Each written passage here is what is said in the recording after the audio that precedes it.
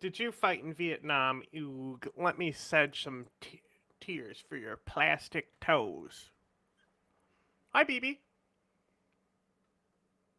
Hi, BB. Hi. What's up?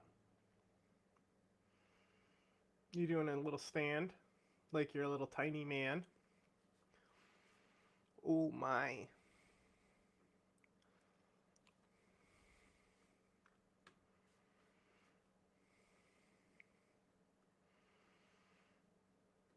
So small. The tiniest of men.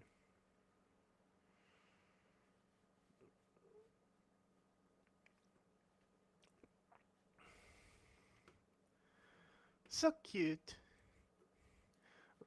Bye bye. Tommy Vitor. I'm Ben Rhodes. Just when I thought I couldn't be less excited about this Super Bowl, we find out that Trump's doing the interview that Biden skipped twice, and now he's going to the Super Bowl in New Orleans. I know. I guess we get Kendrick Lamar. That's true. I mean, Trump's not like us. I wonder if Kendrick will do or say anything at halftime. Probably not. Probably not. Nobody cares anymore. Nobody's really taking Nobody anymore. Kendrick used to be very focused on politics. Now he's focused on Drake. Remember when Kendrick came to the Oval? Met with Obama? I do remember that. That was a cool photo. Obama, huge Kendrick Lamar. Yeah, those albums are great. Still great. Grammy winner now. Yeah. Ben, I thought we were going to lead the show today with a brand spanking new trade war with Canada and Mexico, but it seems like all the threats over the weekend from Trump to slap 25% tariffs on these countries were bluster, and the Canadians and the Mexicans just found a way to offer up some fake concessions or like repackage things they'd already done or said they would do to, I guess, buy another month of negotiations. But bummer, man. We were promised a trade war. We got a fentanyl czar in Canada. It's like having some extra gifts, somewhere under the bed or in the garage that you realize you forgot a birthday or something. You just take them out. Oh, let's see, I did get you something. I'll get you a book, my book. Yeah, I got you a fentanyl czar. Have you read After the Fall? Have you read? Yeah. But I mean, it is just the absurdity of. These being wholly designed for American news cycles and not the world that we actually live in.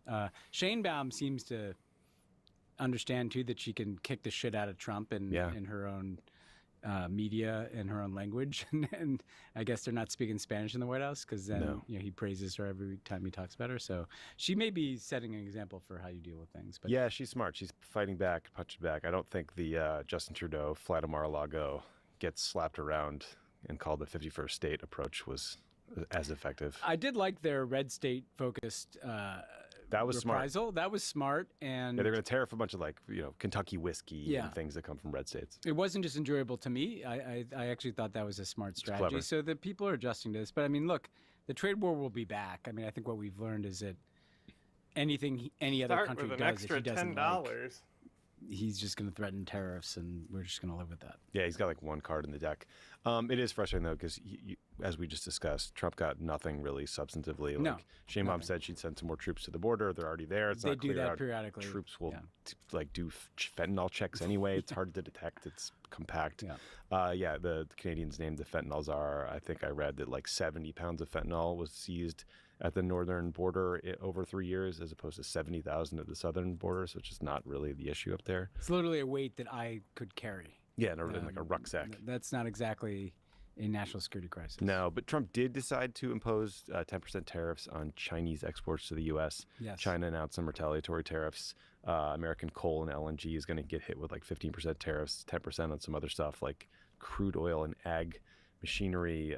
China will take some other things. I think that, I guess we'll see what happens there. And also, everyone in Europe is wondering whether tariffs on the EU are next. So stay tuned.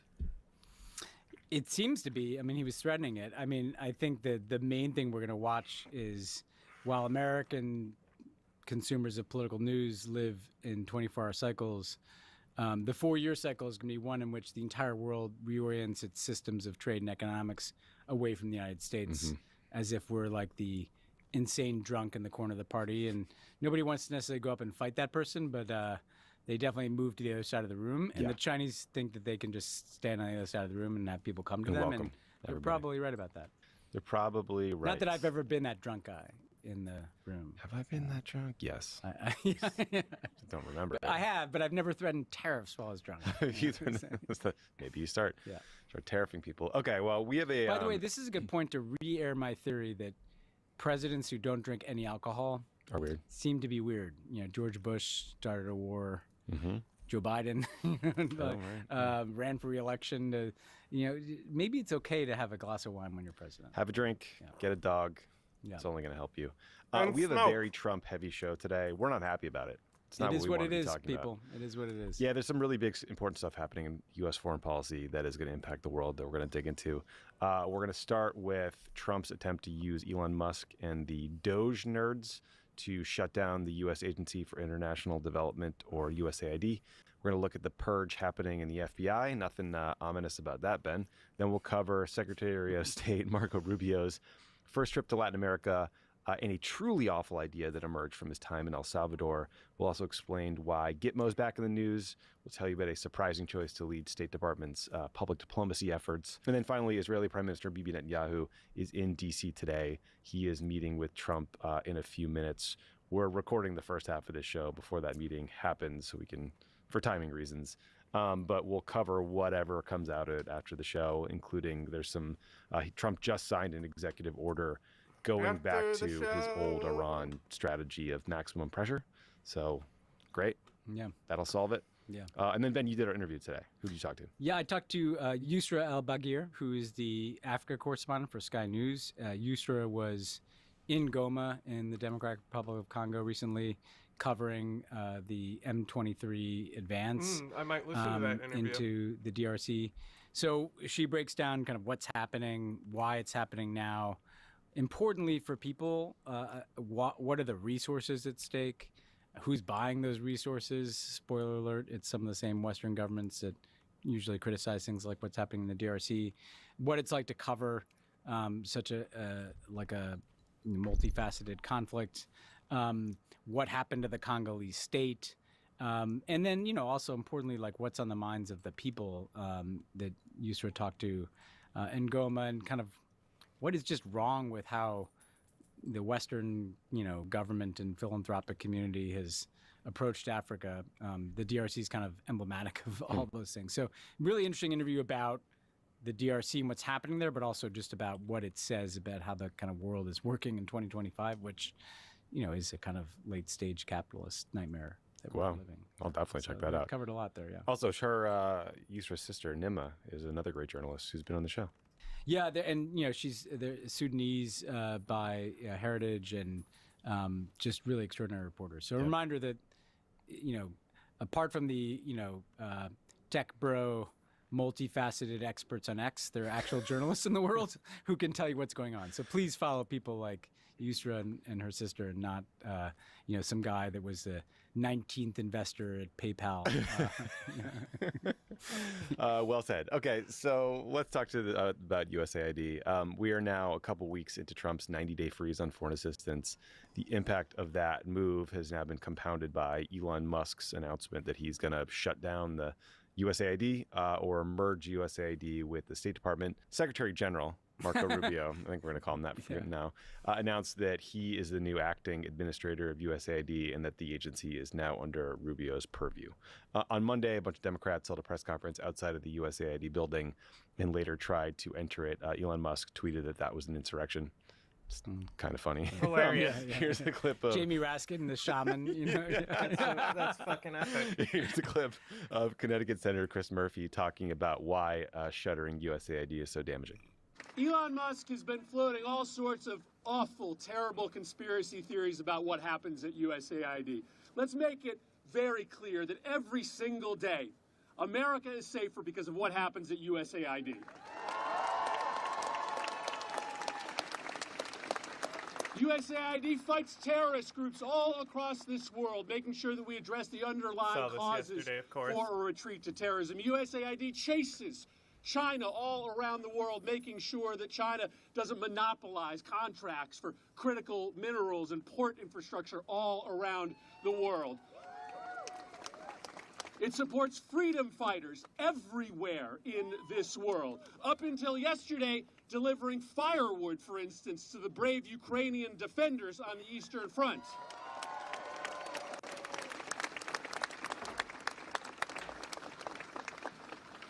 But let's not pull any punches about why this is happening. Elon Musk makes billions of dollars based off of his business with China. And China is cheering at this action today. Murphy later stormed the USAID building and took a dump on the assistant administrator's desk. That's a joke. I do like that Murphy's trying to find the why here, kind of create an enemy. I do think that's important. But, we'll see. So, Ben, a bunch of USAID staffers were told not to come to the office in D.C. Their emails were frozen all over the world.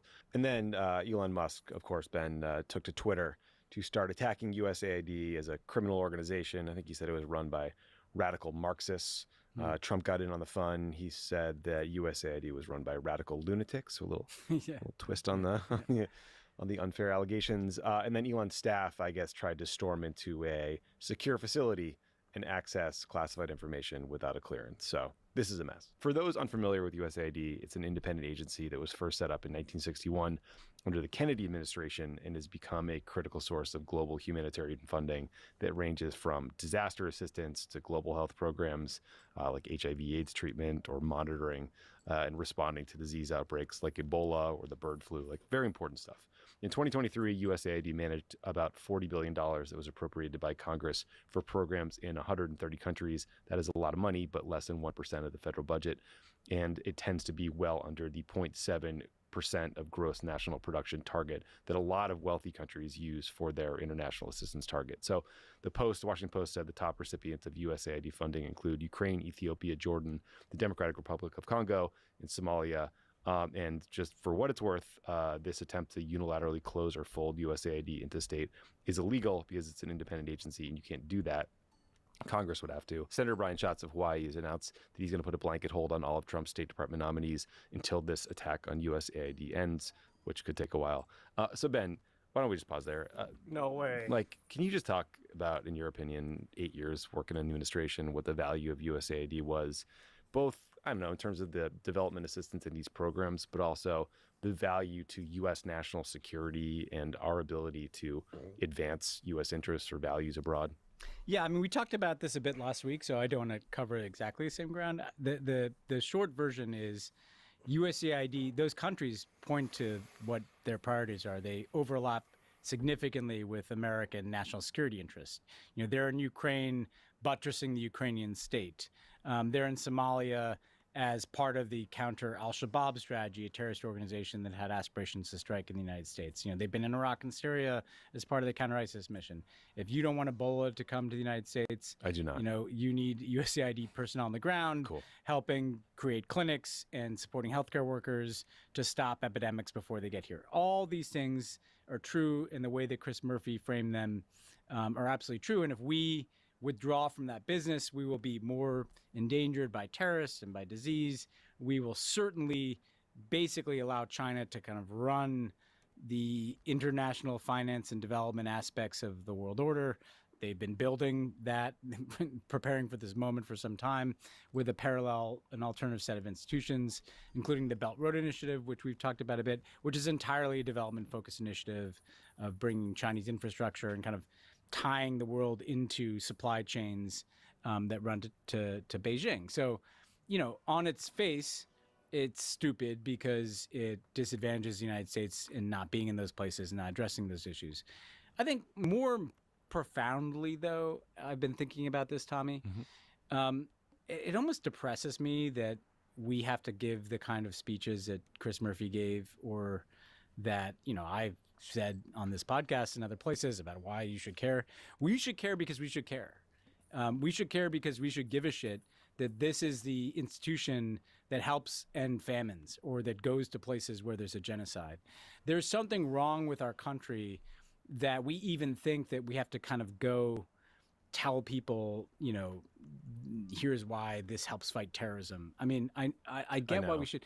We have to become the kind of country that wouldn't necessarily even need to kind of make these kind of bank shot arguments. But that is also in our national interest because the rest of the world is looking at us and saying, those people clearly don't give a shit. And everything we've ever said that we were taught as kids about America standing for certain things in the world, the whole moral high ground that America tries to claim in every single dispute in the world with a Russia or China, goes out the door when you've got a bunch of fucking gamer, incel, 20-year-old Doge dudes like marauding through the headquarters of the USAID in the Ronald Reagan Federal Building in Washington, D.C. That the rest of the world looks at us and thinks this has now become a country of Elon-obsessed kids who didn't have friends in high school and are going to just take it out on the rest of the world. Shots fired. And that, to me, there's something more fundamental. You know, you kind of cover what's happening on the surface of Trump. What does it mean about us as a country that this is just something that is happening in this country? And I think the rest of the world is going to look at that and they're going to draw their own conclusions. And their own conclusions are not going to be like, yes, you know, Doge intern, like go stick it to the people that save lives around the world. I know. I'm torn here too. Look, the half of my brain is the guy who does this show on Tuesday and who's read the long ProPublica piece about USAID cuts in Sudan and development workers who are having to decide whether to do what they were told by the U.S. government and let babies die or lose their jobs and keep treating those babies for as long as they can. And I think that is like profound and important and the kind of story that will actually move people. And the other half of my brain does Pod Save America on Monday and reads a bunch of polling and knows that Americans think Dan Pfeiffer's in your ear. Yeah, Dan Pfeiffer's screaming at me. It's 2009 all over again. And you and I are trying to get some comment in a speech and knows that Americans don't want to send money overseas for programs, or any little incident of waste or fraud or abuse is going to get lifted up and amplified, right? Like Republicans are already out there trying to suggest that, USAID money went to either their two kind of frames are either USAID is responsible for COVID existing, or that it just spawns like trans operas in various countries or whatever thing they think is sort of frivolous sounding. And I'm like, trans operas. I mean, that's a literal. That's like an actual case. Is that a thing? Oh, yeah, God. I'm pretty sure that's can't a wait thing. for that. Yes, the White House press secretary read it out, and like. I don't know what the truth is, and it's so frustrating. And I think this stuff matters. But I also remember the day after the Haiti earthquake, they sent in 2011. They sent me over to USAID to kind of try to help manage things, and it took 10 hours, and we couldn't get email sent up for me, and I had to come out. So I know there's bureaucracy, and things don't always work perfectly, and it can be a mess, but it's still important. It's like a baby. Don't throw the baby with the bathwater situation, and figuring out how to fight this politically is hard. I know. I mean, and look, let me try to square this circle, because you guys, I'm sure, are right on Pod Save America that if I were to ask for the first rally at the first government agency shut down by Elon Musk and Donald Trump, you'd probably send people to the Consumer Financial Protection Bureau, because that hits people's pocketbooks, right? But I think you can do both at the same time, because I do think you can offer people a values proposition that goes above the trans operas and the what Hamas condoms or whatever. That's just made up, right? To the point that it's interesting. We've all kind of gone back and boned up on our USAID. This was started in 1961. So I got it wrong. It was a DEI musical in Ireland. Okay. There was some other thing confusing it with. But like, there was. Apparently, it was a trans opera in Colombia. Anyway, we have no idea if this is real, but this is what the Republicans are saying USAID does. But they want a small debate, and maybe we should have a bigger debate. They want the debate to be about very small things like these programs, and we somehow think we win these debates when we prove that they're lying about the programs, when there should be a bigger point about like, what is this country and what does it stand for? It's interesting to me that USAID was founded in 1961. That was the height of the Kennedy height of the Cold War, War, yeah. That was John F. Kennedy. Ask not what your country can do for you, ask what you can do for your country. We need to be in all these places. He started the Peace Corps, and people were really proud, to be American at that time. They felt better about being America when we were creating USAID than I think people feel about America today, that it's being destroyed, right? Yeah. And so I think there's a way to try to go above certainly the DEI opera or musical or whatever it is, but even above. And again, I think Chris Murphy's been the best Democrat since the Trump election. But I've said all the same shit he did, to even go above that and just be like, what kind of country are we? You really want to be a country that doesn't care if there's a famine somewhere and does nothing about it? And you know what? The short term answer may be yes, but I think we have to change. Yeah, if you don't make the argument, you don't Yeah. convince anyone. Yeah. Well, can I play for you a counterpoint then? Marco Rubio did a press conference where he actually blamed the aid groups for the confusion. Let's listen to that. I issued a blanket waiver that said if this is life-saving programs, okay, if it's providing food or medicine or anything that is saving lives and is immediate and urgent, you're not included in the freeze. I don't know how much more clear we can be than that. And I would say if some organization is receiving funds from the United States and does not know how to apply a waiver. Okay, what are we doing?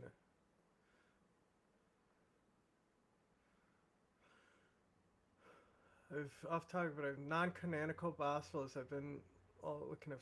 Like Gnostic gospels, like the Gospel of Judas, Book of Enoch.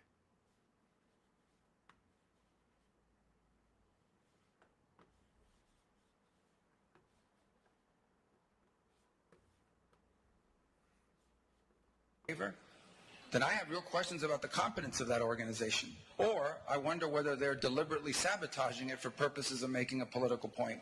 Take that, nurse providing, ARVs to a child with HIV in Sudan.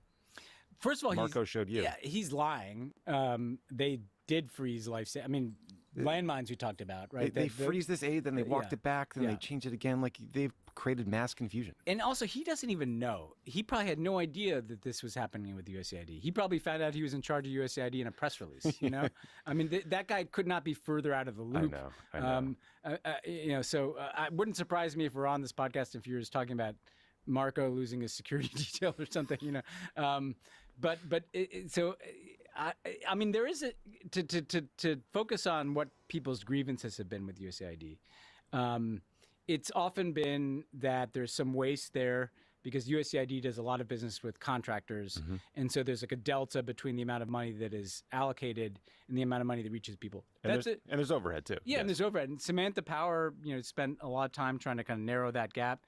That would be a worthy way of looking at this. There's also, it is a weird structure in the sense that you had the State Department, then USAID created as an independent agency, then Republicans, and mainly George Bush, created PEPFAR, put it in the state. George Bush also created the Millennium Challenge Accounts, which is this kind of separate entity that administers grants to countries.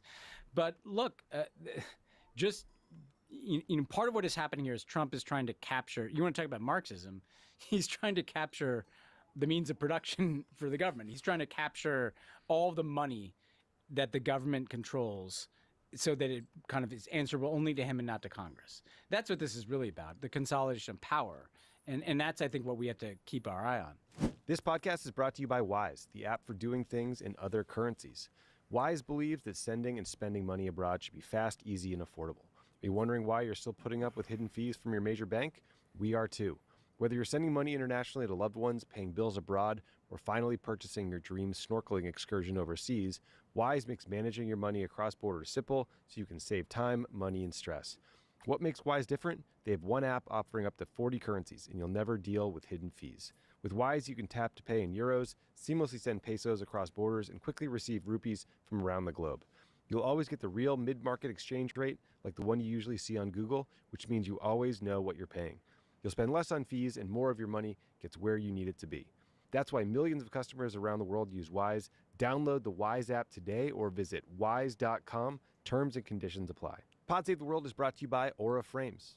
We all know someone who loves taking photos, but all of those pictures are just wasting away on their phone or on the cloud.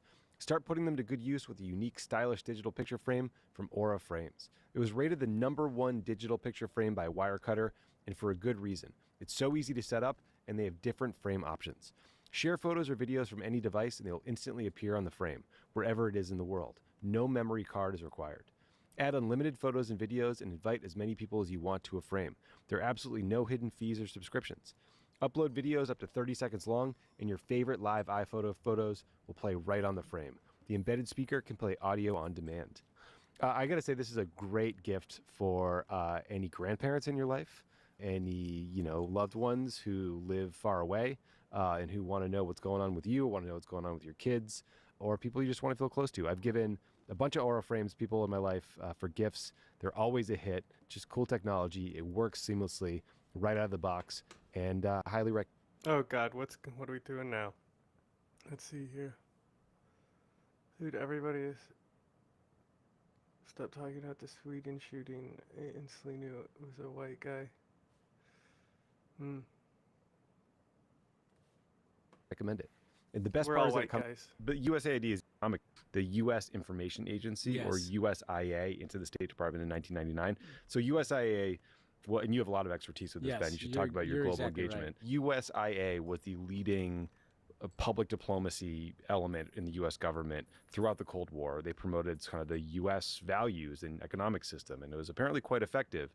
And the advocates for the merger of USIA into the State Department said it would save money, improve coordination, make the agency more effective. But years later, I mean, I read this report from the Heritage Foundation, which supports merging USAID into state, who said that this merger of USIA into the State Department was a disaster. And the reason was you have this agency that does public diplomacy, it gets picked apart, it gets put into different components of the State Department, and it's never prioritized. Yes. You got like kind of orphan elements all over state.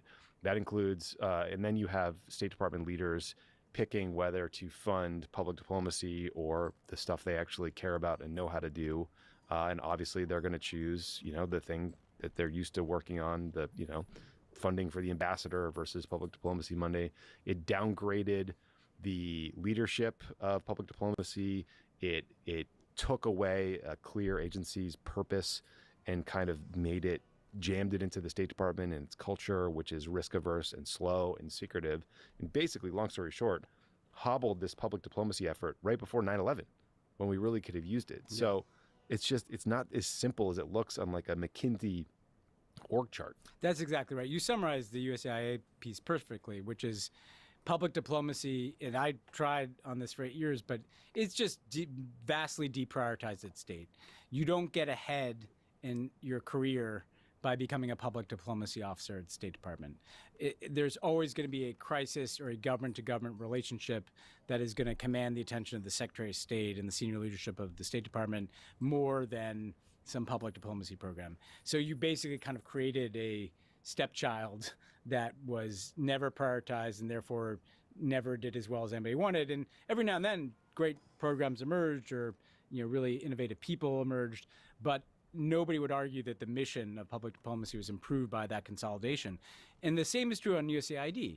And that's a different skill set. Yeah. The ability to administer a foreign assistance program, to surge resources into a conflict zone, to surge health resources into an epidemic zone, that's different than an ambassador going in to negotiate a bilateral relationship. Or learning, 5 languages to serve in Jordan. Or, yeah, exactly. And there's another piece of it, which, is probably a harder political sell, but it's what I would always hear from the USAID people. When the State Department shows up, everybody thinks, well, they're just showing up because, there's some political interest behind what they're advocating.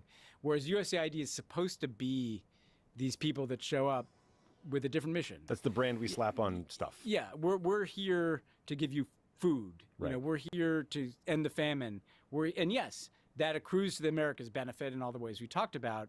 But it was meant to be seen as if a USAID, I don't know if we can say vaccines anymore now that RFK Jr. is on the path to confirmation, but USAID did a lot of polio vaccination around the world, which has saved untold lives and been good for us too, because it's better to knock out these diseases. If a State Department officer shows up to vaccinate you, it's different than like a healthcare worker with a box that has USAID on it, and none of this really matters to the Doge gang, but it will transform how people interact with the U.S. government in lots of places. Yeah, they don't care about this history. They don't care about the context. They just, I don't know, we're just AI in it all. Yeah. ChatGPTing the government. But USAID is the only agency getting gutted here, Ben. There's lots of attorneys at DOJ, at the Department of Justice, who worked on prosecutions of Trump who are being forced out. And last week, 8 top executives at the FBI were fired. And then over the weekend, the acting FBI director told staff that the Trump administration is looking for the names of every single agent who worked on the January 6th investigations. And apparently thousands of FBI staffers were sent some sort of questionnaire or survey about their involvement in those investigations, despite the fact that those agents don't get to choose what they work on. They're just assigned things. All of this is happening before Trump's FBI director nominee, Kash Patel, has been confirmed. And on Tuesday, a group of 9 FBI agents asked a federal judge to block these data collection efforts, but we'll see if that works. It's hard to read this stuff and not feel like we're kind of sliding into the worst case autocratic police state nightmare. Yeah, I mean, we're 2 weeks in here. And again, what are the most fundamental kind of, if you strip government down to its essence, what is the fundamental power of government? It's the monopoly on violence. That's the U.S. military. That's now led by Pete Hegseth. It's a monopoly on justice, and that's the FBI and the DOJ about to be led by Kash Patel and Pam Bondi, and that's spending money. And we see, that's Elon Musk controlling all the payment system. So this is a part of a very tried and true autocratic playbook to seize and capture the most powerful organs of the state and use them for your own purposes. And, it's not that unusual for a new president, for instance, to appoint new U.S. attorneys. But they're now FBI. These are cops, and it's not just that they're firing those people. It's the cops. For things that those people probably didn't get to choose what case they're assigned to. It's a message that they're sending. If you want to get ahead in your career, you have to be fully with the program. So it's a deterrent effect. It's a messaging effect as well as what it's done. And my question for you, Tommy, is if this is what they do before Kash Patel gets in there. Can you imagine? I know. What do you think is coming when our guy Kash is in there? It's a little worrisome. Yeah. May connect to our El Salvador conversation a little bit. Yeah, I mean, boy, imagine if some FBI agent is listening in on a bad actor and picks up some information about a bribe being given to a Trump administration person. Do you think they're going to pursue that? That's exactly the point about the deterrent effect, right? Not at all. Yeah, if you fired everybody who was involved in any Trump investigation, you're saying if Elon Musk is robbing a bank, literally, you probably are not going to be the guy to go arrest him because that's the end of your career. You get doged. Good stuff. Yeah. For the lawyers, he's not currently robbing a bank. That's a hypothetical. Yeah, hypothetically, if he were to rob a bank via the new Treasury account access he has, maybe he doesn't need to rob a bank. Treasury Venmo. He can mint that $1 trillion coin. God access. Yeah. Okay, so in other parts of the government, Rubio took his first overseas trip. He went to Panama, El Salvador, Costa Rica, Guatemala, and the Dominican Republic. Rubio's focus so far seems to be on immigration and then belligerent Woodrow Wilson era imperialism. The first stop was Panama. There, Rubio repeated Trump's attacks about the Panama Canal. Rubio's comments, he was demanding, quote, immediate changes to push back on Chinese, quote, influence control over the Panama Canal. That was covered as a threat by most Western media outlets, correctly in my view. But Panamanian President Jose Raul Mulino just kind of brushed them off, saying he didn't view Rubio's comments as a threat and downplayed the concern about the U.S. taking back control of the Panama Canal through some sort of coercion. I asked one of our smart Latin America expert friends about the kind of disparity between this obviously being a threat and the president brushing it off. And this person told me when Molino surrenders, he wants it to look like it wasn't at the point of a gun. So everyone's doing their politics here. But for those who care about the facts, Ben, the Chinese do not control the Panama Canal. It's administered by a Panamanian entity called the Panama Canal Authority. But there's 2 ports at each end of the canal that are run by a Hong Kong-based company called CK Hutchinson Holdings. And Rubio says Trump is worried that those ports could block the flow of ships through the Panama Canal if the Chinese went hard in a trade war. So that's their stated thinking here. Then Rubio went to El Salvador to meet with the self-described world's coolest dictator and Bitcoin enthusiast, Nayib Bukele. Their meeting focused on immigration. As we discussed last week, I think the El Salvador has been floated as a destination for Trump to send migrants that he deports from the U.S., especially Venezuelans. But shit got weird when Bukele pitched a plan for the U.S.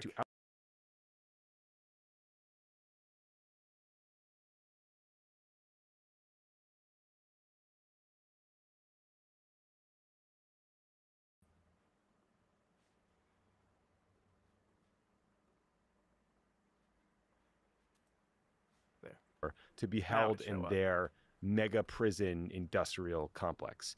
Rubio called this offer, quote, an act of extraordinary friendship. And he said that, quote, no country has ever made an offer of friendship such as this. Maybe there's a reason for that, Marco. Ben, I'd love to hear any thoughts you have on this Panama trip.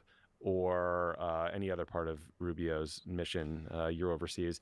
But I do think we should spend some time on this El Salvador prison offer because it is nuts. But kick us off. Yeah, I'm going to start with Panama. That's a 'cause lot I of saw the nuts! same thing, which is that the Rubio didn't say much in Panama himself, and it was like some State Department spokesperson. I think the State Department spokesperson who called him Little Marco maybe or something. Oh, really? Or I don't know. Some State Department spokesman issued the kind of threatening language. And it reminded me, I actually have interacted with Marco Rubio a number of times. And most of those interactions took place after I negotiated the Cube opening that Marco Rubio absolutely hated, right?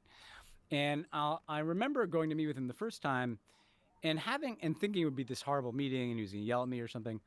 And we had a very pleasant conversation for a very long time. It was almost like an hour or something. And he was a personable guy. You know, he asked, questions. You know, he made clear he didn't agree, but we were trying to find things that we could work together on. And then he goes out and absolutely blasts us, Nice. right? Of course. And actually he called me and to give me a heads up when Trump did his first policy changes, which I thought was very nice. I mean, I was out of government. And I actually That is very nice. I thought it was Surprisingly I nice. thought it was so nice that I said to him, hey, like if you ever need me, obviously I have relationships in Cuba. If there's, we need to send a message, just, I was just trying to think of something to say because he'd had this gesture. And then that appeared in like a Free Beacon or Breitbart story a couple hours later. The reason I'm telling these stories. Ben Rhodes offers to. Yeah. And it was making fun of me and stuff. The reason I'm telling these stories is I would guess that Marco Rubio was not tough with the president of Panama. No. I would guess that he was very solicitous, very nice, that meeting was very calm.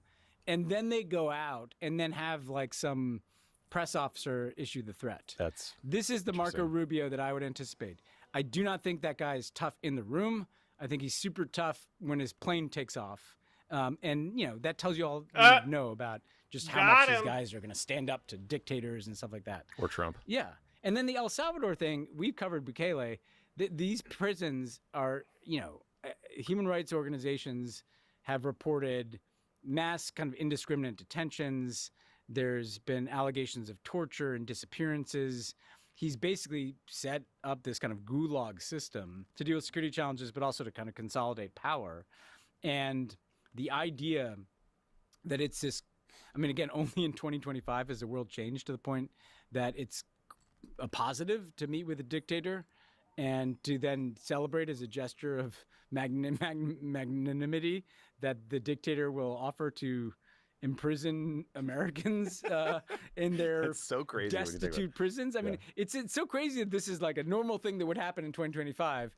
But, Marco Rubio used to criticize dictators. I guess not if they are the world's coolest of them. Yeah. Earlier today, I talked. If they speak at CPAC. Right. If you're a Bitcoin dictator with a backwards hat. Earlier today, I talked to the guy named Noah Bullock, who is the El Salvador executive director of a human rights organization called Cristosal. Noah, by the way, was my next door neighbor from when I was 1 until maybe 4 years old. His older sister was my best friend as a kid. No way. Their father was the Episcopal minister at our church, and then he got reassigned and they moved to New York. So I never saw them again. But it was like my literally best friend, and this guy. We're talking from El Salvador. It's crazy. Smallest of small world things. But he was telling me, I'd read about it, but hearing him describe the scale of the mass incarceration operations in El Salvador really is unbelievable. I think roughly 2% of the total population of the country is currently in jail. A lot of them were imprisoned after Bukele declared what he called a state of exception, which meant he suspended a whole lot of constitutional rights. So in practice, what you have, as you mentioned, is the mass roundup of young men. Their show arrest for the cameras, and they're thrown in jail without being charged for anything, maybe sometimes years at a time. When they are charged, it's almost always for association with a group, not for an actual crime. You're just associated with a gang in some way. You have no access to defense attorneys, and it seems like what they think might come next is mass trials of hundreds, if not 1,000, 2,000 people at a time. So on top of that, as you mentioned, there's systematic torture in these prisons. People are being disappeared. No one's talking about rehabilitation. You are in jail for life. So, big picture, Bukele is propping up this authoritarian state and cult of personality built on the back of this mass incarceration effort. And he keeps arresting more and more people, like setting another target of another 10,000 or 20,000 and 30,000 without letting anyone out. So now he has to find a way to fund it. So the IMF is telling him, you have to make all these cuts. So he's cutting teachers, he's cutting hospital workers while expanding the military, but running to the US and saying, hey, for some cash, I'll take some of your prisoners. And just the idea of like sending American citizens, I don't care what they did, into a transnational gulag to prop up this Bitcoin fucking dictator is insane. And I was asking him, I was like, well, isn't there like horrific violence within these prisons among the population? And he said, actually, the only silver lining of this is there's relatively little violence, but the reason is that they starve them. So people are too tired to harm each other. It is like, this could not be more fucked up. Cool. And we will be subsidizing that prison system with the quote unquote fee that we'll be paying them to take people from this country, including, by the way, potentially Americans. Trump has now floated that they will be sending Americans down to this transnational gulag. And Trump was cool. They did a little presser a minute ago. He was like, oh, that's an interesting idea. I mean, again, the rest of the world, we may think that this is, Joe Boyd, part of the Trump show, but the rest of the world is going to see America subsidizing and backing this kind of prison system. And look, I just think it's also a warning. Trump likes that system, right? And we talked about the Lake and Riley bill, which a lot of Democrats voted for, in which there's no due process. And that's what you described that Bukele does, just rolling people up by association.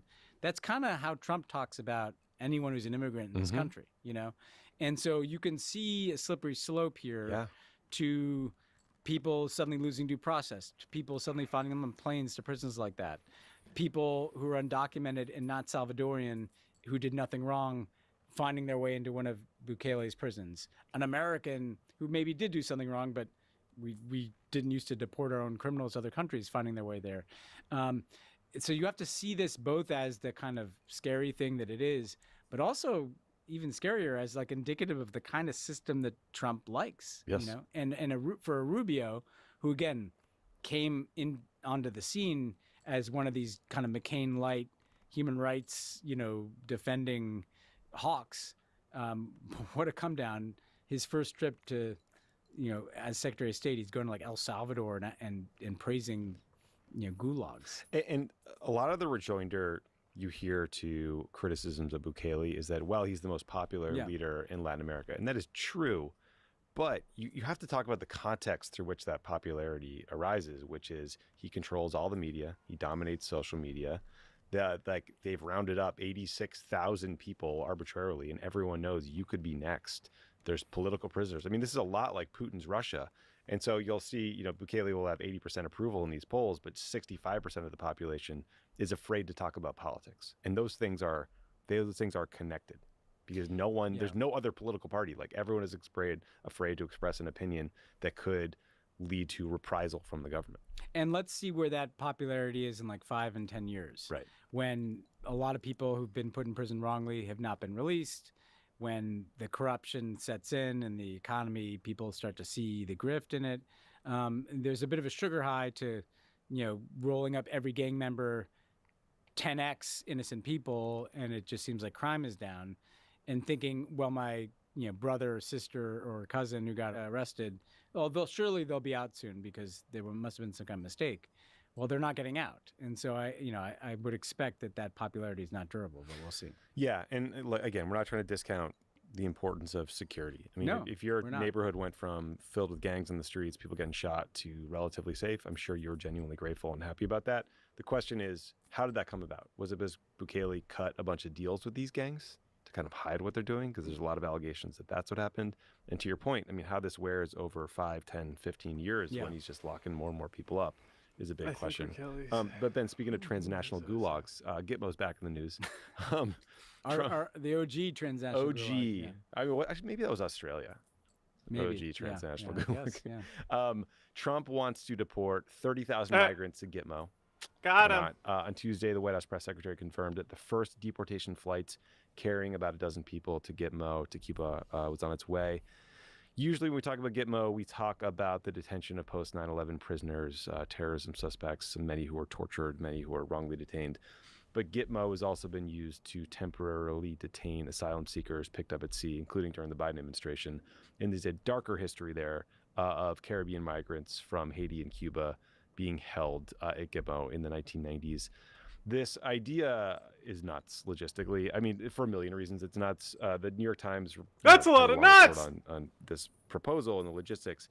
There's 15 prisoners currently at the Guantanamo Bay prison. They're being held in 2 buildings with about 275 cells. There's not like a ton of existing infrastructure available to house people. Pete Hegseth, the Secretary of Defense, suggested you could put tents up on the golf course to house another 6,000 deportees. There's a Marine general quoted in this Time story who said in the 90s, at its peak, the camp held 25,000 migrants, mostly Cubans. They were just people outside in tents.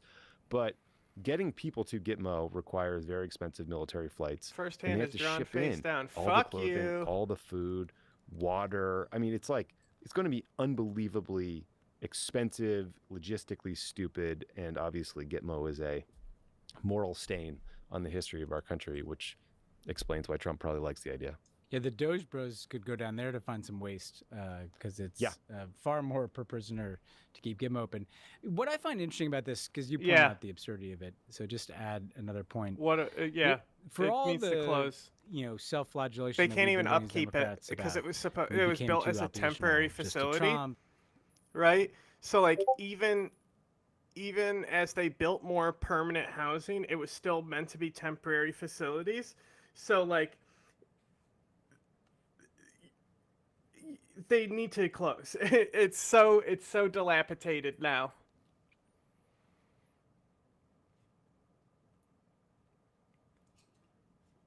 And what do we stand for? And they're absolutely driven by things that people like you and I were upset about.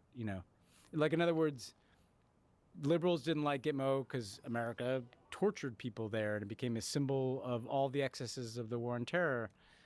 And it's like, because we didn't like it, we're going to put 30,000 people there. Exactly. This is what is so strange to me, is that they're the ones obsessed with us, and like we have no power. You won, guys. You guys won. I'm a loser. We're total losers here. That's all I got. Like, we got a podcast, and it's like we're gonna put 30,000 people in Gitmo to own these libs. They will never reach the end of owning us.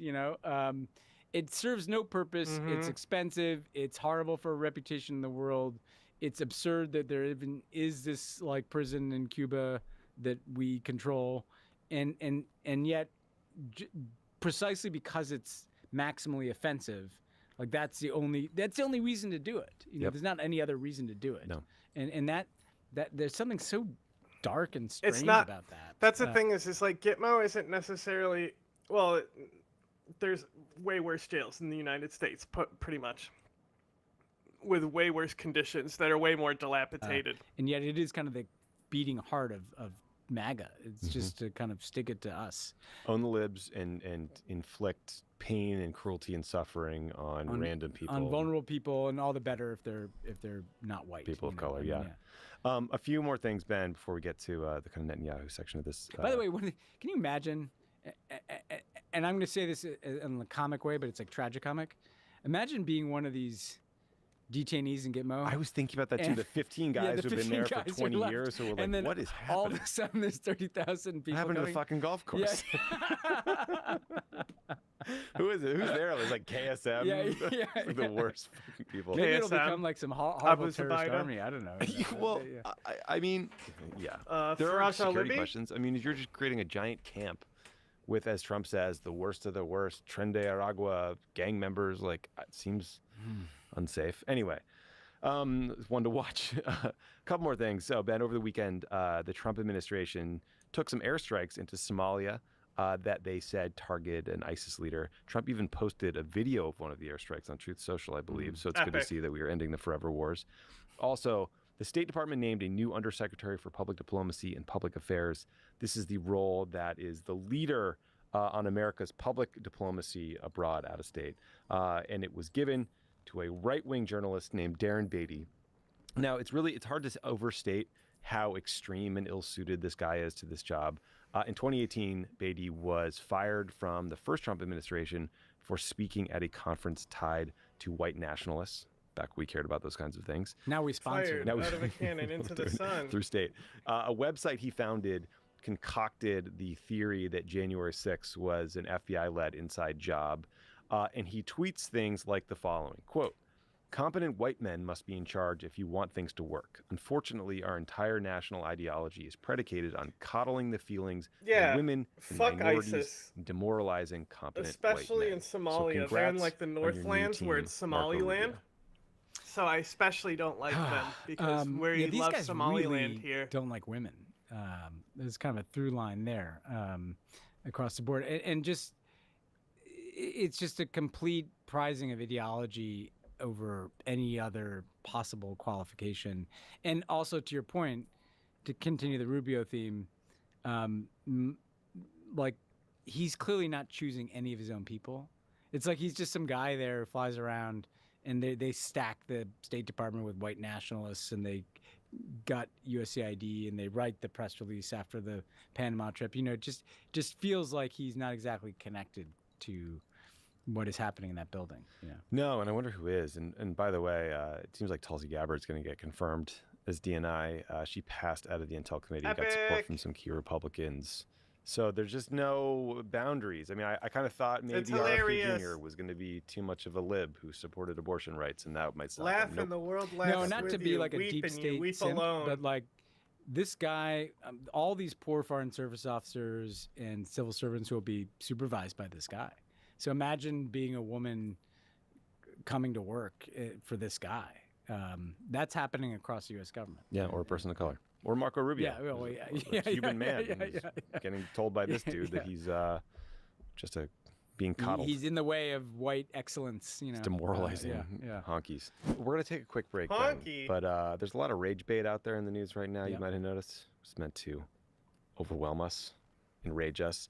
So today we're going to focus on something a little more positive, which is the work being done to fight back. This month, Vote Save America is making donations as part of their anxiety relief program to Black-led organizations and candidates of color, helping us gain ground at the state and local level. Candidates like Janelle Bynum, Oregon's first Black Congressmember who won her district by less than 12,000 votes in 2024 and is in a must-win race that could determine whether Democrats can win back the House. Set up a recurring donation at any amount that feels right to you, and Vote Save America will use it to build progressive power in 2025 and beyond. Go to votesaveamerica.com/donate to donate now. Paid for by Vote Save America, votesaveamerica.com, not authorized by any candidate or candidates committee. Also, if you're looking for like guidance for how to talk about this stuff, check out Dan Pfeiffer's message box. It's got great, tight tips and you know, like summaries of what's going on in the world, what actually matters, how to think about it. I love message box. I read it every day, or every day that it's out. Crooked.com/YesWeDan. You get a 30-day free trial, Ben. All right. Yes, we Dan. Tommy, I have one plug here. What we got? How's Oregon, by the way? Fantastic. Yeah. Great crowds. Some worldos were there. People heard about it on the show, so that was great. This week, continuing my strange tour, I'm going to your neck of the woods. Where? I'm going to talk to some SMAT kids at Harvard. Oh, nice. What is it? Kennedy's? No, this isn't just Kennedy School. This is, it's at the Psy Auditorium at Harvard on Thursday afternoon. And then I am doing some stuff with some Kennedy School people too. Cool. And catching up with some friends. So I'll be in Boston if anyone wants to come out there. You did pick the perfect time to go to Boston, which is February 6th. Yeah. I was thinking about I love to run on the river there. Yeah. And I was kind of thinking Boston. that I probably will not. Let's actually look this up. My least favorite city I've been to in America. Oh, my mom might go to this. We'll see what the Boston weather is looking like. It's only a low in the 18 degrees. 18, that's tough. Not Los Angeles, yeah. That's cool. Are you doing like a Q&A or are you going to give a speech? Both. I'm going to talk a little bit, answer some questions, nice. Hang out. That'll be fun. Go see Ben. Yeah. Bring him Boston things, beans, chowder, yeah. And then psychedelics. Yeah. Anytime. Pod Save the World is brought to you by Fatty 15. Have you heard about C15? It's an essential fatty acid that's naturally found in whole-fat dairy products. But over time, our intake of these foods has decreased. Combined with the natural decline of C15 as we age, many of us aren't getting enough of this important nutrient. Introducing Fatty 15 C15 supplement, a simple way to replenish your body with this essential fatty acid. Co-founder Dr. Stephanie Van Watson discovered the benefits of C15 while working with the U.S. Navy. Backed by science and supported by over 100 studies, C15 helps support cell function and resiliency and can be a valuable part of your long-term health strategy. Fatty 15 is vegan, 100% pure, and free from flavors, fillers, allergens, and preservatives. Just pure. So lastly today, it's on Tuesday, February 4th. Prime Minister Bibi Netanyahu is in town. I can stop anytime I want. We missed him so much here. Ben and I just paused the recording of the show to watch a couple clips from the little pool spray they did in the Oval Office. Click on the stream. Sitting in 2 chairs in front of the fireplace. If they see it. Bibi's got what can only be described as a gigantic shit-eating grin on his face, Ben. Yes. Trump whined about how he'll never get a Nobel Peace Prize. Netanyahu was asked whether Trump or Biden deserves credit for the hostage release and ceasefire deal. Come on, guys. The reporters asked him if he thinks he should get a Nobel Prize because he's so pressed that Obama got one, right?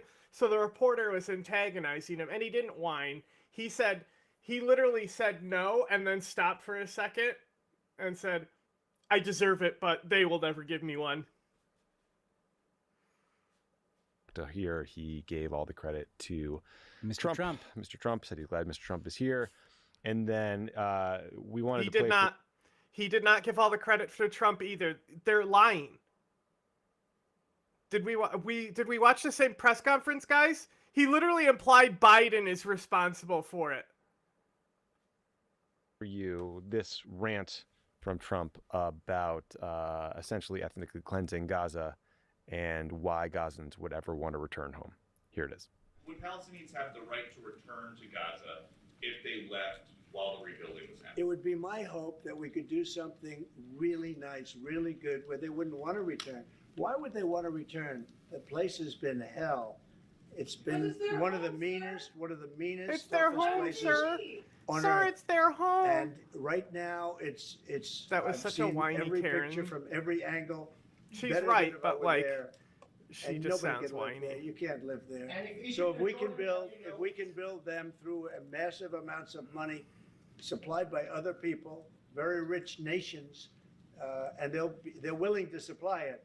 If we can build something for them in one of the countries, and it could be Jordan, it could be Egypt, it could be other countries, and you could build 4 or 5 or 6 areas. It doesn't have to be one area, but you take certain areas and you build really good quality housing, like a beautiful town, like someplace where they can live and not die. Because Gaza is a guarantee that they're going to end up dying. The same thing's going to happen again. It's happened over and over again, and it's going to happen again as sure as you're standing there, Peter. So I hope that we could do something where they wouldn't want to go back. Who would want to go back? They've experienced nothing but death and destruction. So Ben, it does seem like no one's kidding around about this plan to ethnic cleanse Gaza. I mean, no. I think we have to pause and just remember, first of all, this guy Netanyahu is been charged with war crimes by the International Criminal Court, and that's how most of the world sees him, right? And he's the first foreign visitor to the Trump White House. Trump talks about how Gaza has been completely destroyed, right?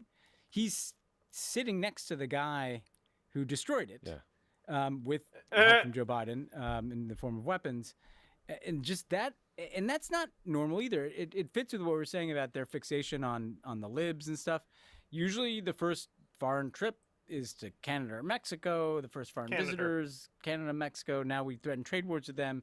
And it's not normal for the first foreign visitor to be the Israeli prime minister.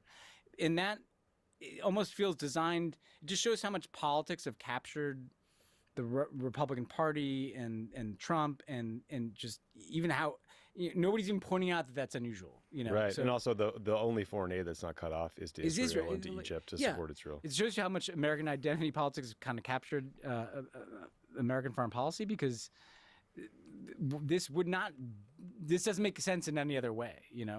Now, let's be clear too. Like, he's literally just sitting there making a more aggressive case for ethnically cleansing the Palestinians.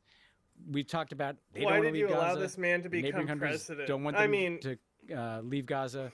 They know if they leave Gaza, they'll never go back. The people that want them to leave Gaza are like Ben Gvir and the most right-wing elements in the Israeli coalition. It's really because they want to settle Gaza. It's really down to the Republican voters, right? They're the ones who were deciding who was going to be elected. The primaries for the Republicans was ultimately the election. It was determining who was going to win. And obviously Trump was still around, and maybe if they didn't fucking do all that stuff, like put criminal suits on him, maybe he would have just like not ran for president again if he didn't need it to like maintain his own freedom and like feel jilted. But hey, should they just not have like done legal action against him for breaking the law? It's not like he was going to face consequences anyway, because we live in a fucking clown world.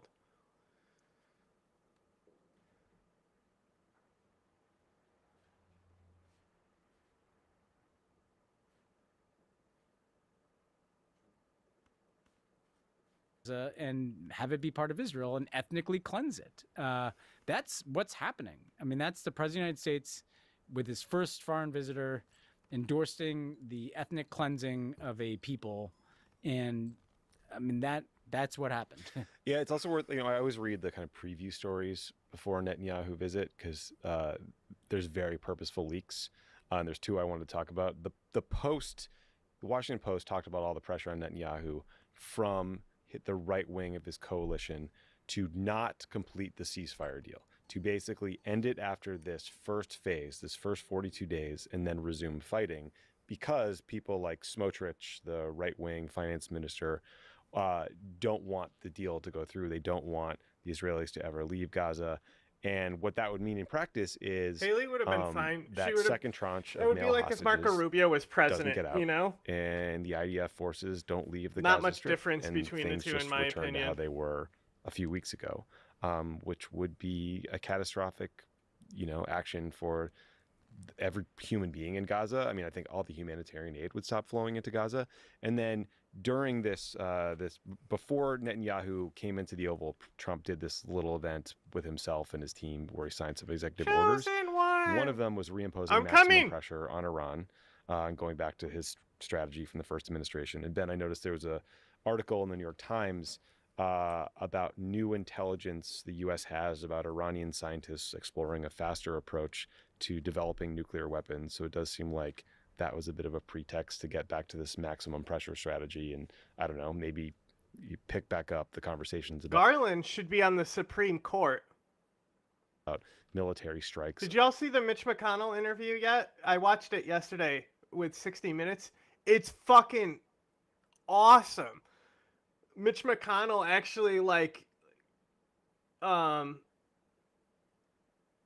he still is like, I support the Republican Party, blah, blah, blah, blah. But like he was pretty more open about like some things on the Iranian nuclear infrastructure. And then Trump signed a second EO withdrawing the U.S. from UNRWA and the UN Human Rights Council. And that UNRWA withdrawal, on top of the Israelis stopping cooperation with UNRWA, makes you wonder how any humanitarian relief is going to get into Gaza if this war starts back up. And that's the neat part. It won't. We had the head of director of UNRWA in Gaza on a couple weeks ago, and he was saying that this UNRWA ban in Israel, if it's supplemented too by the U.S., will paralyze their ability to operate. And if you think about it, the USAID cutoff has paralyzed the ability of USAID to deliver its part of the humanitarian ceasefire. So if you're basically shutting down USAID and trying to shut down UNRWA, you're not going to be able to get, you're not going to be able to keep the humanitarian part of the ceasefire terms. I don't think that's going to keep Trump up at night. That's the first thing. The second thing is, Which, by the way, is a hell of a pretext for that ethnic cleansing operation. Yeah. They'll be like, well, we can't get any humanitarian relief into Gaza. We got to get everybody out. Yeah. And what will happen is the most vulnerable people will probably leave, and a bunch of Hamas fighters will stay, and there'll be this guerrilla war for God knows how long. Yes, absolutely. And the other thing is, the people that like to throw around charges of anti-Semitism, one of their, allegations essentially is don't claim that the U.S., makes policies in the Middle East, on behalf of Israel. Well, one way to reinforce that, impression is to sign your Iran policy on the eve of meeting with the fucking Israeli prime minister. Good point. That's a good point. I think that we have an Iran policy that should be rooted in U.S. interest, not an Iran policy that is like a housewarming gift to Bibi Netanyahu when he comes to visit. And then the last thing I'd say is part of what worries me about the Trump presidency vis-a-vis the Israeli right wing is if you are a Smotrich or Ben-Gvir, you are thinking we'll never have an opportunity like this. Right. We've got this guy in there for 4 years who doesn't give a shit about the Palestinians, doesn't give a shit about international opinion, is willing to break any international norm. So if ever there was a time to depopulate Gaza or to annex the West Bank, we have to go now. Yep. And so it incentivizes them to push Netanyahu harder to break the ceasefire or to do something in Gaza or the West Bank that they wouldn't do with even a Joe Biden in there, give them a pretty blank check. And by the way, if you're an Iranian scientist, the Trump presidency is a time where you might be like, shit, man, maybe we need a nuclear weapon. Like all these other countries are going to make these judgments based on the, extreme nature of Trump. Iran has been and where that what does that lead nice them to do? Trump, that's always been a concern of mine. Yeah, this is a scary one and just the beginning. And I guess we're counting on Steve Witkoff, so keep the ceasefire on track. Steve Witkoff, by all accounts, seems to really support a two-state solution. Yeah, so I don't know. Let's get Witkoff out front and center. I don't know. That guy has some juice, and Trump is disinterested, and maybe he can keep this thing on track. Yeah. But I'm not all that hopeful. Okay. The world listeners, it is now 7:30 p.m. Eastern. Trump just finished his press conference with Prime Minister Bibi Netanyahu. What we played for you earlier was part of what's called a pool spray. So that is when the two leaders sit down in the Oval Office. Often the press staff brings in the reporters briefly. They spit on them. They get some images and photos. Sometimes they shot a few questions, which you guys heard Trump and Netanyahu answer. Then they had their meeting. They were one-on-one in the Oval or wherever it was. And then they went to a different part of the White House for an official press conference. That press conference just wrapped. And here is a clip that we wanted to play for you guys. And by the way, this is just Tommy solo because Ben had to go home to pick up his kids. But we thought that this announcement that Donald Trump just made was shocking enough that we needed to do an addendum to the podcast to make sure you heard it. The U.S. will take over the Gaza Strip, and we will do a job with it, too. We'll own it. I do see a long-term We're going to give them hand jobs. Ownership position, and I see it bringing great stability to that part of the Middle East and maybe the entire Middle East. And everybody I've spoken to, this was not a decision made lightly. Everybody I've spoken to loves the idea of the United States owning that piece of land. So yes, you just heard what you think you heard. Donald Trump says the United States is going to take over the Gaza Strip and occupy it. Trump was asked whether this was a temporary thing or long-term, and he said that the U.S. is going to take a long-term ownership position of Gaza. I guess he's viewing this an out-of-season as a building or an asset. Trump was asked if he would send U.S. troops to Gaza as part of this annexation process. Just give me a good seat, and he said, baby. quote, if it's necessary, we'll do that. We're going to take over that piece and we're going to develop it. So for everyone keeping score at home here, Trump has now said the United States should annex Gaza, Greenland, potentially the Panama Canal. He keeps joking about Canada becoming the 51st state. Imperialism is back on the menu, boys. Seeming more serious every day. So I guess this is America First foreign policy. This is restraint. This is Trump honoring his pledge to end wars and not get U.S. troops involved in conflicts overseas. That's what we're seeing here. So I don't know. I wish Ben was here because just sort of have my jaw. Call him on the phone. I wish Ben was here. How hard? Do you not have his fucking number? FaceTime him and fucking do the screen record that's built into the phone. Here, I'm going to be very interested to see what the international reaction to this announcement is. You have to imagine it will not be well received in most capitals on the so-called Arab street. You can imagine a lot of right-wing Israelis being angry about. Well, the thing is it's we'll talk about it for sure on Sunday, but if it depends on how where that order came from, and like it could just be potentially, you know, pogroms that formed without the government. So, but yeah, I reposted that. About the idea of the U.S. controlling a territory. I'm sure Alan can look into it and get some good information. That a lot of that. No, yeah, it could been rogue actors, you know, because like if you're trans in Syria, your odds of being harassed by the Mujahideen that just took over the country are probably very high. The other thing, the thing on the bus, maybe that is mandated by the state, but I don't know enough yet. So, like, if it comes down from the state, I wouldn't be shocked. I'm just saying I need more information to be absolutely clear that it's, like, not off to a very good start. Yeah, I reposted it, and the guy from Kurdistan Watch posted it, so he's like, he doesn't miss, so I assume that he's 100% right. So them should be part of Israel.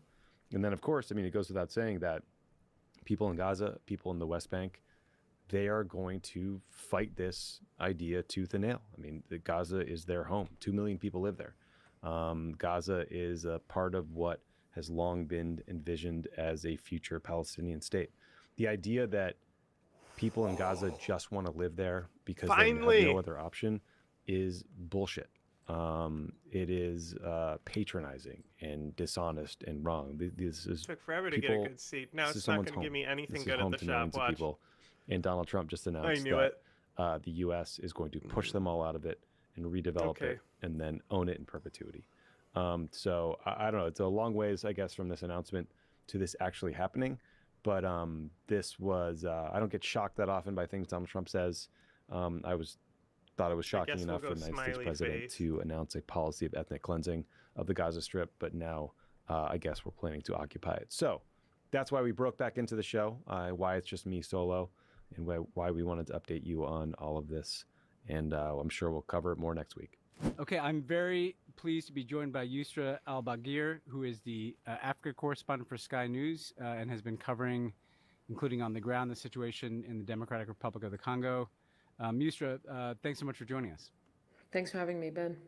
Okay, I want to just start by giving people an update on where things stand, and then we'll go back and talk a bit about how we got here. But what is your latest understanding of what is happening on the ground? I know there's been talk from M23 about a ceasefire, but what is your understanding of where things stand? And as it stands, bodies are being recovered. At least 900 people were killed. I'd like to see, because like obviously we've been covering the South Africa angle, and I haven't seen really anyone covering and talking about the angle from South Africa when it comes to the Congo conflict. So I'd like to see if she brings that up. During the takeover of Goma, and at least 2,900 were. That's what I'm talking about. What luck! It took me how many rerolls, but boom. Played face guard, give +5 multiplier when scored. All cards are considered face cards. But we're expecting that number to rise. I mean, it's a bit of a cleanup operation from what I'm seeing. There's still that kind of shock of what's happened over a very short period of time. M23 are positioning themselves as, you know, a de facto governing body. They've said that they want to set up a local administration. I mean, we spoke to the general of that area when we left, and he was very much putting forward this presentation of them being following IHL, though he mistakenly called it IHR, apologizing for the mess that we were witness to, and saying, you know how it is, we're fighting for our survival, and this is what happens with war, unfortunately. So there is a kind of this, I'd say, PR campaign happening, trying to make M23 look like they could govern Goma, they could replace the Congolese state. But as this is happening, reports are coming out that they're actually moving south to South Kivu now, and that they're reinforcing their positions in South Kivu, and that they might be kind of descending on Bukavu, the capital of South Kivu, in a similar way that they took over Goma. They're very ambitious. I would be surprised if they were stopping at Goma, though with Goma, they now have kind of the heart of North Kivu, of the Eastern DRC, which borders Rwanda, their backers, but also the country where they want to funnel out the resources. So, they've been making some gains over the last few months in the countryside. Vegan gains? Goma was obviously a dramatic escalation. What is your sense of why this is happening now? Was it opportunistic? Was this a decision taken by M23, by Rwanda? Why are we watching this kind of emergence of M23 again? I mean, it depends on who you ask. M23 will say they're fighting for their survival. They're fighting for their, the existential threat of the Congolese state supporting FDLR, which is militias born out of the same militias that carried out the Rwandan genocide against the Tutsis. Rwanda will say that they're securing their border, that they're preserving the sovereign integrity of their state. But I mean, it really does just feel like a land grab. It feels like it's all about money at a time where the EU, by signing a memorandum of understanding with Rwanda, an agreement to use Rwandan resources for clean energy in Europe, when Rwanda doesn't have any resources. So I think there was a lot of complicity from Europe around what Rwanda was doing through M23 in plain sight, this kind of, consistent seizing of territory, seizing of mining territory. And just before we went to Goma, I was speaking to a close colleague who's, worked in the DRC for decades. And we spoke about the significance of Goma. And the question was, they've been engaging in economic war. Why would they want Goma? Fuck you. And, he argued that Goma they don't need Goma, and they probably won't take it because of the backlash. But arriving in Goma and speaking to, senior MONUSCO colonels, they made it very clear that Goma it's the symbolic move. It's to show that they are here to stay. Through Goma, they have access to the border with Rwanda, but they also have access to an international airport. They want the heart of the region. They're not going to just take the mines. They've already got the mines, but I think they do actually want to set up a de facto state. And for people who don't follow this that closely, what are the resources we're talking about in terms of the mining resources, the resources that Rwanda would want to cut out, the resources that Europe wants to import? Well, we've got the 3 Ts. They're not official. They clearly looked like militias, but there is that bus thing, and I'm not sure exactly what's going on in that. Tantalum, tungsten, but we've also got cobalt. Europe, the European demand for the 3T supply chain really comes down to electric cars and microchips. And that's one of the things that had been driving campaigns, social media campaigns around the Congo, was that our iPhones are a part of this conflict supply chain. Electric vehicles are involved in this conflict supply chain, that everyone is kind of turning away from the suffering and the mass displacement and the huge humanitarian repercussions of our own consumption. That's, I think that point had been made very early on last year, but also we saw lawsuits against big tech in the US be thrown out of court. And then recently we've seen those lawsuits be enlivened from France and Belgium. trying to make the point that there's an issue with the supply chain, that these minerals are coming from mines where not only are they captured through war, but it's also child miners have been well documented in these mines. You've got horrific conditions for artisanal miners, but also a UN panel of experts report said that M23 make $800,000 a month on taxes in mining areas. So it almost feels like that's a criminal syndicate. Nuts. I mean, they're making money from in so many different ways around these mines, and Rubaya is home to one of the largest cobalt mines in the world. It's just incredibly rich. So again, with the EU signing this agreement with Rwanda, February 2024, came as a huge shock to mineral experts in Europe, because there was no way the Rwanda's trade data could stand up an agreement where they're basically saying Rwanda is going to supply Europe with all these resources for their clean, sustainable future, and in return giving Rwanda around 750 million pounds, or we'd say 900 euro million fund from their global gateway strategy that the EU set up as an alternative to China's Belt and Road Initiative.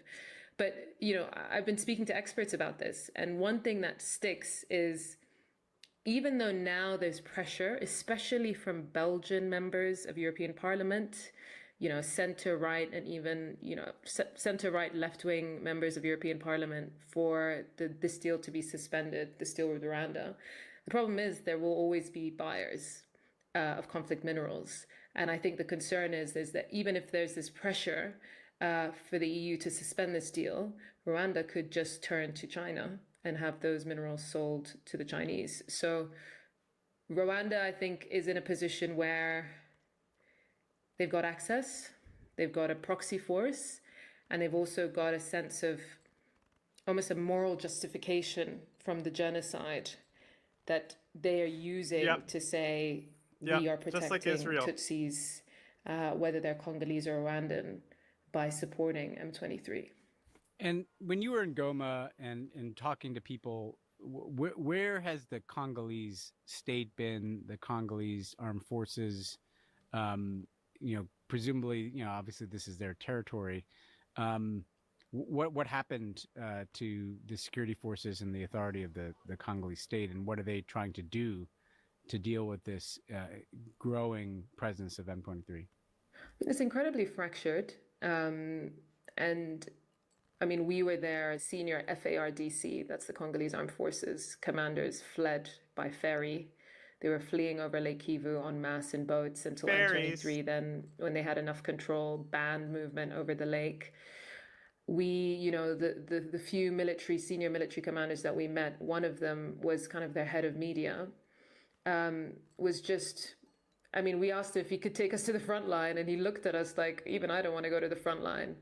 M23 were closing in really quickly. And I think by the time we got there, everyone was, at that senior kind of top brass level, they were figuring out how they were going to extract themselves. But there was there were pockets of resistance. There was a group of around 350 special forces, Congolese forces, who were holding down the fort. They were fighting in Mount Goma with M23, and then they moved down and were fighting at street level. Just as we saw masses of Congolese soldiers surrender as well, and we just from outside our hotel, we could see them surrender at the UN peacekeeping base, and then we'd come out to the roof when we could kind of pop our heads back up and see their fatigues on the road. So there was kind of, at the lower levels, there was mass surrender from Congolese forces in Goma. At the higher levels, there was just senior commanders fleeing. And then there was this group of special forces that were trying to at least put up a fight, to not give Goma up so easily that it's captured in a day. And I think in that sense, it felt quite noble in that moment, because it was definitely, they definitely weren't going to win. And what about the neighboring governments who've been involved in trying to keep some modicum of stability or peace in the past? I saw a war of words between President Kagame in Rwanda, President Ramaphosa in South Africa. What is the role for the neighboring states, and what is the current dynamic in terms of trying to prevent this from escalating further? I mean, we've seen that Uganda and Burundi may get involved, and Burundi, it seems clear, would side with the Congolese state in fighting M23 because South Kivu is on Burundi's border, on their western border. Uganda, it's interesting because I think traditionally Uganda would step in on the Congolese side, but I mean, you just read, you read tweets by Museveni's son, who's like a complete, a maverick, and he's saying that he's he backs Don Kagame. Jr. of Uganda, yeah. Yeah, exactly.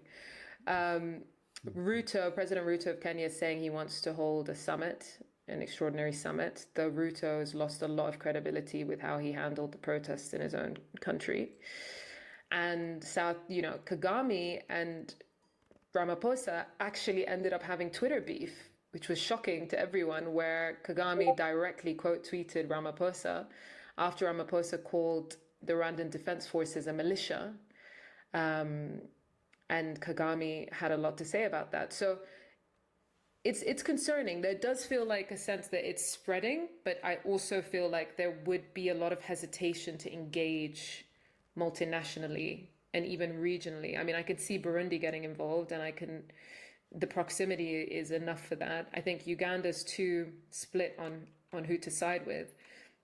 But in terms of South Africa and Rwanda, I mean, I think what happened here was that there was just such outrage around South African troops being killed in a fight that isn't theirs. Good. Like a lot Somebody's of outrage. talking and about I think the presidency and senior ministers here were responding to a lot of hate towards Rwanda and a lot of anger towards the government. But it felt very brash. It didn't feel like a war cry. And I think that tension, though, will be hard to dispel, considering how far it's gone and the words that have been shared. But I mean, I think regionally there's an issue. I wouldn't say, cross-continentally we'll see that kind of conflict play out on the ground. I mean, so as you've described this, nobody comes out looking particularly good in the sense that, the Europeans are buying conflict minerals. The Rwandans are obviously backing M23. The region is trying to figure out where it stands.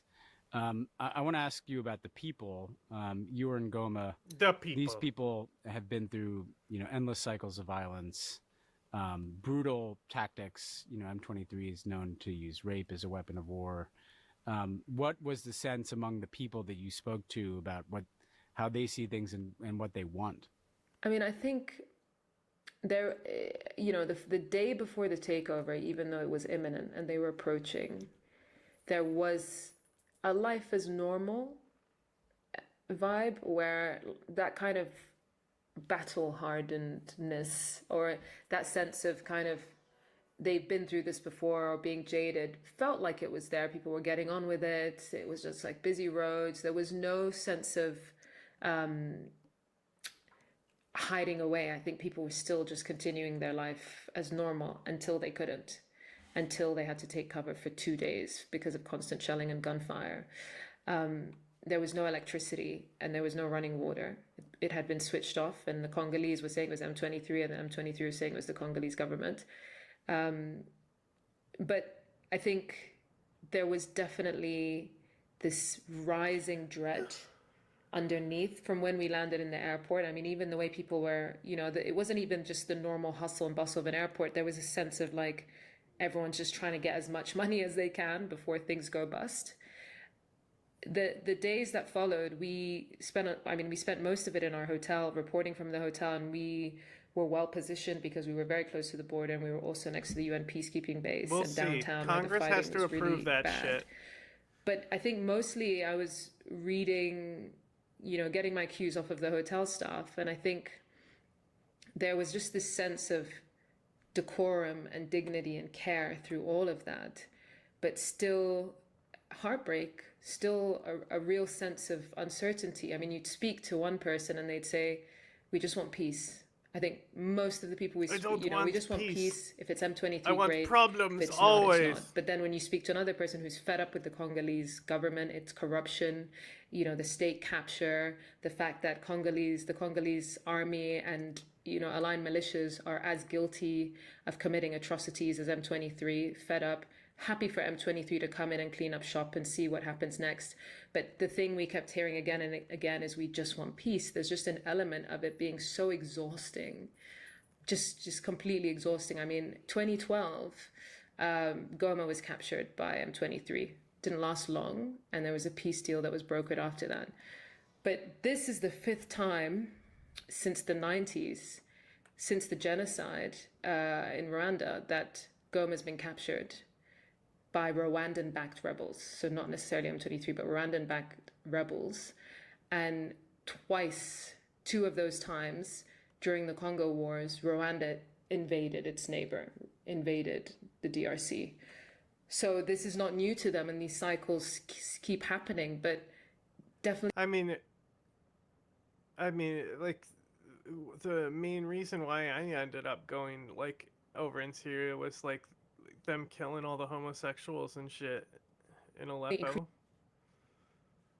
Increasing in violence, increasing in deprivation, a sense of... Because I couldn't stand the like, Trump hadn't done anything really, like, horrible, but, like, everything was so annoying. And I just was like, you know what, I'm gonna go somewhere where there's actual problems. Desperation and honestly just hopelessness, because they keep rebuilding and they keep making do and they keep finding ways through, but at what cost? And I think Rwanda is becoming much more brazen with its support in recent years of M23 and has the resources to do so, considering its partnerships with different, Western governments. And, Kagame has been called the West's favorite dictator for many years now. And it's the people in the DRC who felt Nobody knows this either, You have to be a nerd.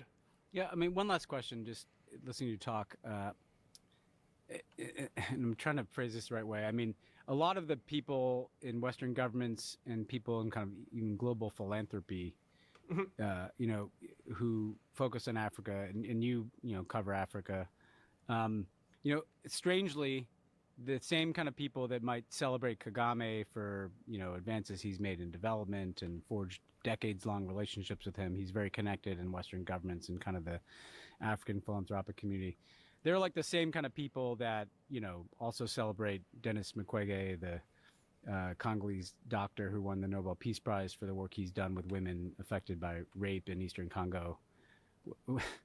I just hearing you talk made me think about the strangeness of this reality. I mean, what needs to change about how people who think that they care about Africa have gone about, spending their dollars? Because this seems like there's a lot of obviously contradiction embedded in, giving awards to people that help women affected by conflict, while also giving money to Kagame, who, is in part behind a lot of the conflict. Does that make sense? Yeah, I mean, I think the one thing that I come up against a lot, I mean, I'm from Sudan, and I feel like the thing that drives that cynical approach to Africa, to Sudan, to the DRC, to other countries on the continent, is this sense that we're kind of almost predestined to violence, that's our lot in life, that this is just the nature of our countries and of our environments. And I think that then gives, it's this sense that, if it's not us, if it's not us, it will be the Chinese. If it's not us, it will be the Russians. But I think the moral high ground manifests in that sort of regulatory necessity. You need to regulate the supply chain of minerals. You need to be involved in the development of institutions on the continent. Otherwise, these awards and these sentiments of, liberal values and development of Africa, they just feel very hollow. And I think this is one of the things that we often face with conflict resolution entities, with international mediation, is that, when war does break out, the international community will come in, will make these proclamations of, we condemn the violence, we condemn the actions of one party or another, while actively in deals, making deals with one party or the other. I mean, the EU came out with quite a strong statement condemning M23 and condemning Rwanda for its invasion, saying it must withdraw its troops from Congolese soil, at the same time condemning the Congolese army and FDLR. Also condemning the mining and saying that the UN panel of experts reports the findings of it are shocking, while still carrying on loud with their as fuck minerals in my deal. ear. So, I mean, when you speak to young people on the continent, there's always really a sense of that kind of rising anti-Western sentiment comes from that sense of, you don't let us into your countries. It's because it's fucking loud and blew out all our ears. You basically enable, fund the strong men who are ruining our lives. You have a hegemony of a structure, a global structure that puts kind of the Western perspective at the forefront, and yet you claim the moral high ground. And that's across Africa. Yeah. And increasingly so, obviously, with the Israel-Palestine conflict. Yeah, well, that's a really good note to end on. A lot for people to think about. Think about what's in your phone. Think about where it comes from, and think about the people there. Yusra El-Bagir, the physical reaction correspondent. Everybody should follow your work. That's why I have on a Sky and phone. Also on you're on X. I know. What's refurbished? And other social media platforms. So thanks so much for my joining phone us. is refurbished. I really appreciate it. Thanks, man. Thanks again to Yusra for joining the show. Yeah, Thanks again to Noah Bullock for talking to me about all things El Salvador. Because I care about the Congo.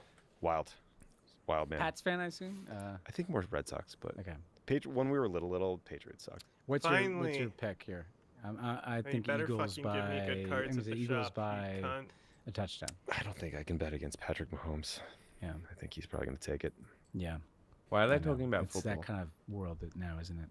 I don't know. Just rich get richer. Change the date again. Well, check in next week to see how change the date again. See you. See you, buddy. Well, it can change. I'm barely awake. No, on the thing scrolling at the bottom. You wanted to watch the Mitch McConnell interview? Oh, you saw that? I'm barely awake, but you saw that? Yes, chuck it on. You fucking boo.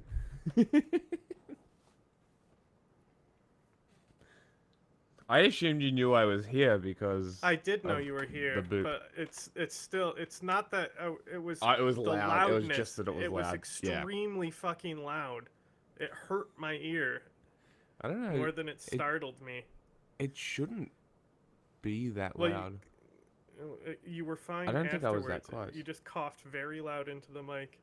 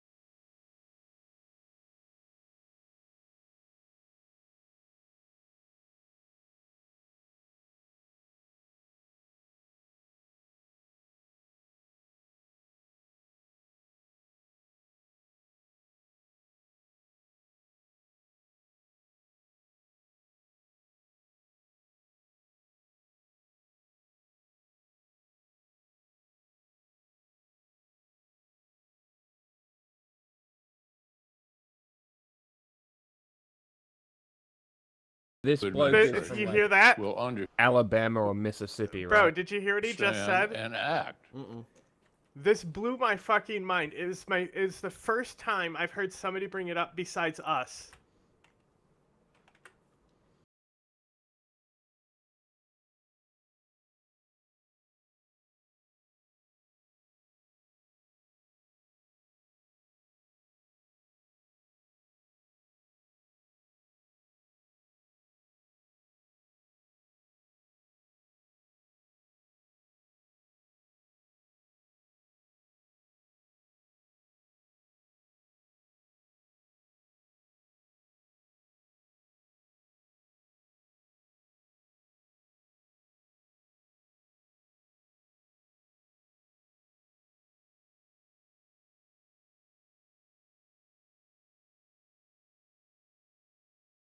and what this administration You know what I fucking hate? seems to be saying. You know what I which fucking is, I we fucking don't loathe. wanna be the No, leader I of the fucking free loathe world that he's anymore. kind of Well, I correct. can only speak for myself.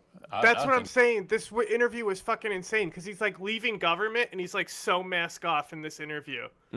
He's like dangerous. because to like step that's aside and assume what that other by democracy can speaking lead it? to autocrats, Seriously, they will somehow what other treat you better. what other country about commands tariffs? the respect that America does? Against our allies. Nothing.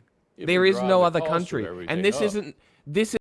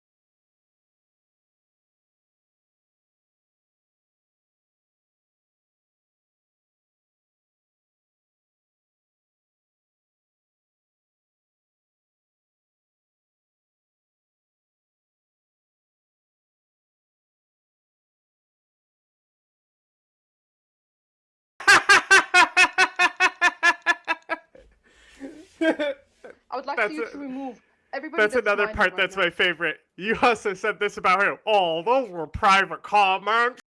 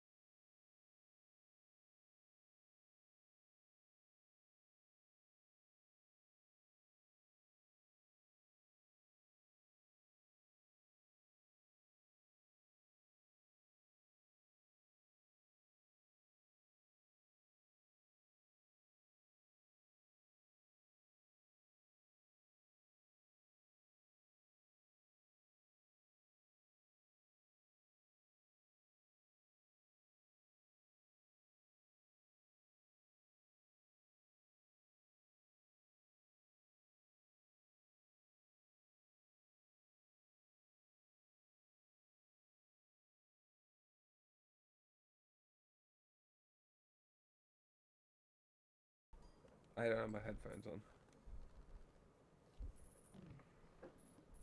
That's a lot of nuts. All right. That's a lot of nuts.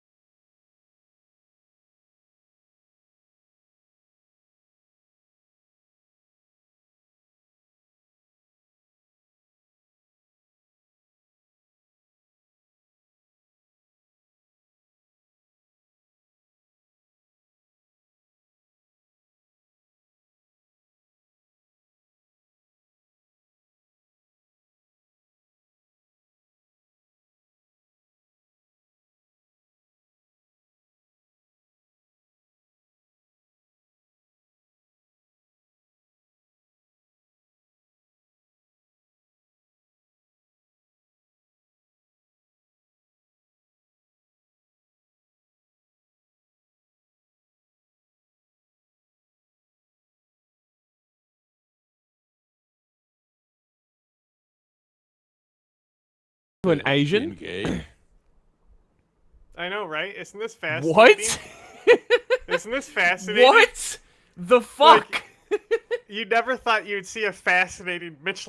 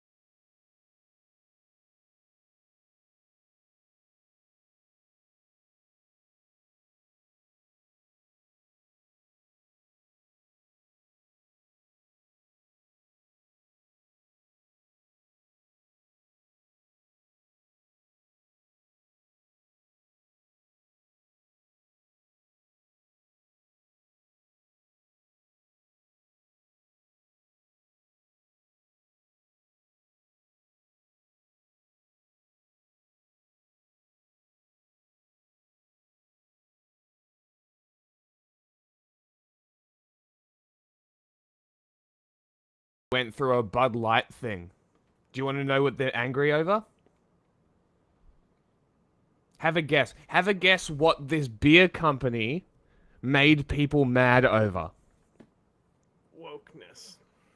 Like, that's what they're blaming, but have a guess what the actual, like, thing that this beer company set up and spent $200,000 running a campaign some to trans do. person got a special can. Okay. No, it's dumber than that, and it's not even woke. If that's a clue, I guess. Oh, hey. Hey. Right, because the Bud Light one was because of Dylan Mulvaney or whatever.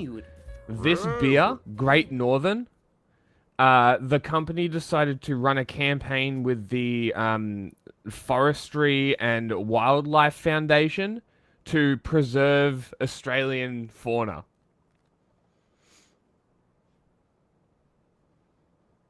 And the people who buy the beer got mad, and now they pulled the campaign, and they called it woke. Well, I can't even. I think this is a justifiable reason to call somebody retarded. These people are retarded. Like, you thought your conservatives were retarded. Jesus fucking Christ. I found out about Have you I found seen out the about this. American Conservative Party? Like, oh my god, I found out that that people are literally mad because a beer company is trying to protect Australian wildlife and the environment. Fuck those and called pandas. it woke. Wow, you are retarded. No wonder you're mad a beer company who makes a product that you drink to get intoxicated is what's making you mad. That's a lot of nuts. You should stop drinking, is my conclusion to this. If this makes you mad, you should stop drinking. You should seriously, seriously consider stop drinking. See, even the dog agrees. Huh? Don't you? Huh? Do you agree? You agree? Yes, stop. He's just looking at me like an idiot. Exactly like somebody like this. But yeah, idiotic, fucking crazy. Hello, is this a new person? The Kims. You missed it. The last couple weeks we've been playing North Korean TV. But since the thing, I don't think we've played any. I don't know. You've been streaming for like 17 hours each time. Oh, you have no idea. You want to find out? I can show you, stupid Australians. Jesus Christ. You've got no idea. I will show you 60 Minutes in Australia. A Current Affair. These tabloid TV shows. You know those tabloid newspaper magazines that people buy, the celebrity ones? See, he knows. Right? Those ones? Imagine those in the form of a TV show masquerading as news. That was one of our most popular programs for a long time. It's awful. It's really bad. There's a lot of stupid people in that. You can go. That's a lot of nuts. Did you make that soundbite yet? I feel like I have not seen you in ages. How are you? Some of my best friends in the world are Mexicans. Oh, for real? Mexicans. I like Mexicans. Oh, for real? Oh, not figuratively? From Michoacan. Oh, wait, from Michoacan? No way, man. Oh, I didn't know that. Thank you. Okay, let me ask you this. Can I ask you this? May I tell you about one of my top earners? One of the top earners of my attention. Patrick Bet David. PBD, one of my favorite YouTubers. I found something kind of great on his channel that I'm going to act upon. Can we roll that clip? There's nobody over here. Can I roll that clip? After the shot clock. Valentine's Day. We're only how many days away from Valentine's Day? Exactly 10 days away. You got 10 days. Oh my God. So here's what we did. My wife's birthday is on Valentine's Day. February 2 birds, 1 stone. Is her birthday. 2 birds, 1 so cave. It's a special day in our family. For some of you that were asking, I want to get something for my wife. She loves Vitamin. She loves PBD Podcast. Okay. She watches the content. Right. Look, I have not seen the numbers. If you use Valentine's Day as the excuse to do something for your girlfriend and it's the only time you do so, you're a piece of shit. That's all. I have not seen PBD's numbers, but I highly doubt there's a lot of wives watching Valuetainment. I'm going to venture a crazy guess that this is a very dude-heavy audience here. I'm going to guess it's a lot of the dudes out here going like this. Daddies are more stronger than mommies. Oh my God. I'm not even lying. I'm not even going to lie right now. I love the idea of a wife opening... I love the idea of a wife opening a package on Valentine's Day and her husband is just looking at her. He's like, He's just watching her open this, and she pulls the shirt out. She's confused. She's just absolutely baffled by what the hell this is. Has some weird slogan on the front of it. You know, she holds it up. She's like, oh, what is this? He's like, that's a promotional T-shirt for a YouTube channel I like. That's so you can promote a scammy YouTube channel that I like. Happy Valentine's Day. Should I leave now? Who keeps the children? Same, but ladies, you asked for it. Did You're they? getting it. And our ladies are actually wearing this on Valuetainment with the Valuetainment logo. Oh my God. On the back. Okay. That says future looks bright. This looks so good that even Adam was thinking about wearing it because Adam likes black and silver. Because he's a girl. We have this Hey, because Adam's a girl is what I was saying. She spit on them. For the first 100 people that place an order for They get one of these. For Valentine's Day, Rob, if you can go to the top, you get that whoa, hey. How did he let that slide? Valentine's Day. How'd you miss that one? Oh my God. You're Why didn't he call it that? Valuetimed. He dropped the ball, not calling Rob, the sale if you can that. go to the top, you get that sticker. Go ahead. That says, Rob. I love VT, okay? Be my VT Valentine. I love which is kind of VT. cool. The V and T are together as well. And you get... That is pretty. I am going to give my Valentine one of those. I love that he does these little keychain packs with all his things. Be like, buy a bunch of shit and you'll get pointless keychains too. VT. Oh, you love VT. Well, what about me? Do you love me too? Comparatively, well, why are you making me choose? If you keep making me Hobo choose, Ryan. Bye-bye. Man, It's goddamn hobo PBD time. should have me in the marketing department of this thing. Oh, he would have the best stickers. He would have one that would say, let me ask you this. Will you be mine? You're about to be Valuetained. All this crap. You know, I'm going to put the PB Day Lewis Valentine's merch in the Pobrecito zone. Pobrecito zone. Biggest things that people were worried about in an election. What was a major issue? What was going on in Israel and Gaza? And her answer, what was that? You got something in your mouth? Yeah, word salad. I put it in there for this beat right here. What do you have in your mouth? Little mint right here, little word salad. You're the mint. I'm like, what Spit that salad is out, man. Little Spit word that salad out. right Spit that out into that guy's hand. Yeah, we got like preamps on this mic. That mint is sounding like boom, boom, boom, boom. Spit that thing out, man. Los Angeles law, Pacific Palisades, rebuilding must include low-income housing is what they have to do. Now, Rob, if you got a video on this, if you can pull up the video while I find the page. Oh, I found the page. Video. Okay, here we go. All pre-1978 buildings subject to rent control must be rebuilt as affordable units, while newer buildings require proof that all tenants in the last 5 years were high income, or they will automatically be. Tell me why I should build a real estate business in Southern California. Oh my God. Calm down, man. Calm down, man. Okay, this is an interesting PB segment. I like the PBD show because a lot of it is me trying to figure out what the hell they're talking about. You know, like what they're trying to, like what's going on in their heads, you know?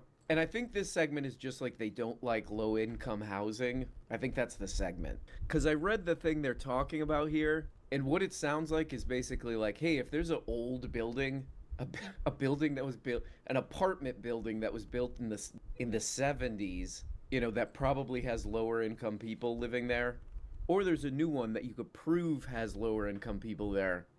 If those burnt down, you got to rebuild them as low income housing. With this thing that, who knows what's going to happen? It's California. It's all run by like real estate crap. It's all people going like this with real estate stuff. But if this happens, it basically sounds like, hey, there needs to be a few places for not wealthy people to live. That's kind of what it sounds like. And the PVD crew is like, that sucks. Okay.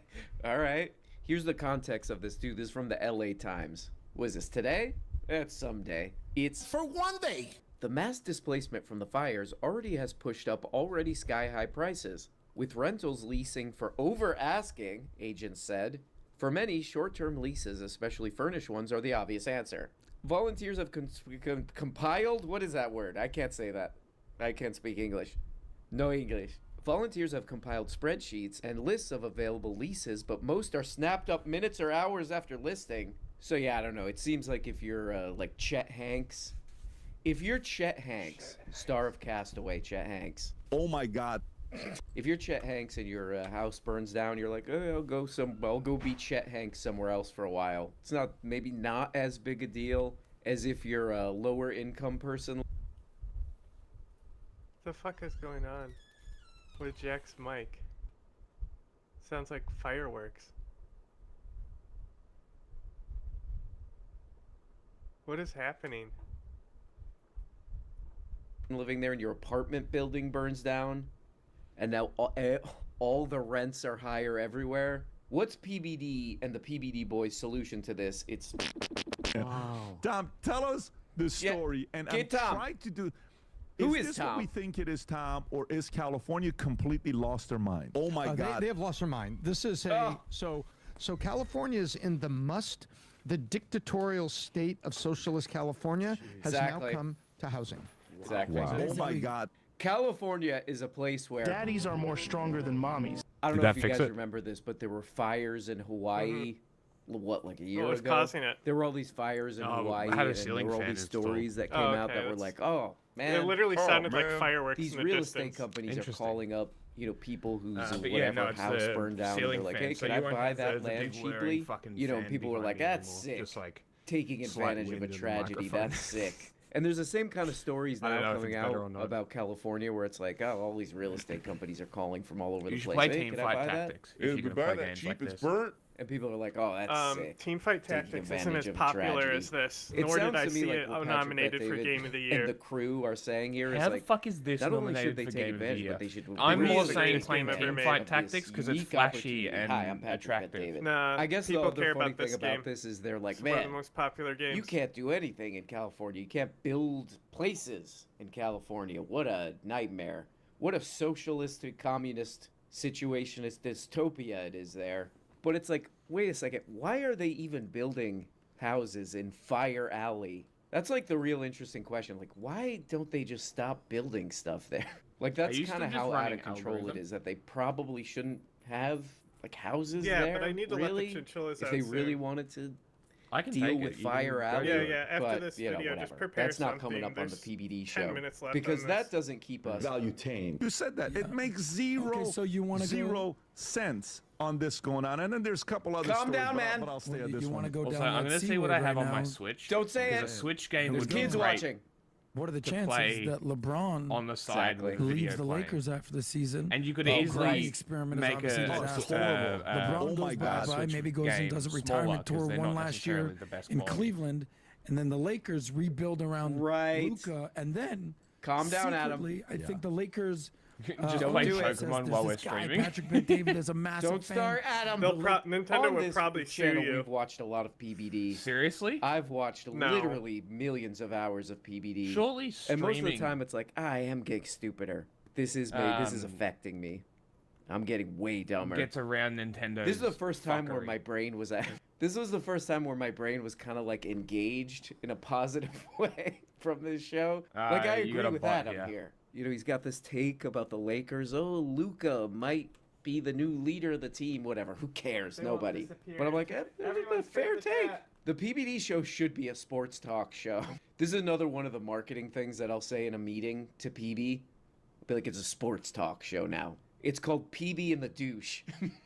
Maybe you Adam's can the put douche. auto mod PB in the on douche in the morning. to These guys auto are ban terrible at anyone that talking says about best political viewers. stuff, but they would be Yeah. amazing sports talk radio guys. They take calls. They tell That's what I people to was shut the thinking the hell other up. day. Adam keeps talking about Israel for some reason, but then somebody calls in, tells him to shut the hell up. That'd And be a that good way, show. as soon as that message is Costco sent, they said, get you know banned. what? We're going to give the non-union members a raise. So let me read the story to you, folks. Okay, Patrick, go Costco, ahead. oh my God, decides to give a raise to over $30 an hour to who?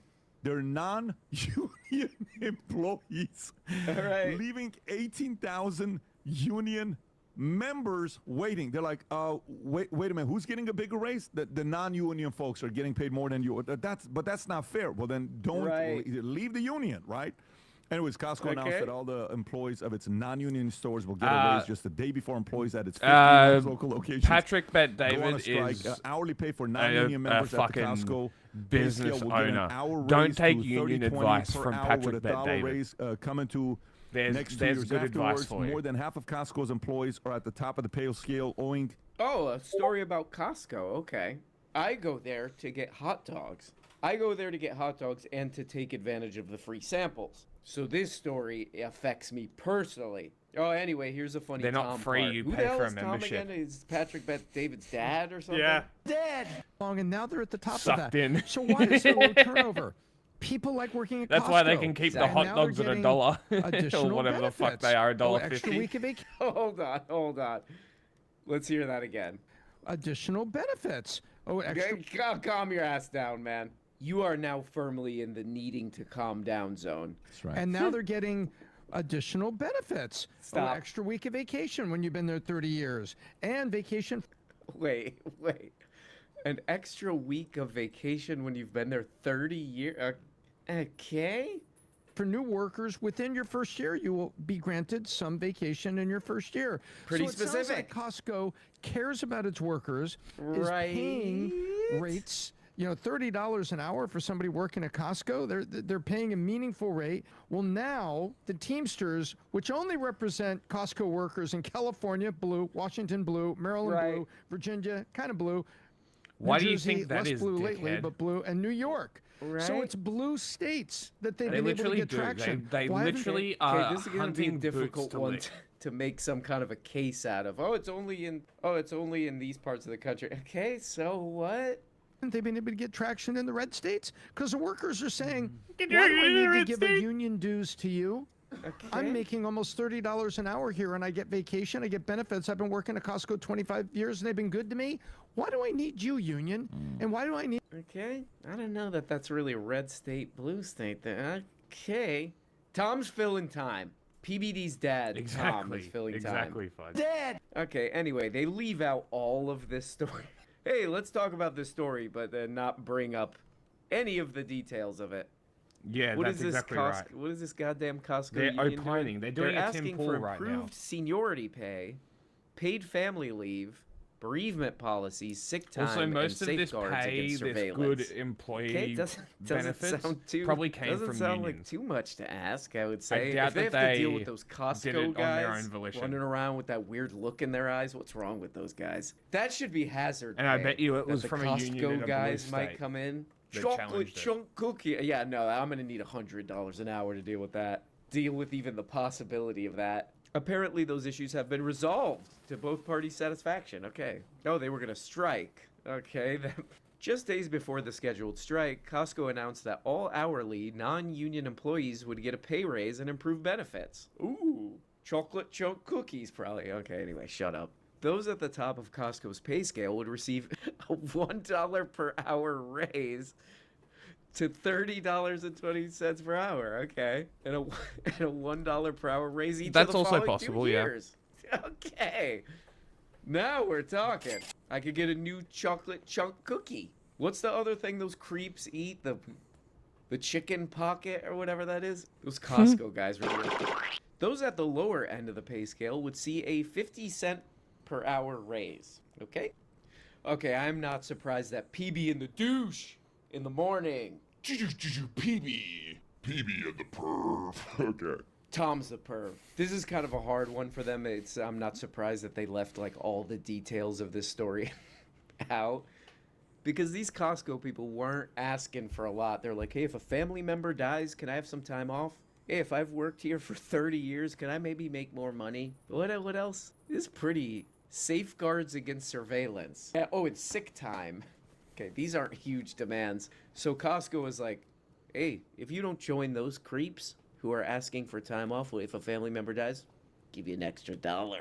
Come on, man. Hey, we'll give you an extra chicken bake. It's a double chunk chocolate cookie. Double chunk chocolate cookie. Double chunk chocolate cookie. Hey, if you don't join those guys that are trying to get not surveilled all the time, let you meet the Costco guys. They'll yell at you in one of their videos. They'll yell in your face.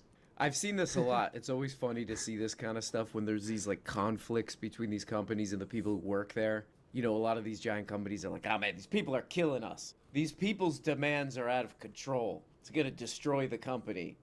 These perverts. And then you read like what they're demanding and it's like, can we go to the bathroom? It's like, calm down. Calm down. You'll be fine. I think the company's still gonna exist if people can take time off if their relative dies. You pendejo. Thank you. And so that's what's going on. And Costco, Thank you, Tom. in the middle of dealing with the unions, the timing was perfect because now they raised the pay to over $30 an hour. They add more benefits to the people that are non-union. So guess what it does?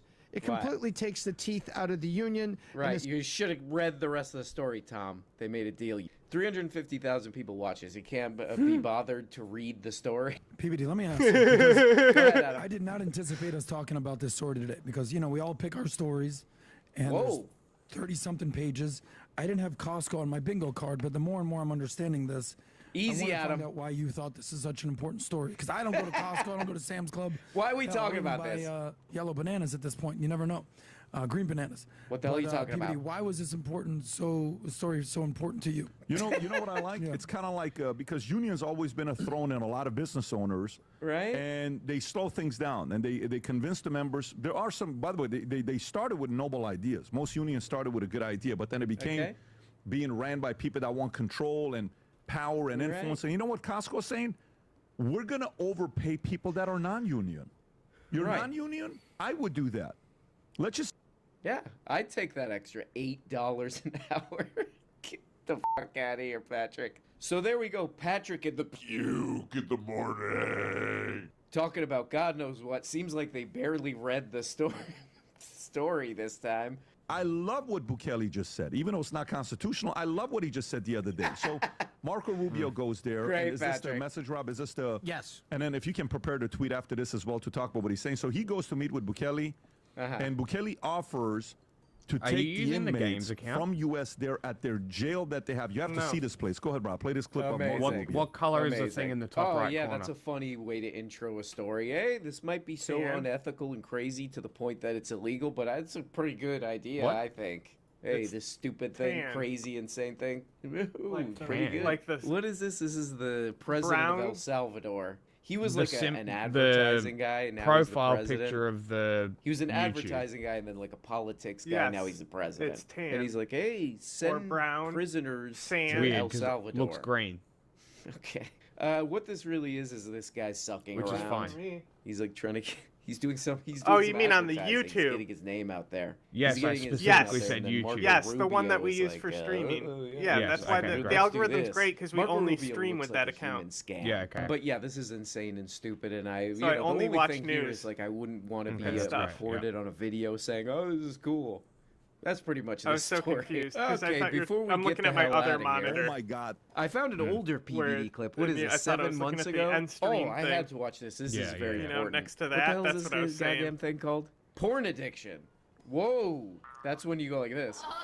And that. And you go like that too. The biggest threat to young men. That's a bold claim. Okay. There's a funny part in this video. Check this out. I get out of the Army, and when I start building a sales organization, you start experiencing and hearing about different guys that are dealing with porn in different ways. One of my guys that I was working with, his porn started like going from regular porn, then he started watching, and he watched some stuff that one day I walked in on an office. Some of the stuff this guy watched was, I don't even want to tell you what he watched, but go to what he was watching. And I looked at this guy, I said, man, where do I find this? I said, can you send me a link?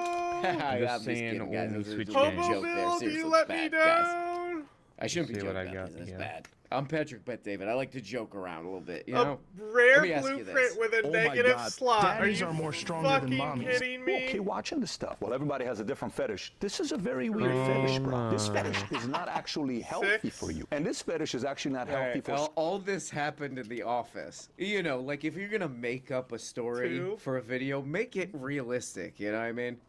Oh, you know, we were all watching porn in the office all the time, and we would talk about it, you know, and then I walked in, and this guy was watching porn blatantly enough. So these be the let me games check I this have. out. Nah, I don't know. That seems weird, man. And we had a long talk about it at the office. Bomber man? Totally normal kind of thing. I said to him, "Hey, this is an MLM." Which, one of the biggest honestly, scams in the not a country. bad We don't- game to we just don't like take passively kindly play. to that kind of activity. That's I have sinful. a Donkey Now Kong get game back to ripping people off. that I haven't played. Get back to taking advantage of the vulnerable, Xenoblade please. Chronicles. And then he turns to walk out of the office. He looks back at him. He's like, The new "Sicko." Xenoblade Well, guys, looks there so we go. good. An absolute fire. Another one. Is that the That's sequel putting to it this one? lightly. Come on, guys. Yeah, the preview Don't for it is start, really please. good. Don't start. I with have this again, Smash. It's not a fire. I Another have one. Pokemon It's Diamond, Wednesday, you know, Violet, Smash and you. Sword, Pro. and Whatever. Eevee. Wednesday. Mario Kart. You know, that's how we believe. Mario Odyssey, Yeah, that's I heard how we you. feel I'll about it. smash I go you. either way. I have on it, Zelda, frankly. which I haven't but played. I hope you guys are doing I'll good. That's smash one you. thing's for certain. Oh, subscribe on Patreon to get all the episodes, all that kind And of stuff. Oh, the I things also we have do on Patreon. downloaded games. On Patreon, you wouldn't believe. It'll have you say, Oh my God. Anyway, have a good rest of the week, guys. Love you so much. Bye-bye. Hi, my name's LeDron James. I used. It's dead. Pending. I will tell you shortly.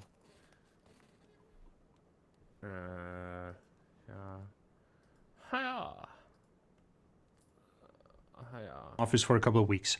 In that time, he has made threats to American allies about territorial expansion. He has announced trade wars that will have significant consequences for the world economy. In this video, I want to talk about the security implications. We don't know yet how much of Donald Trump's rhetoric that will actually materialize into reality in those specific areas that he's talking about. But already at this point, there are significant consequences for the world's security. So let's talk about it. Is this a new channel? It's always important to acknowledge when there are things we don't know, and the reality is that we don't yet fully understand the consequences of what Donald Trump is doing or how far he's willing to go. But there are a couple of things that we can say for sure already, and I want to make it clear up front that I'm going to say some pretty dramatic things over the course of this video, so it's probably not for the faint of heart, but I think this is unfortunately where we are. The first thing is that where are we? The next couple of years are going to be chaotic. The world order over the last 80 years has been built around the existence of a strong United States that is extending its power across the globe through strong alliances. Yeah. And what's happening now is that Donald Trump is dismantling that structure of global security. And ironically, this is what the Russians have been saying for years, that the Western alliance is in decline, and that this is one of the reasons why the world is moving towards a new world order where there is multipolarity with different power centers. But now it is happening, and it's happening very quickly. The Western alliance that is built around the United States at its center is breaking apart these days. The alliance? And it's unclear what will come out of it on the other side, but it's very clear that for all the countries that have built their national security around that reliance on American security guarantees, that the United States is no longer a reliable security partner. And that means that all these countries now have to find different security arrangements, but it also means that in the short term, there's going to be a security vacuum. And the important thing to understand is that when there is an absence of war in an area, it's not really because there is an absence of desire for power or expansion at the expense of one's neighbors. Like, countries still want to do those things, and politicians will be politicians.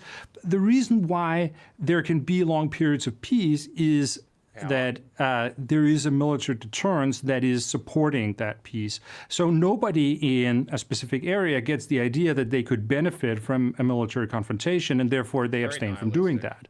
And what's happening right now is that this military deterrent is weakened significantly in different areas around the globe. So when I say there is a security vacuum, what I really mean is that there is now a vacuum of deterrence, or there is reduced military deterrence. And this is the case in pretty much all the areas where deterrence was built on the assumption of American military intervention if there is an armed conflict, especially in those areas that were covered by the American nuclear umbrella. And deterrence is essentially a psychological effect. It's not about who would actually win a war if it breaks out, but it's about when your adversary believes that your military strength is credible and that you have the willpower to go to war. So when it comes to the question of military deterrence, much of the damage has already been done by the steps that Donald Trump has taken.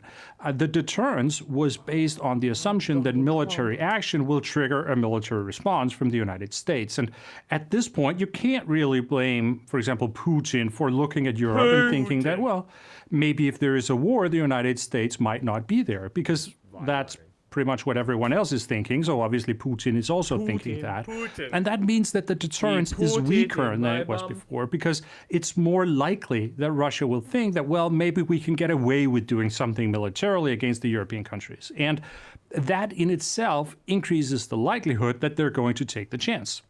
And it's very important that this military circumstance is taken seriously. Right now, there is a lot of talk about trade wars and what economic consequences they can have, but it's important to understand that the military consequences of this standoff between the United States and its allies can be significant, that it increases the risk of war.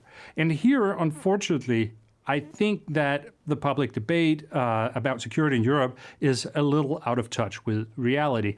It's very often framed as if the threat from Russia being either a hybrid threat that is happening now, where Russia can do things that are below the threshold of armed conflict, or it's a full-scale war that might happen some years after the war in Ukraine has finished, once Russia has been able to rebuild its forces. And unfortunately, I think those two perspectives don't really manage to grasp the consequences of the weakening of deterrence that has already happened as a result of this doubt that there now is about America's commitment to NATO.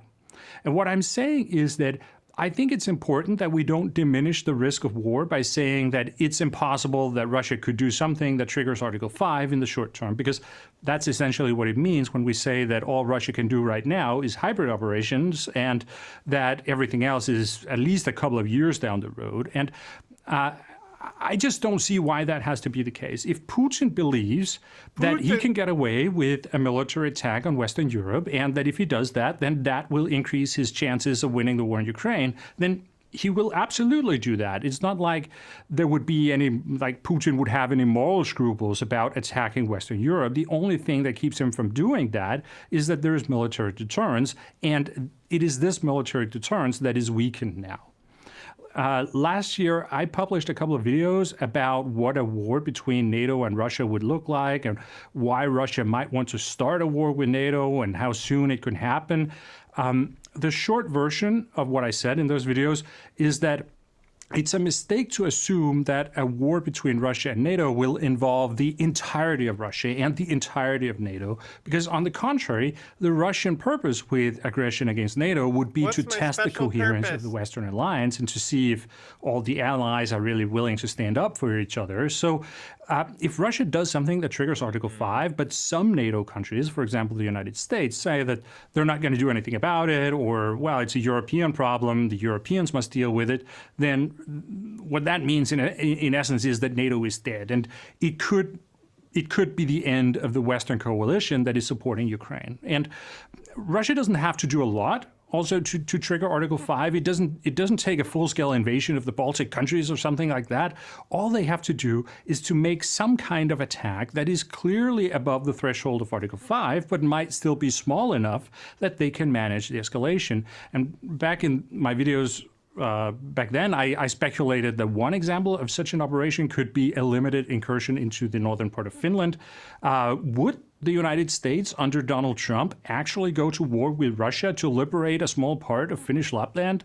Like, I think it's questionable, but it's also possible to imagine other things that Russia could do to trigger Article 5. Like, how would the West, for example, respond to a drone strike against a European NATO country?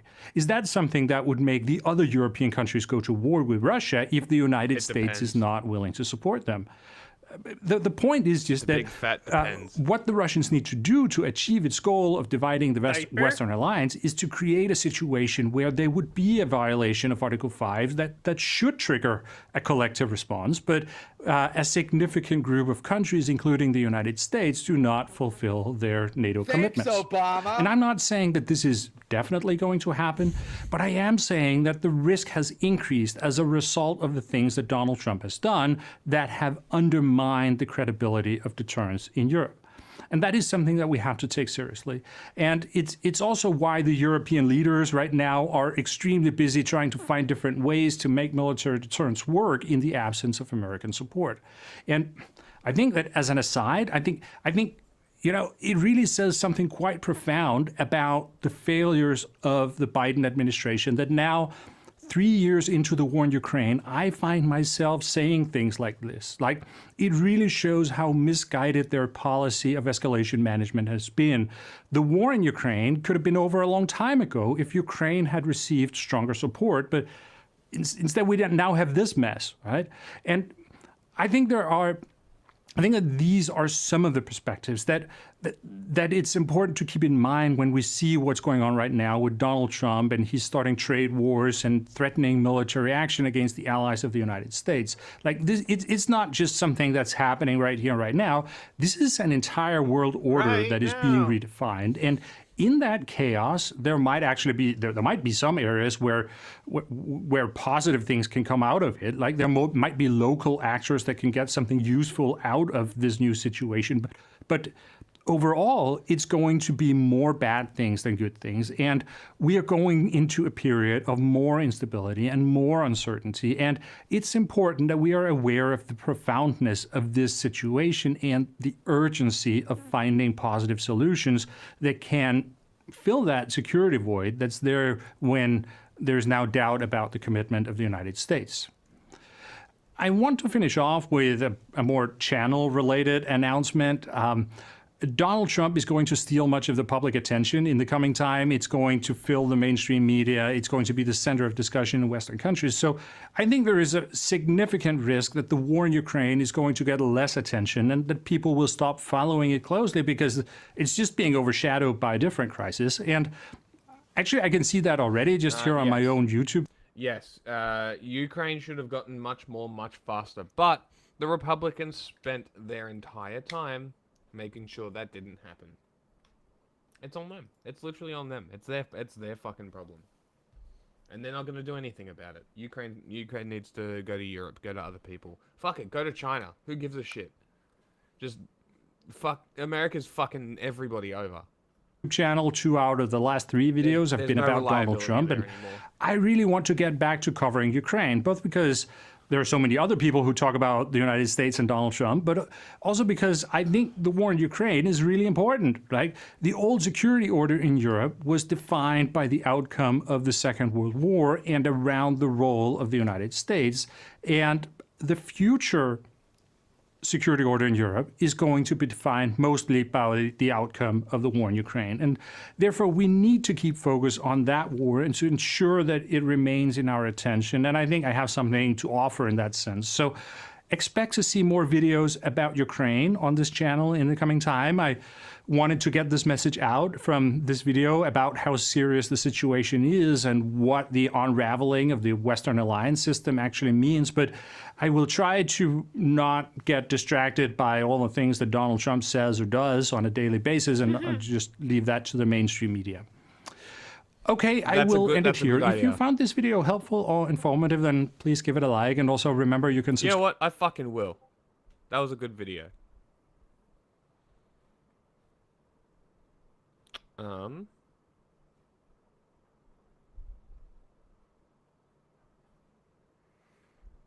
Let's go with this one.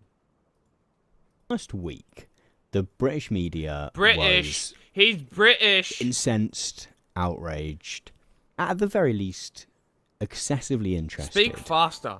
In a piece of polling which purported to show that over half of members of Gen Z support a dictatorship in the UK. Any of you that are in the UK or engage with British news media in some way will have seen this. It already is. And for those of you that are watching from elsewhere in the world, it is kind of hard to get across quite how blanket this was as a topic. There were news articles in quite a lot of papers. This is one that I picked out that was in The Independent. But there were similar pieces pretty much across the political spectrum and in all kinds of publications, broadsheets to tabloids. It also launched 1,000... Oh my god. I forgot. I forgot.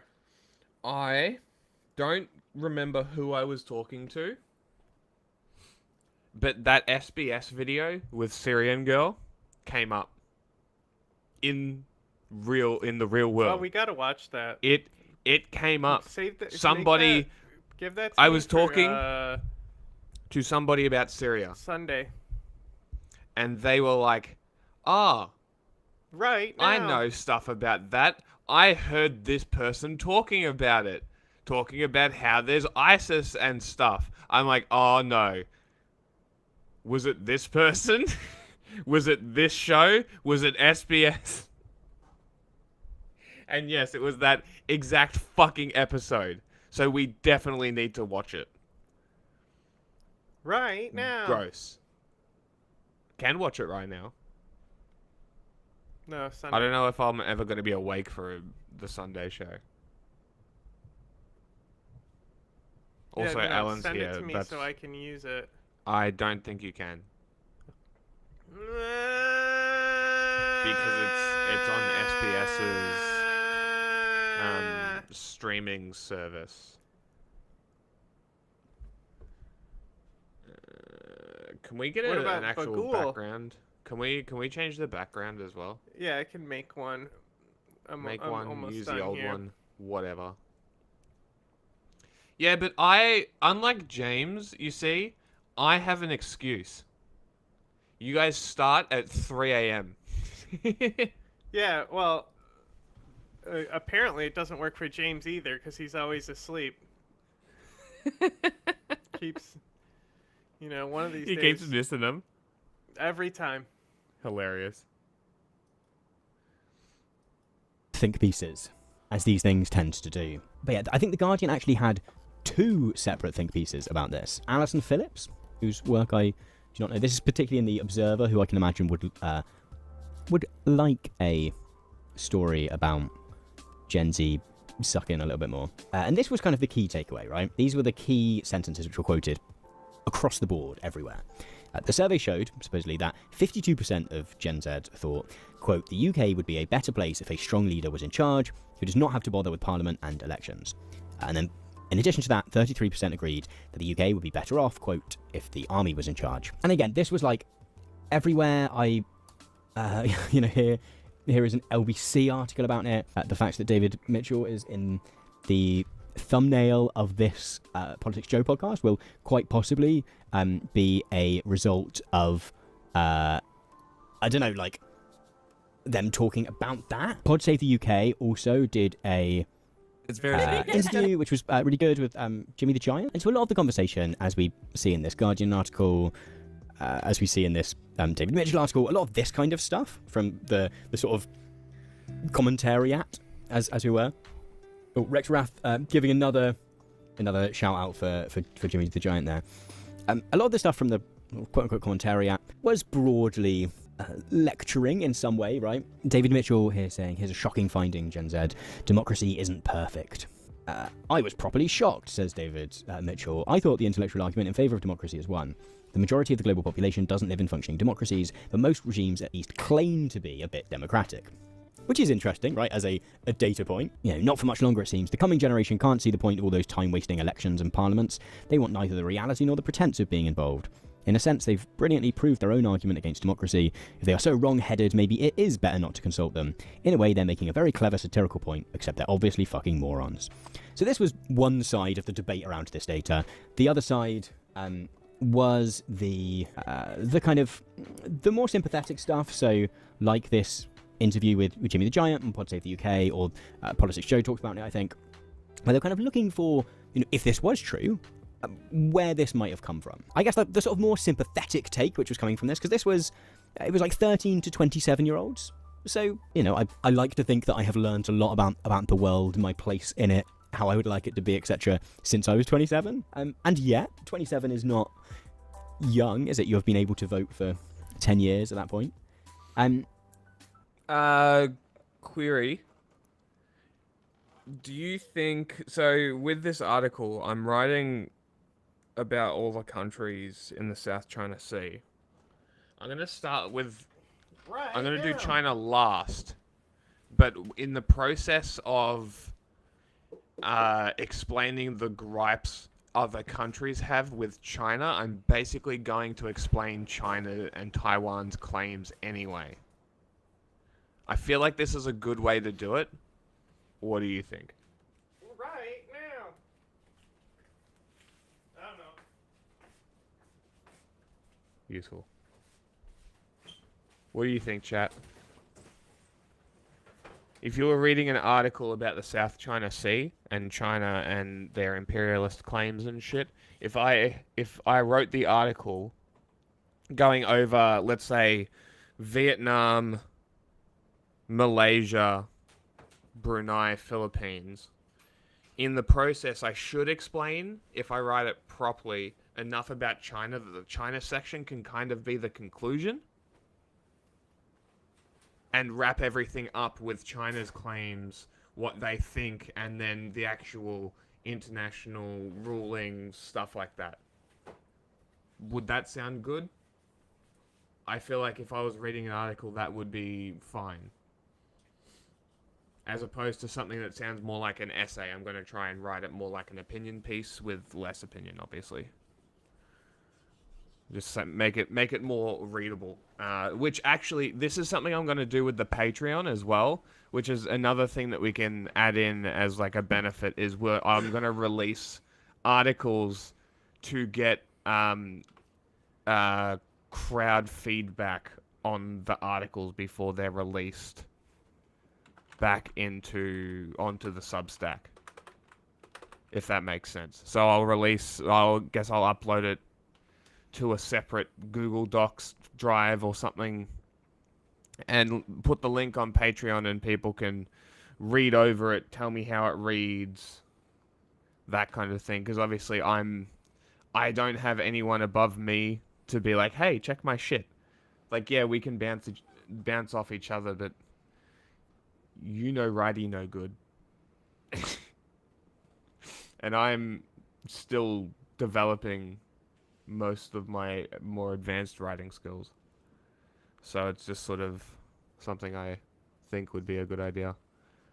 People who use the Patreon, which I think there might be 2 in the chat.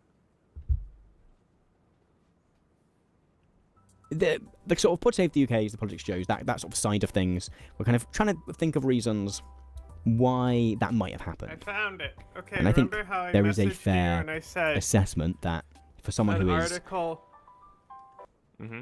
about the rise of the Ayatollah. Okay. Yeah.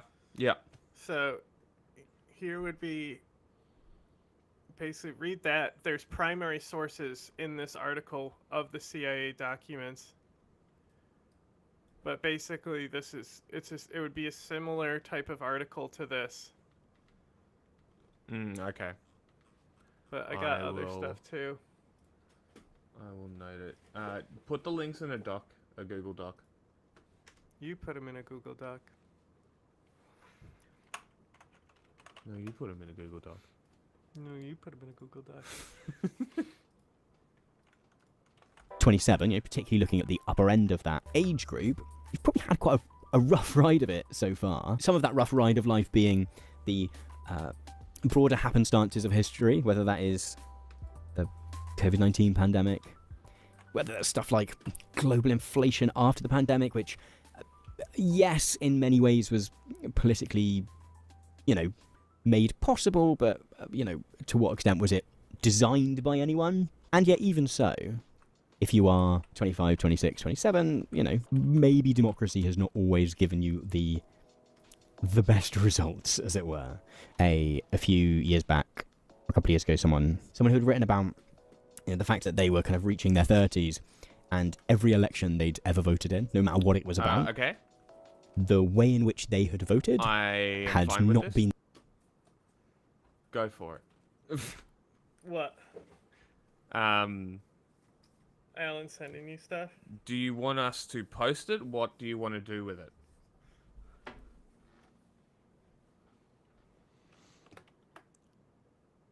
Oh my god. Why does you do this? I want this one. I want this one. Oh my god, it's still pausing that. The thing that had happened on national Right. scale, right? So whether that was the We're in alternative vote business. referendum, whether that was the Brexit We're in referendum, whether that business. was national elections, right? Even if their MP maybe had been the one that So they you had want wanted, me to make graphics? they'd managed to do like 10 Yeah, years of that'd be voting cool. and If, never quite um, get What do the we wanna- response. So this was kind of the what do we wanna terms of the do? debate. Thematic, something thematic. You would have to do different ones for the different layouts so we can kind of kill dead space and have borders around us and shit. But I don't know how hard animated ones would be. Maybe we should ask one of those graphic designer people that keep messaging us. Also, there's like 2 people emailing us at the moment to try and get on the show. I don't know, they seem like those formulaic ones, like Do the you ones that we got investigate them? before.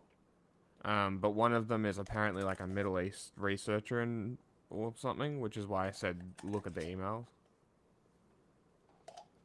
Because I think What you is would be an a better one email? to vet them. Huh? I said, what is an email? The same email that the YouTube is? No, I've never heard of email. Sure. You mean This is why annual? I run the email. Imagine if somebody's trying to send us shit and John's running the emails. I don't look at email. Exactly my point.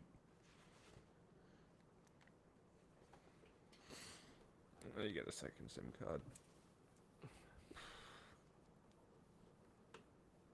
As this was happening last week and into Sunday, I think the final Guardian piece that we saw, this Alison Phillips article, this came out yesterday on Sunday, and I think it also there are some broad truths and trends within this, but I think it also helped that it played into an existing narrative which has already been building over the past couple of months.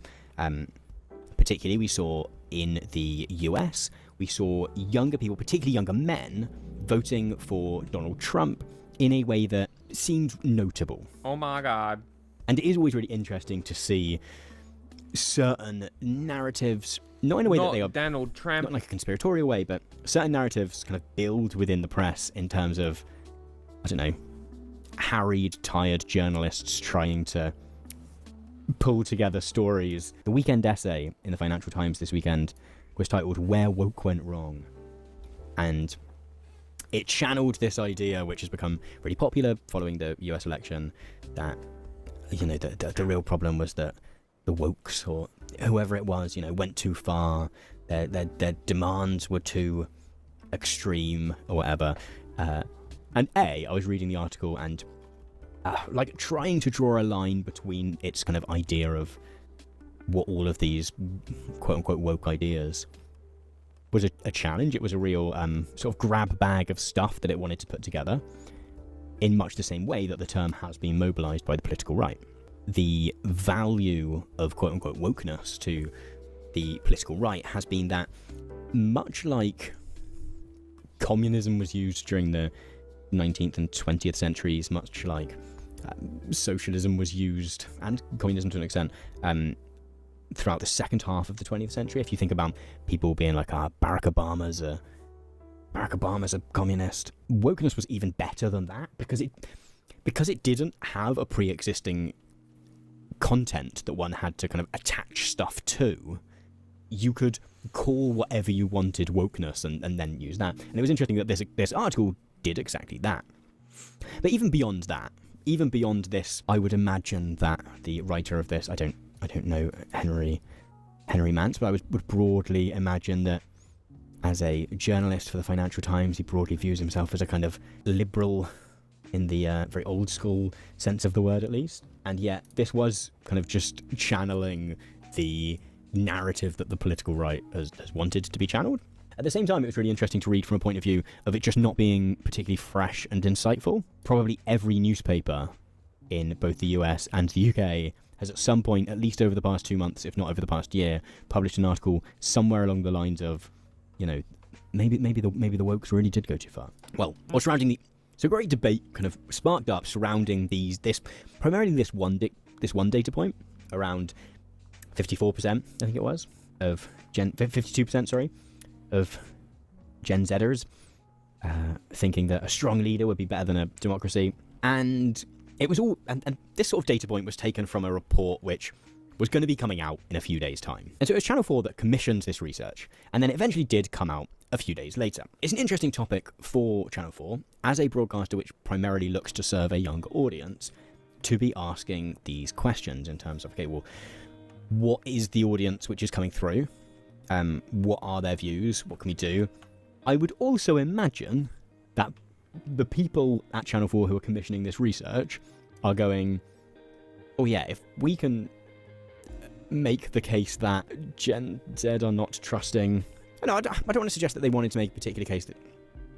They would, at the very least, happen to benefit if Gen Z was super untrusting and needed a particular public service broadcaster to help them out in understanding the world. So a few days after this big debate about whether Gen Z wanted to shut down the radio masts and take over Buckingham Palace and install the skivvy toilet face as king or whatever, this research actually came out.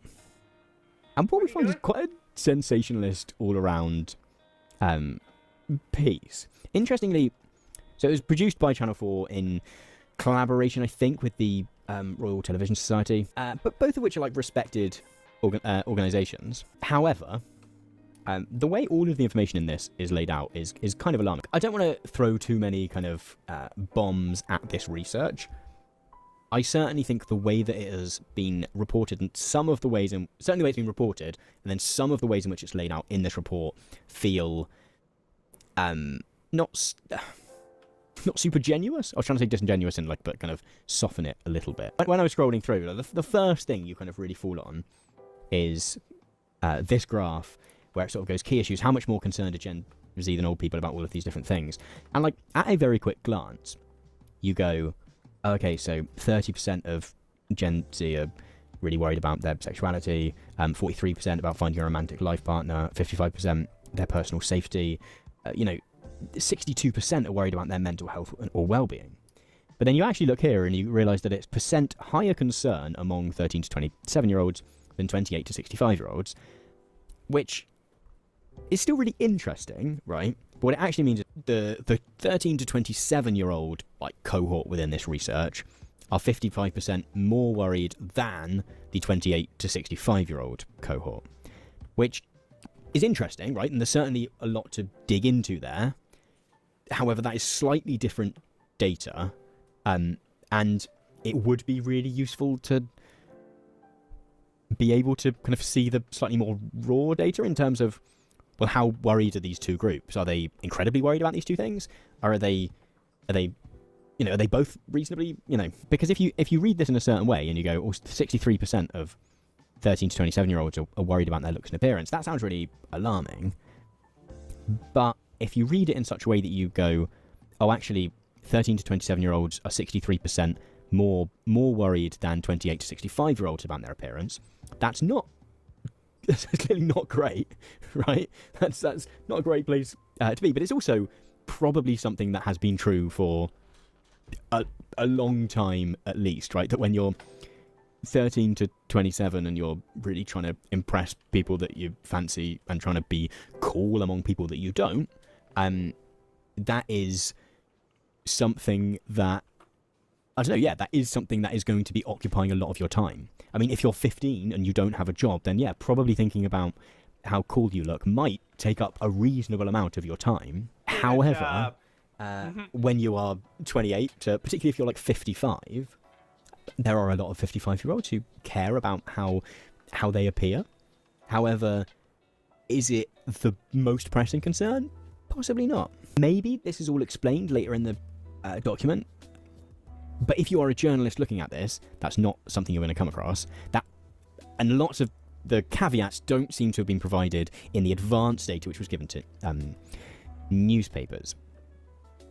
When you actually look at some of these, for example, so only 60% of 13 to 27-year-olds feel totally in control of the big things in their lives.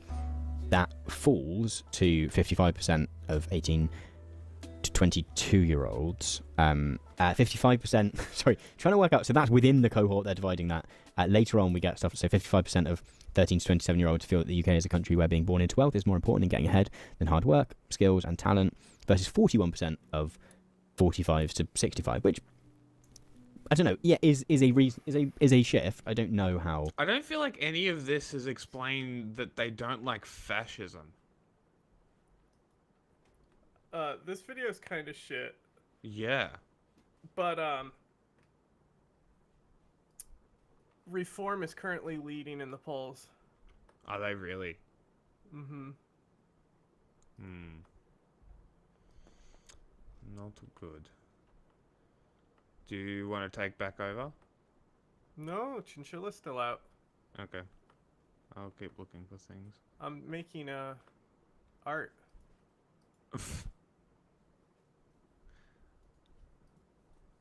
Okay, well, today I want to do something a little bit different. This video is about political strategy, which is a very conflictual topic, but that's a good thing. You're very welcome to share your perspective in the comment section, but I'll kindly ask you to first consider the points I'm making and not jump to conclusions before I fully develop my argument. I was motivated to make this considering some of the recent discourse in left-wing circles, especially after all the elections that we went through last year. I've had some strong reactions at times, not gonna lie, but I really took my time to write this video to make sure my arguments are based on data, on science, on my humble experience, and not on drama. Ultimately, my goal is that the left becomes stronger, and to do so, we need to have the best strategy possible, so here's my take on it. Before I start this video, I want to give you a little bit of context as to who I am and why I think my opinion on this matters. My name is Alice, I'm French, I grew up in the north of France. I don't care. Get to the video. Are far-right voters inherently racist? Are they just frustrated? We don't need your credentials. This is completely irrelevant to me, and I'm hoping it's irrelevant to everybody else. Make your argument. Propose the evidence. Let people make the conclusion. You hate her, huh? No. I hate this. Aren't far-right voters ashamed? Or are they just dumb?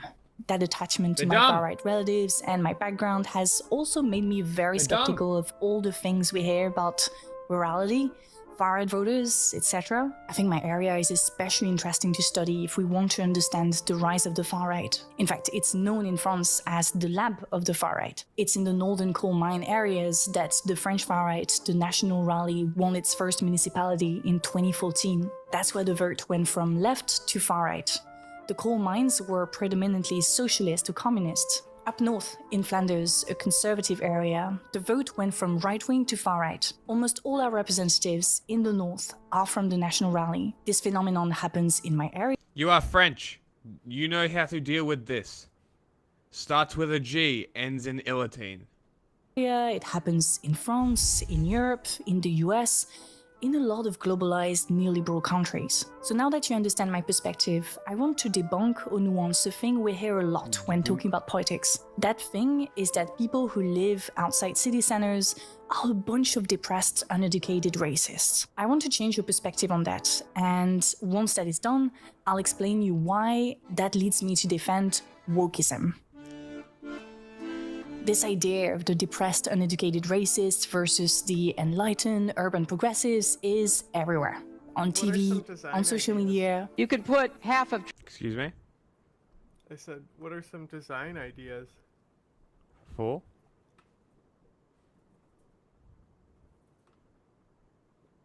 All the designs you want me to do. Oh. Oh. Whoa!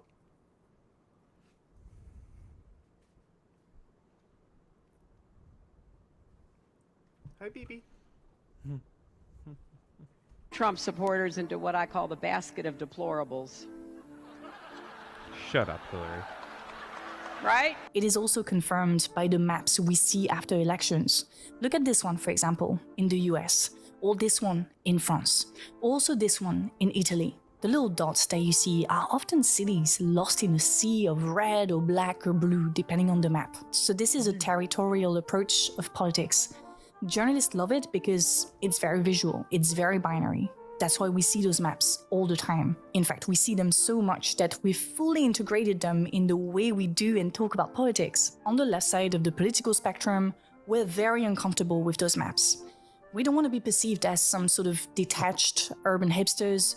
We don't want to be a little dot in an ocean of depressed, uneducated racists. This anxiety has pushed some left-wing commentators and politicians to change their strategy to talk to that sea of far-right voters. In France, for example, we hear left-wing politicians appeal to French patriots, the meat-eater. What? Well, okay, so the ideas would be whatever the theme of the background, match it. So if you change the background, you need another thing for it.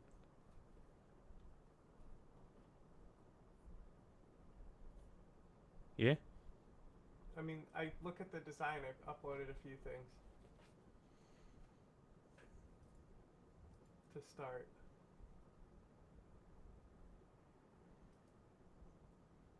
Yeah. Those are just tests. Mostly.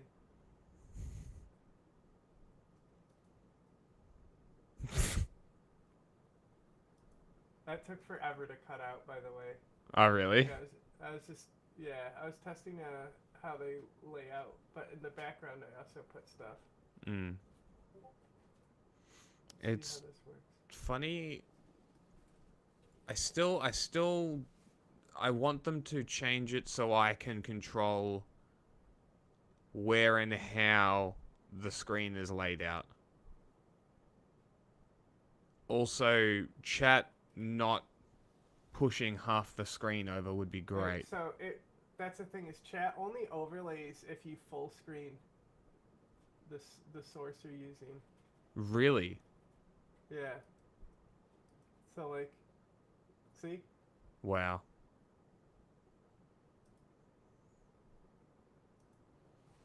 But we disappear out of that. Exactly. So that's not ideal.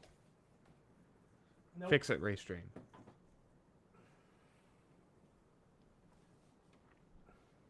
We've paid for your services. Not ideal? It is not ideal. The Capwing thing is still there too. That's funny. Yeah, it's just tests. Hmm. For inspirations. What is that?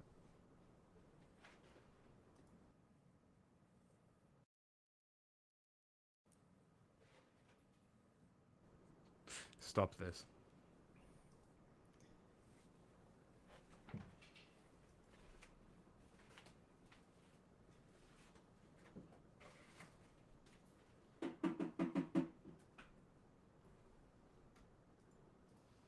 And the cheese lovers. The sausage was at the heart of communist leader Fabien Roussel's campaign. Non, Fabien, tu ne gagneras pas She avec went un very steak. French there. Great source of memes, this guy.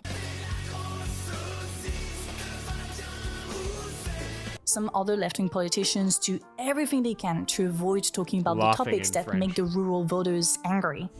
The Middle East, feminism, trans people, Arabs, POC.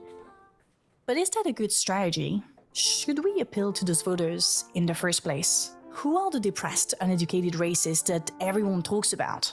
Are they really depressed? Are they really uneducated? And are they really racist? So we're gonna take each word separately. Let's start with depressed. We often hear that people living outside city centers, in rural areas, are the losers of globalization. They've been left behind and are now frustrated. Well, that's a very biased view of rurality, one that projects the belief of urban people onto rural people. Urban people tend to believe that their lifestyle is the best and that everyone craves it. On the contrary, many rural people don't understand why someone would pay an extortionate amount of money to live in a box in a crowded city. A lot of people in the countryside actually enjoy living there all year round. They have a special connection to nature, plenty of space, and a strong sense of community. I love that it overlays the background, but not us. That's great. Very cool. Huh? It overlays the background, but we're pushed to the side. It's what we want. Is it? Nope. Well, I mean, that's the thing is the only reason, because the chats don't show up for me, so that's the only reason why I use the overlay for chat. Yeah. If you're just reading chats and putting the ones you're reading on screen, it's fine. Yeah, okay. Community because of how stable everything is. Now, don't get me wrong, some rural areas are struggling because younger generations are leaving, which causes a lot of worry. But that is not the situation everywhere. And even in challenging situations with public services disappearing, schools closing, etc., rural people take pride in figuring things out with the help of locals. Sociologists explain that resilience, personal responsibility, and small solidarities are very strong in rural areas. The assumption that the red and black parts on the election maps are full of depressed people who feel left behind and angry isn't entirely accurate. Now let's move on to the next word, uneducated. We often hear that the left has lost the working class vote, implying that the rise of the far right is the result of votes shifting from the left to the right. This has happened to some degree, such as in formal industrial areas like the coal mines, but it's not the whole picture. In fact, I would argue that it's not even the main driver. Looking at recent elections in France, and similar trends appear in other globalized countries, sociologist Vincent Tiberge observed two things. First, there's a sense of resignation among two groups, the working class and young people. Second, there's an increased engagement from one specific group, older conservative voters. But what about design? To put it simply, working class people don't vote that much. But yeah, those who vote are shifting more and more towards the far right. This can be explained by two reasons. Not really. The first one is that they put religion or identity over class. Trump, for example, largely won the white evangelical working class vote, but lost among other working class. Well, I mean, what background are we going with? Well, I can make it. I just uploaded some tests. The overlay, I think, is more important. I agree. I don't know. Do we have even something need that an overlay? have something that really highlights our logo. That'd be neat. Well, you know, that's. I also have that in the logo. Can section. we change? It's only at the top. That's lame. Okay, so Well, instead you of could having the put it in logo, overlay. yeah, instead of having the logo, why don't we put the overlay with the logo and have the logo at the bottom left-hand corner, like our thumbnails? Okay. One sec. Oh my goodness. Maybe. What's going on over there? Class groups, except white men. Harris won the other groups, but it is true that the Democrats aren't doing much to engage more voters. That's why the working class don't really vote. They don't feel represented by any party. The second reason why working class people went from the left to the right, and that's more from my personal experience talking with former communists, is because they really believe what the media says regarding migrants taking over their and their children's jobs. But anyway, all I wanted to say here is that the hyper-focus on the working class can prevent us from looking at the real threat here. The major boost for the far right comes from increased engagement among groups that used to vote for right-wing parties. These include conservative voters and an increased number of young men who previously leaned center-right. Neither group is necessarily working class. The young men may have attended college, and the boomers, even though they don't have a college degree, have accumulated some economic capital. Different social classes vote for the far right. Sociologist Benoît Coquart notes that imitation is powerful in rural areas where communities and hierarchies are stable. Influence can flow through family businesses, service provider interactions, or casual spaces like pubs or sports clubs. A decade ago, the imitation vote in these areas leaned right-wing. Now it's increasingly far-right. It was taboo just a few years ago to admit voting for the far-right. It was considered un-Republican and serious. Now it's more socially acceptable. So are people voting for the far-right because they're dumb or uneducated, as we often hear in liberal media? Well, no. The far-right has been normalized, sure, but that doesn't mean its supporters are brainless puppets with zero agency. From my personal experience, living, debating, and canvassing in the lab of the far-right for years, I can tell you that even when we debunk the far-right lies or expose the absurdity of their representative statements, most of the people we talk to still want to vote for the National Rally. A lot of people don't want to hear this, but that's the hard truth. You have to trust me on this. I've had up-close personal experience with this over more than a decade.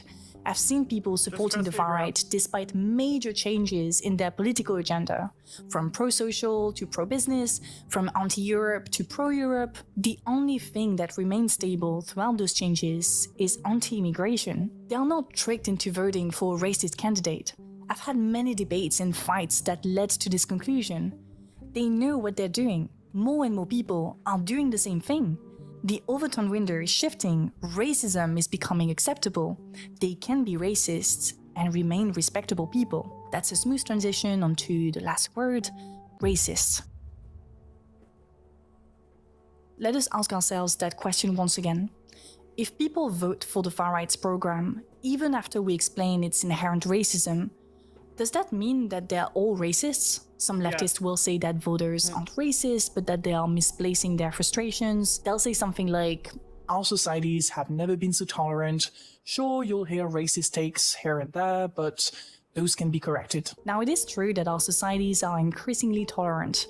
This is measured in surveys asking people their views on gay marriage, abortion, and other identity-related issues. Even the far-right has become more tolerant in its quest to appear more media-friendly. I made an entire video explaining how they try to appeal to gay men and women. I mean, the far-right is unquestionably hostile towards LGBTQ+ people, women's rights, and people of color, but they talk to them by adapting their us versus them framework to fit their fears. So they tell women and gay people that they will protect them by getting rid of archaic and dangerous migrants. They tell POC that they want to penalize the welfare queens and Islamists, not the hardworking, assimilated POC. Now, the fact that they have to do all that fake progressivism is proof that they're met with resistance. Sure, more and more people are embracing racist discourses, the resistance is not strong enough, and I'll explain why in a second.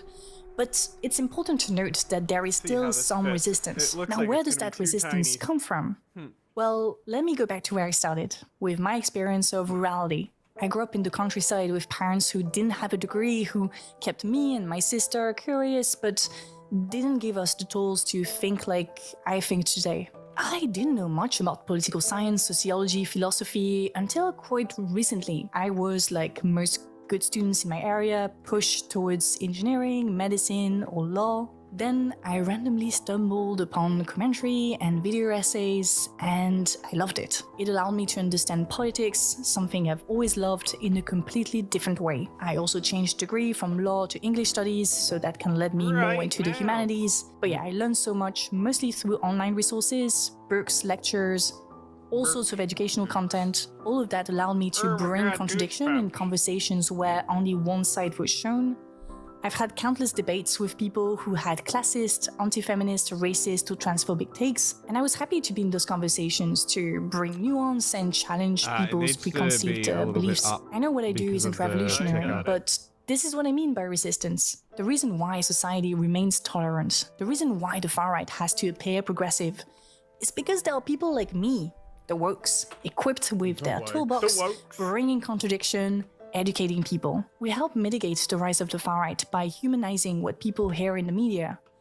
But we can't resist by ourselves. You know, after decades of neoliberalism, rural areas have been stripped of public services, unions, associations, Give me money. mainly places that typically encourage humanism and communality. We continue to resist at an interpersonal level, but gosh, it's hard. We have very little ways of connecting to each other.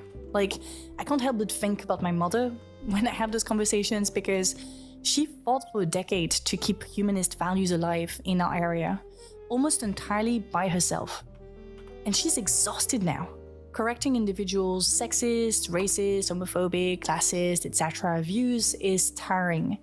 And it cannot properly work if there isn't any law, policy, or programs supporting those changes. So while our societies are generally becoming more tolerant, tolerance alone doesn't stop fascism. When people feel threatened, tolerance quickly evaporates. Far-right politicians prey on this. True. They basically say to their voters, hey, we won't be able to change your life for the better because that's just how things are, but you are resilient, you're hardworking, not like those welfare queens and snowflakes complaining all the time. In fact, you know what? We can promise you one thing.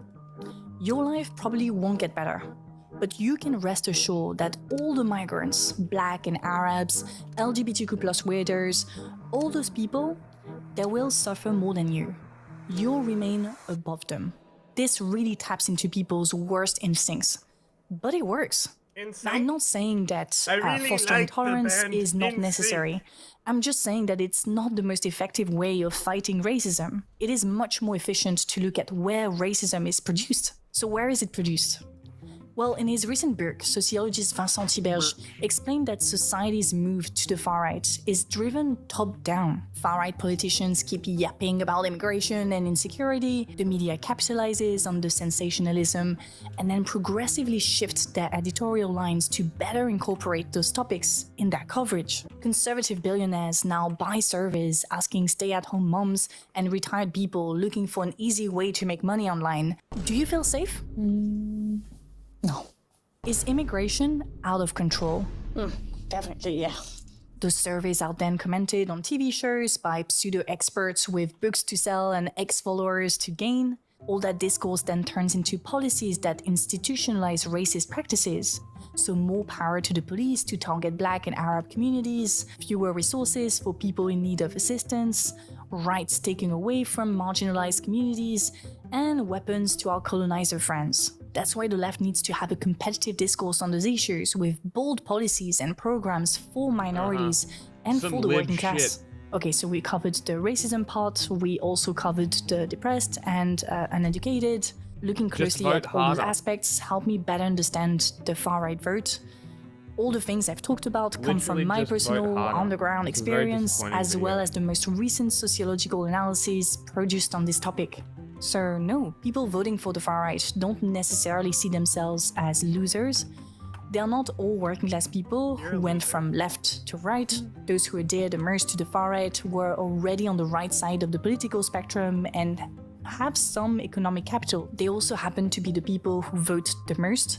So when we look at the scary election maps, that's who we see. As I said earlier, some leftists are getting scarily obsessed with those far-right voters. That leads them to tone down their discourse on racism and the police. They ask us to stop using words like intersectionality, feminism, or gender because it will scare away potential voters. Their strategy is very simple. Shut the woke's mouth up. That is such a depressing view of left-wing politics. When did woke become a weakness? I don't want to get too philosophical in this video, but the word woke has such an interesting history. One of the first known uses of woke in a social and political sense came in 1938 in a song by blues musician Eddie Ledbetter, better known as Lead Belly. The song, Scottsboro Boys, was about the wrongful convictions of 9 Black teenagers in Alabama. In it, Lead Belly urges people to stay woke as a warning to stay alert to racial injustices. Its use became more widespread during the civil rights movement and re-emerged prominently in the 2010s with the rise of Black Lives Matter, symbolizing awareness of systemic racism and social inequalities. It's only recently that woke became a bad thing. And that's because right-wing media decided it was a bad thing. So it really... I wonder how close she's going to get to the actual origins. I wonder if she's actually going to get I mean, these are the origins. These are even older than... Even older? I mean, she just said... Did you not listen to what she just said? I missed the last bit, no. I'll go back. The wrongful convictions of... okay. A weakness. I don't want to get too philosophical in this video, but the word woke has such an interesting history. One of the first known uses of woke in a social and political sense came in 1938 in a song by blues musician Eddie Ledbetter, better known as Lead Belly. The song, Scottsboro Boys, was about the wrongful convictions of 9 black teenagers in Alabama. In it, Lead Belly urges people to stay woke as a warning to stay alert to racial injustices. Its use became more widespread during the civil rights movement and re-emerged prominently in the 2010s with the rise of Black Lives Matter, symbolizing awareness of systemic racism and social inequalities. It's only recently that woke became a bad thing. And that's because right-wing media decided it was a bad thing. So it really pains me when I see left-wing people use it the same way the right does. It's a form of surrender. It validates the right's criticism. The same applies to feminism, anti-racism, or the fight for LGBTQ+ rights. These terms carry so much history and meaning, but we should stop using them because we don't want to scare people away. That's not what the left does. We don't surrender to right-wing discourse. We stay strong when the establishment tries to divide us. Our job isn't to be media-friendly. Our job is to shift paradigms. Have we forgotten the historical role of the left? Our mission as leftists is to politicize people through education or entertainment. Historically, the left has empowered the working class with the knowledge and structures they need to resist bosses. From the 1960s, feminist, LGBTQ+ activist, and anti-racism movement politicized the personal. They democratized concepts like sexism, racism, and homophobia so that people could politicize their personal experiences of discrimination and organize to fight for a better society. The left empowered people who did not vote to finally play a role in society. Still today, the feminist movement, anti-racism movement, and LGBTQ+ movement bring millions of votes to the left, but now we are told we shouldn't talk about those issues because we scare potential voters away.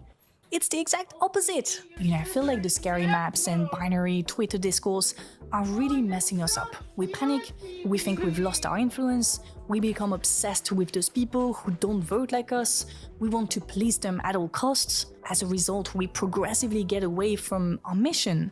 We indulge in petty criticism against the wokes, and our opponents love to see that. So let's stick to the mission, which is to politicize through education in the form of activism, infographics, books, essays, video essays, commentary videos, music, films, sports, etc. These materials are especially helpful for people resisting in far-right territories. They've been super helpful to me, a rural science girl turned left-wing influencer. So yeah, this was in defense of wokeism.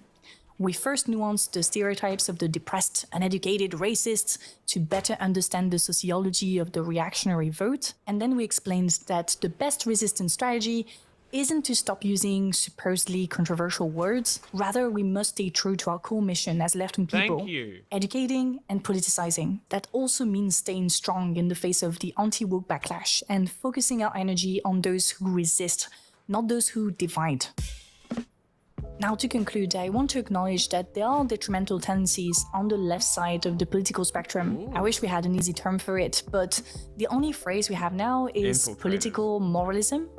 That phrase is found in Wendy Brown's essay Moralism as Anti-Politics. More recently, Adrienne Mary Brown also published Loving Corrections. Both connect in the sense that they differentiate between morality and moralism.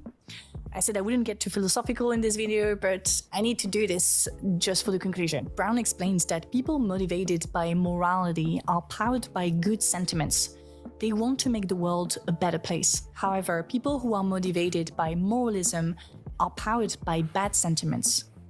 In Moralism as Anti-Politics, she says, quote, "It is when the telos of the good vanishes, but the yearning for it remains, that morality appears to devolve into moralism in politics. It is at this point that one finds moralizers standing against much, but for very little, adopting a voice of moral judgment in the absence of a full-fledged moral apparatus and vision." End quote. Basically what she says is that when there is no political vision, no agenda, no bold measures, then we turn to moralizing, meaning policing individuals. She views political moralism as a symptom of a lack of political vision. In other words, if we think that we can't change the system, I agree with we're more likely to resort to policing individuals. This is actually another feature of what right-wing media and a certain amount of left-wing people called wokeism. It's you know, just the a Karen virtue thing. signaling, the performative activism, etc. I don't personally use the term woke.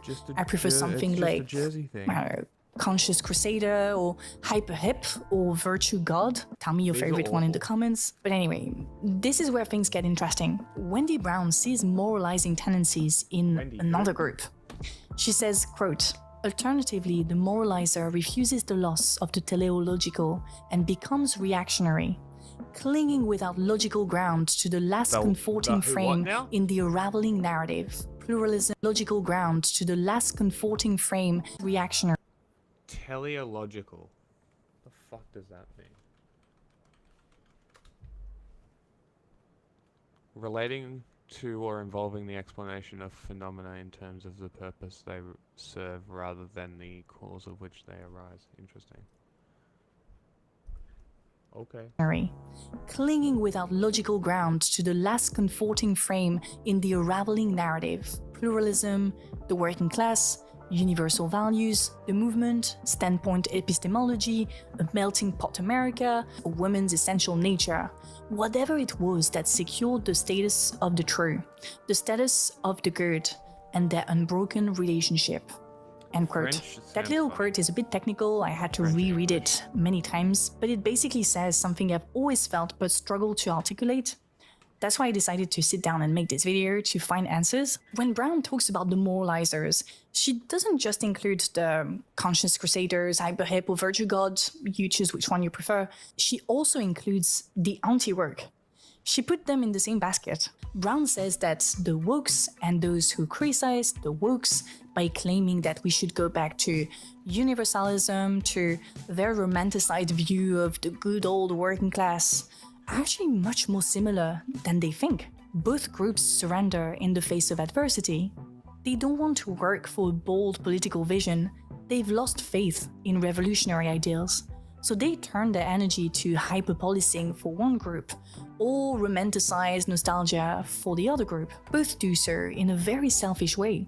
It doesn't come from a place of goodness, it comes from a place of frustration and bitterness. It doesn't help us get closer to our political vision. It actually divides us. I mean, it's okay to... Yes, this is why the answer to anything that they say is shut the fuck up.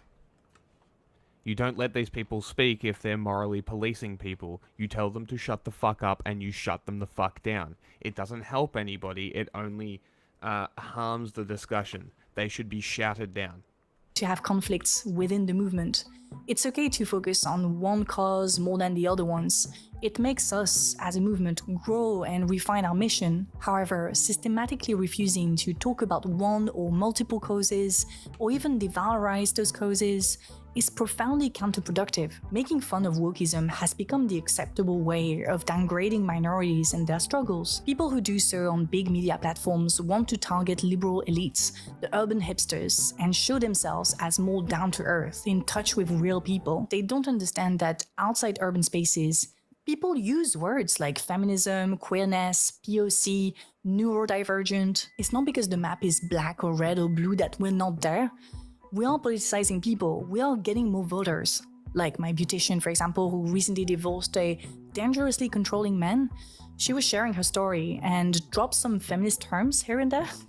I was not expecting this. In 2 years, she'll be campaigning for the left. Trust me, I'm working on it. But yeah, we've seen countless political commentators starting to criticize wokeism, hoping to reach people beyond urban circles, but it doesn't work. The only thing they get is sympathy from those who already don't like wokeism because they don't like social justice. It's good for business, true. Being anti-woke brings a lot of views, etc. But it's not good for the left. That's it for today. Thank you so much for watching. Before I end this video, I would like to thank my Patreons for their support.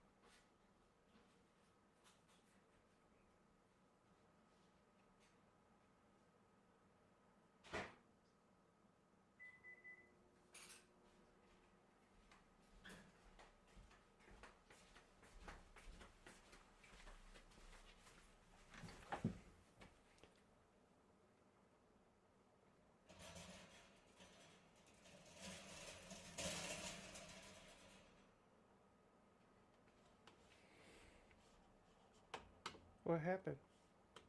You don't like Beethoven. I'm just ranting into a muted microphone. Blair White did a video praising Donald Trump's trans policies. That's just rage bait.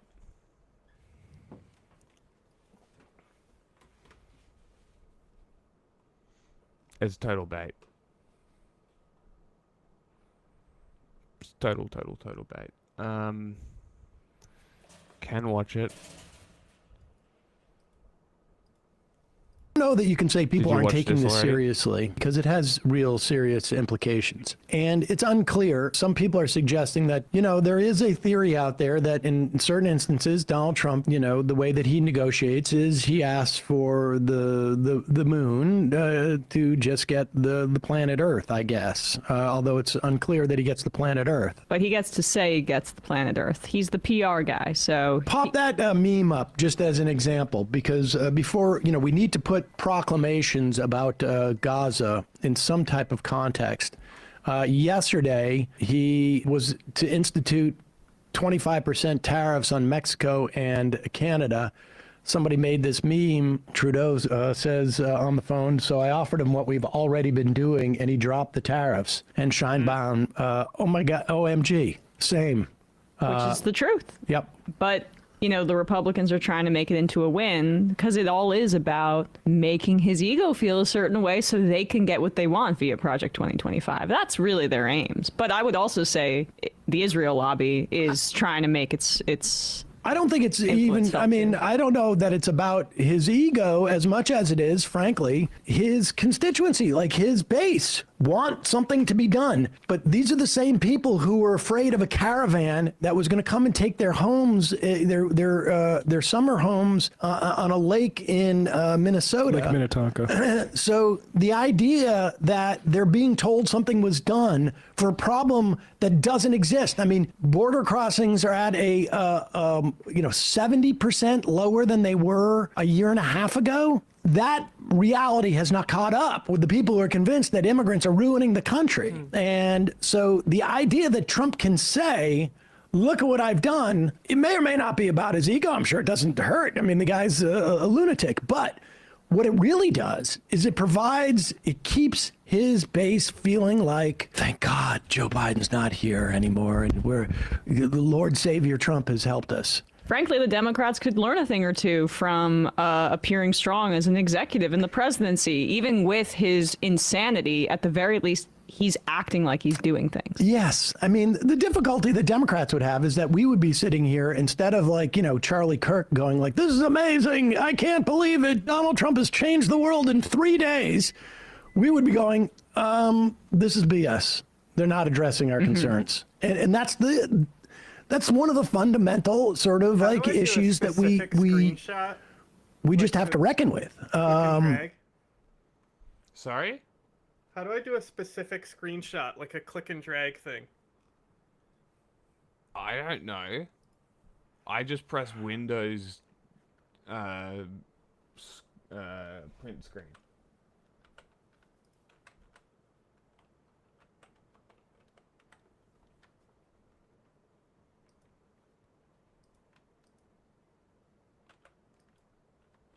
What do you press? Windows print screen.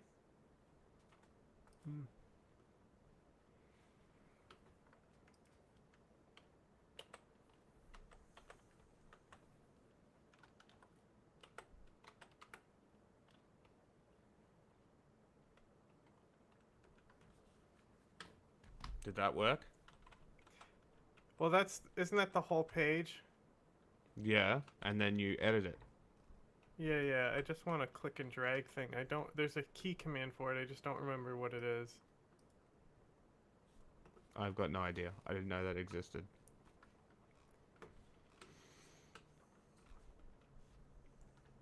Exactly. Just different people. With that said, Donald Trump was meeting with war criminal Bibi Netanyahu in Washington, D.C. I'm sorry, accused war criminal by the ICC, Bibi Netanyahu, but also probably war criminal. Can we just do the freeze frame for a sec to look at this guy's grin? I mean... Taking shit. Just... Cat ate the canary. Got everything he wanted out of this situation. Yep. And it's weird that Democrats seem more mad at Dearborn voters than that guy sometimes, but I don't know. I mean, let's play this. Here's Trump on alongside the Israeli war criminal Benjamin Netanyahu. Peter? Would Palestinians have the right to return to Gaza if they left while the rebuilding was happening? It would be my hope that we could do something really nice, really good, where they wouldn't want to return. Why would they want to return? The place has been hell. It's been one of the meanest. I'm sorry, just pause it for a sec. That place has been hell, and then you see him smiling. Netanyahu is smiling. Who made it hell? Mission accomplished. Who made it hell?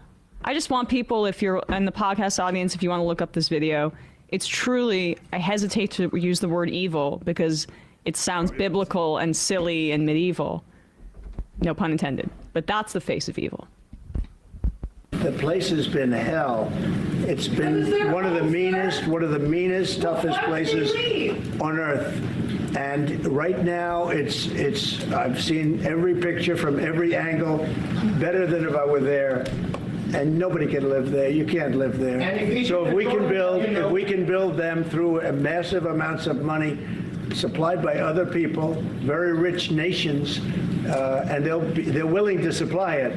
If we can build something for them in one of the countries, and it could be Jordan, and it could be Egypt, it could be other countries, and you could build 4 or 5 or 6 areas. It doesn't have to be one area, but you take certain areas and you build really good quality housing, like a beautiful town, like someplace where they can live and not die.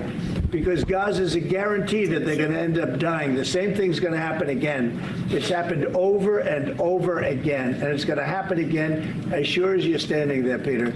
So I hope that we could do something where they wouldn't want. Why do parents not press the close button on their phone? I don't understand. Like, touch screen means if phone is open, things get pressed. I don't think I ever close my phone. This button closes the phone. I don't think I ever use that button. I just put the phone down. I don't know. Do you put it in your pocket open and pocket dial people because you leave the phone open in your pocket? I don't know. And then you can't receive calls because it's open and it won't call? It's fucking ridiculous. Want to go back? Who would want to go back? They've experienced nothing but death and destruction. It's amazing to hear it all in the passive voice. As the actor is sitting right next to him. You almost want him to go like, nothing but death and destruction. Am I right? Am I right? Like, hey, right? Throw the elbow over there. When he says Peter, this guy over here. You know who's asking that question? Peter Doocy. Peter Doocy of Fox News. That's an indictment, frankly, on the rest of the press, that the Fox News reporter is asking that question, the most pertinent question there. And there was a part after where someone shouted out, "It's their home. It's their home." So he's envisioning. But we could build something like. We're on Donald Trump's comments about fucking Gaza, and I don't know. It's a demolition site. Why don't they leave? Just leave, says a man who's never had any connection to any place ever because he's a rich cunt who's only ever lived in skyscrapers and fucking mansions. No wonder this fucking guy is so out of touch. Am I out of touch? Why don't they leave? No, the children are wrong. Yeah. It's just been demolished. Why? Who did it? Cunt. 5 celebrations that they have in Florida. You hear about we just put one in Jordan, one in Egypt. Right. And then, what are we going to do with that empty land? Well... We're talking about the right of return to Gaza now, after the right of return was basically dismissed, meaning people expelled in 48 should be able to return to their homes. Everyone said that's just a fantasy. Why even talk about it? The vast majority of people living in Gaza are there because it ended up being a refugee camp from people having to leave their homes in Jerusalem or in parts of the Negev or all throughout what was Palestine at that time.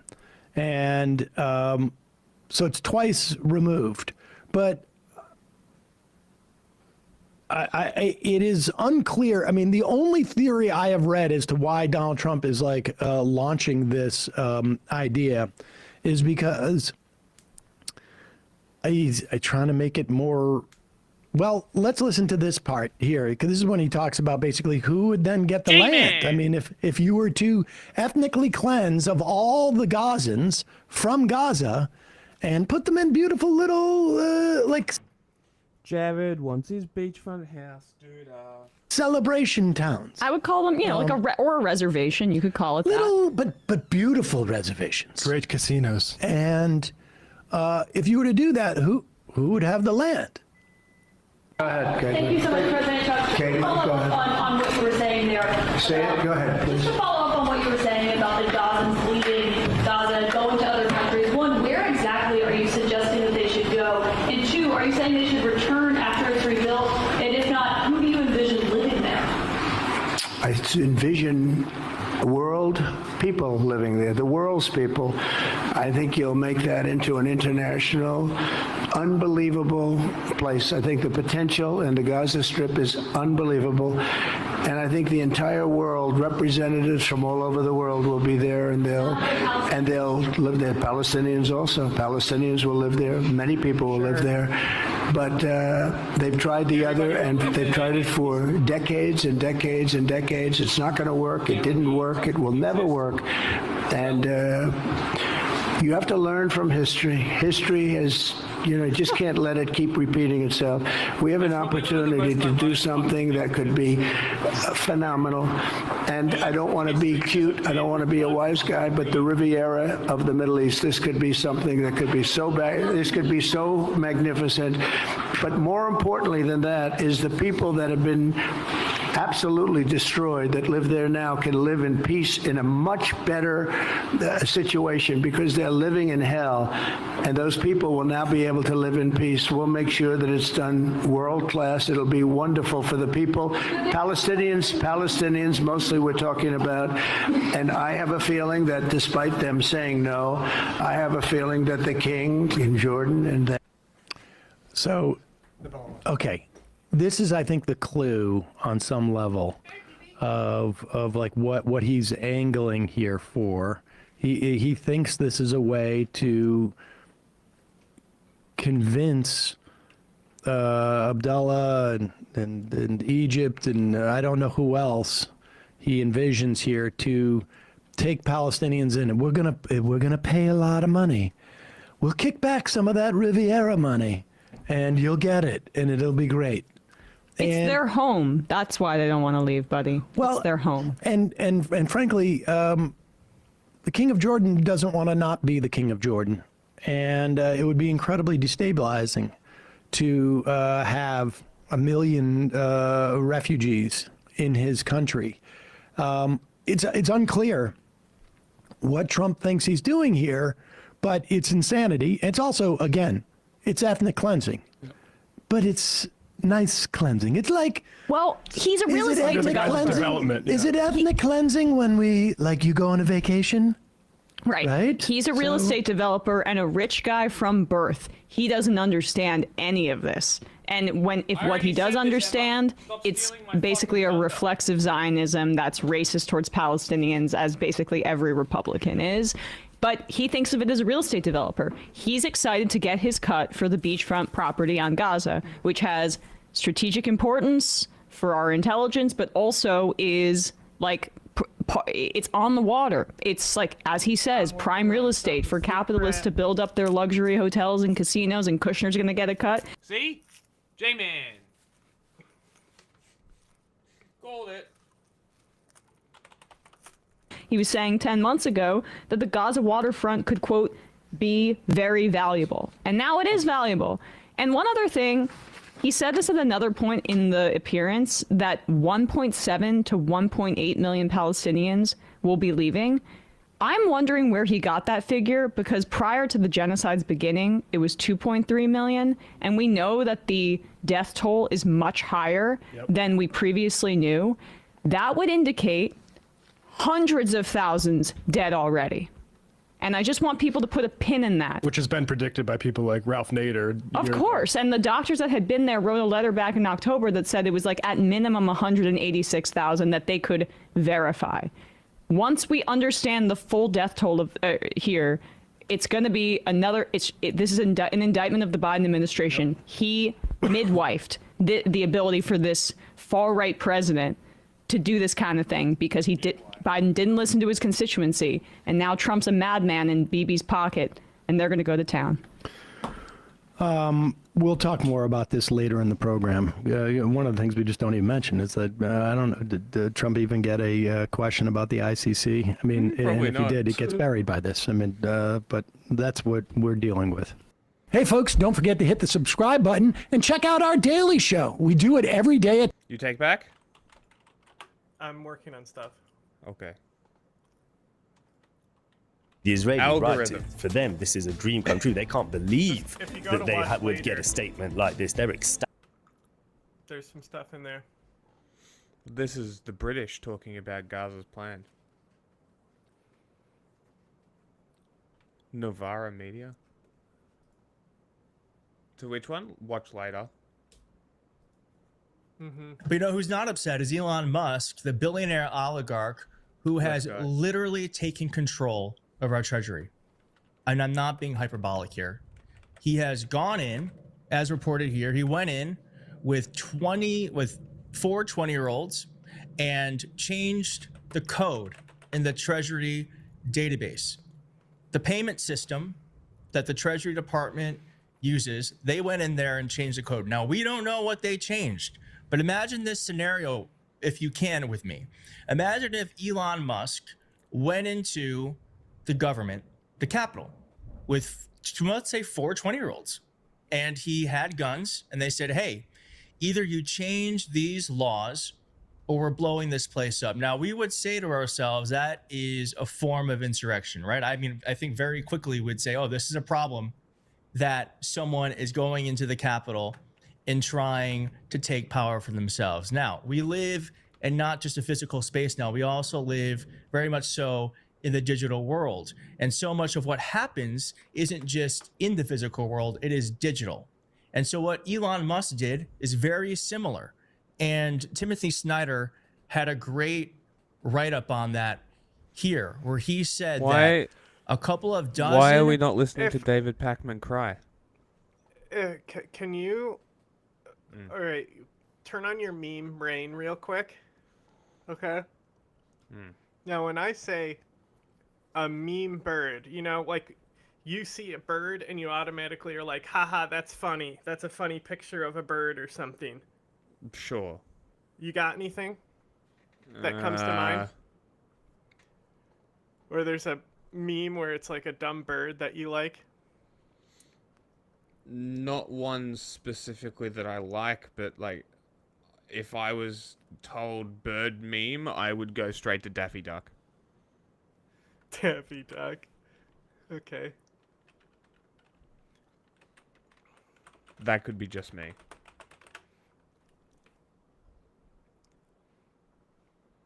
Let's see how many memes I have of a bird. Like, what about Daffy Duck? What about this? Just send me if you got a picture of a bird that I can look up or something. It happens too quickly. Hold on. Let me see if I can do this. Ready?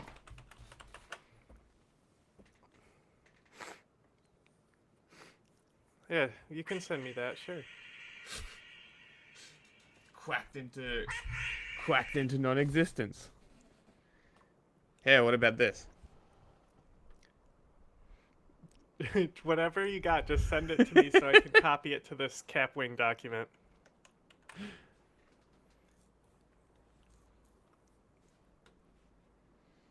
Birds are not a thing people really use, I don't think. I mean, I figured some weird Australian thing you'd have. I'm looking.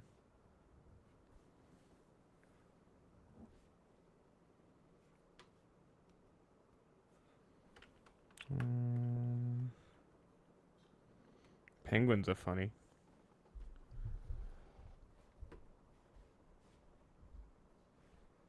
whatever you got. Just send so I can copy it.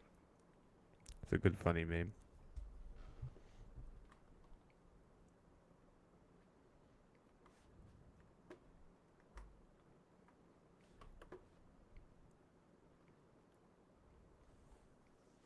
I'm gonna send them all to Pega, and then copy them because it's the only way I can keep track of them. She's gonna be like, "What the fuck?"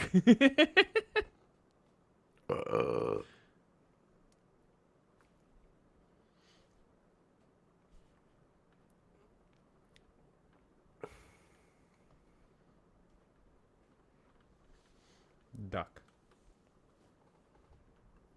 A couple dozen young men go from government office to government office dressed in civilian clothes and armed only with zip drive, using technical jargon. Like not, like obviously if I say what's an insult that starts with F, not fag, but maybe saying somebody's ugly, that's like maybe Australian slang.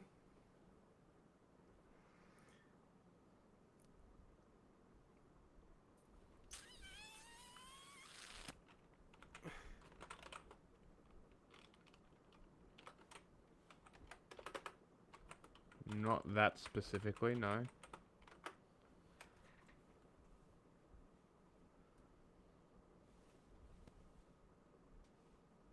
You got a fucked head.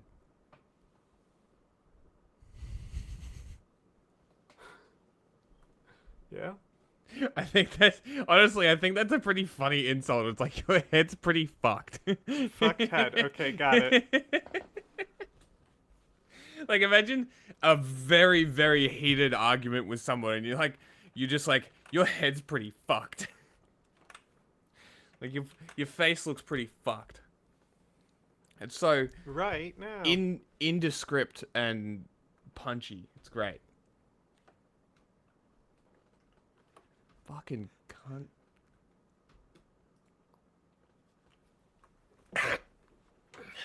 And vague references to orders from on high, they gain access to the computer systems of the federal government. Having done so, they proceed to grant their supreme leader access to information and power to start and stop all government payments. The difference between what I said and what was just said here is that this is actually happening. The coup is in fact happening. And if we do not recognize it for what it is, it could succeed. Let me say that again. There is a coup happening in our government. What? There's a coup happening, taking place right now. And we have Can you speak up? I didn't hear you. Very, very smart about that and pay attention to it, because the mainstream media is not going to talk about it in this very explicit way. They're not. And that is exactly what is taking place. And in gaining the ability to stop payments by the Department of the Treasury, Musk would also make democracy meaningless.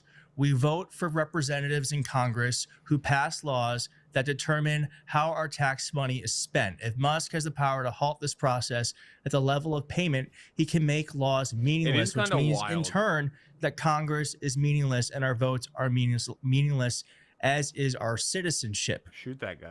Jessica Tarloff from Fox News actually had a great thought about this and the kind of hypocrisy about what's happening versus if Democrats were to be doing the same thing. Let's listen to what she had to say. Is that the best they've got? It's certainly part of the conversation that I think Democrats should be having. And I would love to be here the day that it was announced that George Soros had been given access to the Treasury payments, and he was going to be running a bureaucracy. We'll call it Jew Doge to make it George.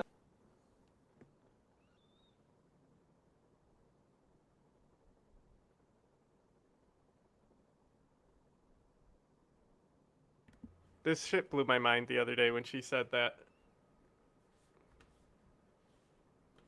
Wow. Pretty cool, huh? Wow. That is... Boy. That's awesome. What did you say about fucking ugly? What was it? Head's fucked. Fucked head? Yeah. Head's fucked up. You got a fucked head. Ugh. Soros applicable, and he was going to decide how many thousands of people we fire. He had a bunch of 19-year-olds that he really liked. Maybe they interned for him. Maybe they're just a Palantir kid. And he was going to bring them in, and he was going to change the way we run our government. He was going to move fast and break things like they do out in the Bay Area. But instead, your Social Security payments would be on the table. Your job would be on the table. This was their Your plan the whole Medicaid time. would be on the table. Why And is you Fox think News Democrats are the mad only they ones melting down. Is Senator Wicker a Democrat and I missed it? What did you call or him? Jerry Moran or even Marco Rubio when he used to have a moral compass, 2017. Foreign aid A isn't moral charity. compass? It's critical to our national security. If you're so concerned about making sure that we stay in Is front of this China, the which lib? would The love to Fox eat News our lib? lunch any way that they can, this kind of aid matters. That's what And Rubio if- just said. No, the program that he's talking about in 2017 is different than what is going on today. It absolutely is. It's not And what the- anyway, it's not the principle of what he's saying. The fundamental issue here is that we have three co-equal branches of government, and the executive doesn't care about Congress anymore. Congress appropriated this money. They say it was an EO. Originally it was, but in 1998 it was enshrined by Congress as a law. You need to go through the proper hurdles. And there are plenty of Democrats who've said, let me in the Doge caucus. They want to have conversations about things to cut. Maybe there are lima bean dancers in malaria and wherever that need to be eliminated. But you have, and just one more thing. They've blocked access to secure communications for hundreds of USAID employees who are currently in war zones. How can that be okay? That's pretty with you? cool. Okay. First of all, I mean, Damn. of course, they would freak out. I if didn't know George they did Soros that.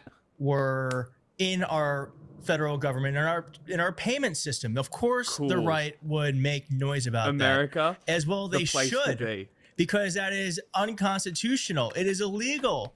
But I think the thing the right would be doing that we're not doing very well as Democrats is that we would be loud and organized. And I'm just not seeing that organization yet.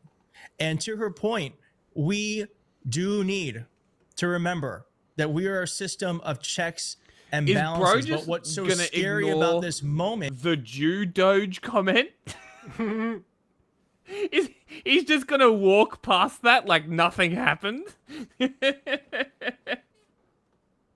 David Pakman actively chose to upload this to his channel. By the way.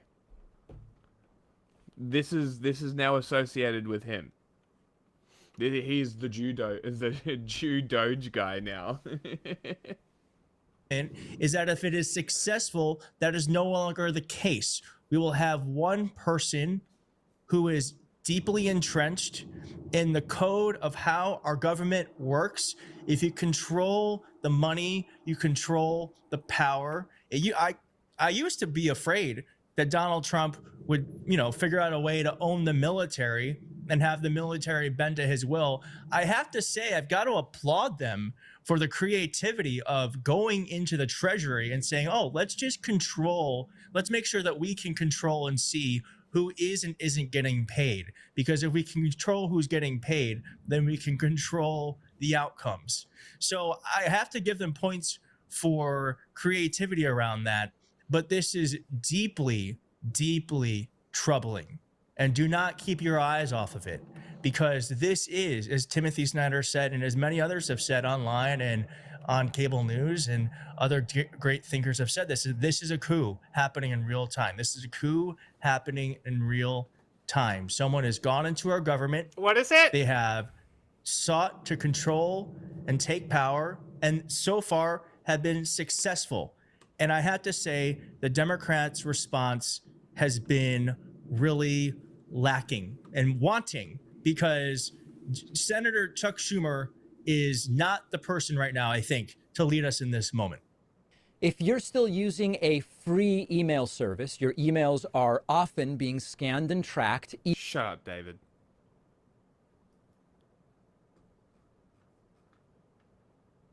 Where, what? You still doing thing? Yeah. That's history. I saved something to show you, but I don't know I don't remember what exactly it was. But I remember on stream I was like, oh my god, I gotta fucking show this to Jack.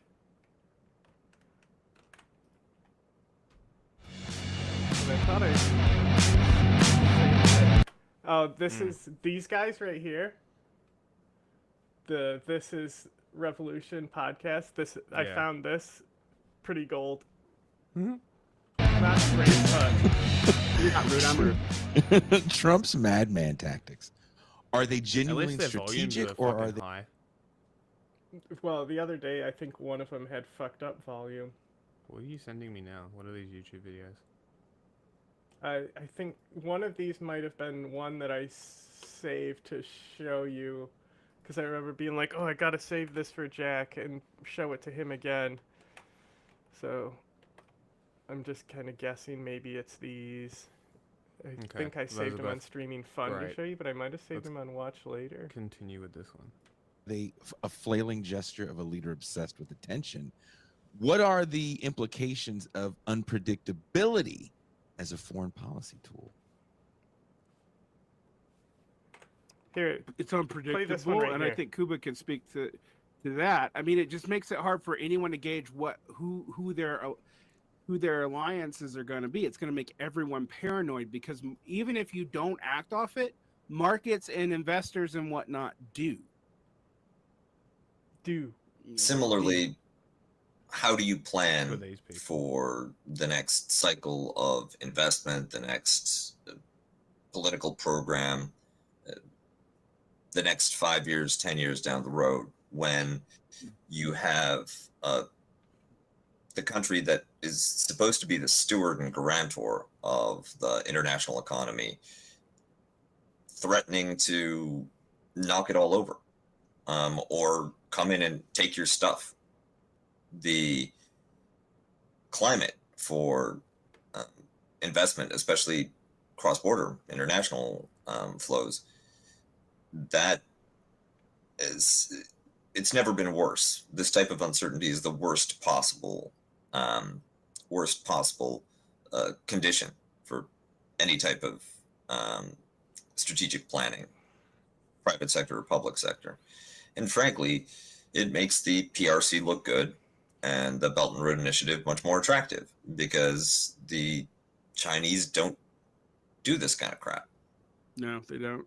Although we do have to deal with the fact that Belt and Road Initiative has been stalled since the Ukraine war, and there's 30% unemployment in China. But this could actually help undo a lot of that. Click the bottom link and put that on. 30% youth unemployment, not general unemployment. Let me be very specific on that. Yeah, let's check out these Game of the Year nominees.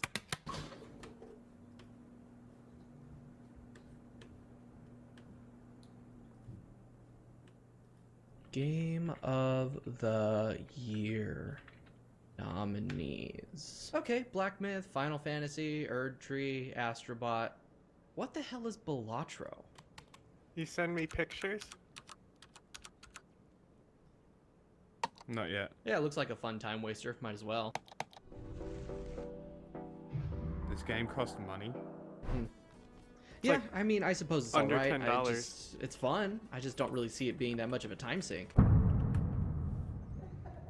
I can stop anytime I want.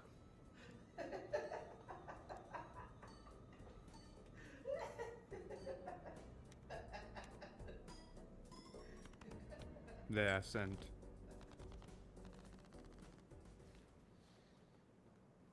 Don't play Balatro. Not because it's a bad game. It's a phenomenal game. But you shouldn't play it if you value the concepts of, say, free time or productivity. I can stop this game whenever actually I want. took me by surprise. I've heard like a thing or two about it through the year, passing mentions on the internet as a whole and all that. Never really thought much about it. I saw some screenshots and thought, well, it's a card game. I like card games well enough, but this one isn't really piquing my interest right now. Then the Game Awards nominees were announced, and I saw that Balatro was nominated for Game of the fucking Year. So at that point, I'm like, okay, this game's got something special. Generally, I don't really give a shit about the Game Awards. That's mostly because I hyper-focus on like 1 or 2 games for a 6-month period, and I don't really have time to play the types of games that get nominated for the Game Awards. In fact, Balatro is the only game on this year's nominee list that I've actually played. But I digress. Wow. Balatro is fantastic. I would argue it's one of those games that could be considered practically perfect. It may not be for everyone. No game should be. But it knows exactly what it wants to be, and it gives 110% to that concept. Everything is on point. The art style, the animations, the overall feel, the easy to learn, hard to master nature, the entirety of the gameplay, the progression, the frustration of fumbling a run, all of it. And I don't even have any criticisms beyond like game hard, but every single aspect ties together perfectly with no fluff or annoying bullshit or loose threads anywhere to be seen. To give a rundown on Balatro if you don't know what it is, it's a roguelite deck builder point 'em up that uses the visuals and themes from card games such as poker. I think just only poker. Make no mistake though, this is not a poker game. There's no betting, bluffing, or gambling or anything involved. In fact, I would say its core is more akin to something like Inscription. You build hands based on the standard poker scoring hands to score points. Each hand has an amount of chips it scores and a multiplier value that, well, it multiplies the chips. Each card also adds its value to the number of chips to be multiplied and scored. Overall, simple enough. Play good hands with valuable cards, and you win. To a point. Joker cards. They are plastered all over the promotional materials, trailers, everything else. These are the game changers. There are 150 different Joker variants to be found throughout the game. Every Joker has a unique ability ranging from adding some chips if a certain hand is played to like duplicating another Joker if you sell it after a couple rounds. Some are more useful than others. I find a lot of Joker cards coming through my runs that seem so incredibly niche that I may never use them. And with only 5 Joker slots, you have to pick and choose what power-ups you want. All of this is done mainly from the shop. In between rounds, you have an opportunity to spend money you've gained, whether that be through beating a round, having extra hands available to play, interest, or Joker abilities. I don't know. This is where the hard to master part comes through. Along with 150 different Jokers. I wouldn't. You're no fun. Astonishing? It's not very Australian though. That lend their powers to a vast number of potential builds. In the shop, you can also purchase planet cards that upgrade a hand type of your choice to give more chips and molt, tarot cards that can do a whole range of stuff, which we'll talk about later, sets of regular cards that can be added to your deck, spectral cards that are like a more powerful set of tarot cards, again we'll discuss that later, and vouchers that give you passive upgrades for the run. What I really appreciate about how the money in the shop work is that the values aren't bloated. You start with $4, and odds are by the end of the first ante, you'll have gained a gross of only about 15 to 20, depending on how you play your cards. With such low values of money gained, every dollar actually feels worth something. The funny number going up feels like an accomplishment. And with individual cards and packs being worth a significant portion of a round's winnings, there's some real money management that needs to take place. It always sucks in games when currency reaches a point of like insanely high numbers that in order to keep this hypothetical game balanced, it has introduced artificial inflation. Like when you start a game spending $20 on an item and then by the end of the game you're spending $2,000 for the same item because you were able to gain so much and the game had to compensate for that so it doesn't get too easy. It makes it feel less worth it. This doesn't happen in Balatro. I think the highest amount of money I had was like 150, 110, somewhere around that range in like one run, but it didn't matter because I spent it all on rerolls to upgrade a Joker. Playing cards that can be acquired from the shop have a pretty high chance of having an enhancement of some sort. These come in 2 forms that I know of.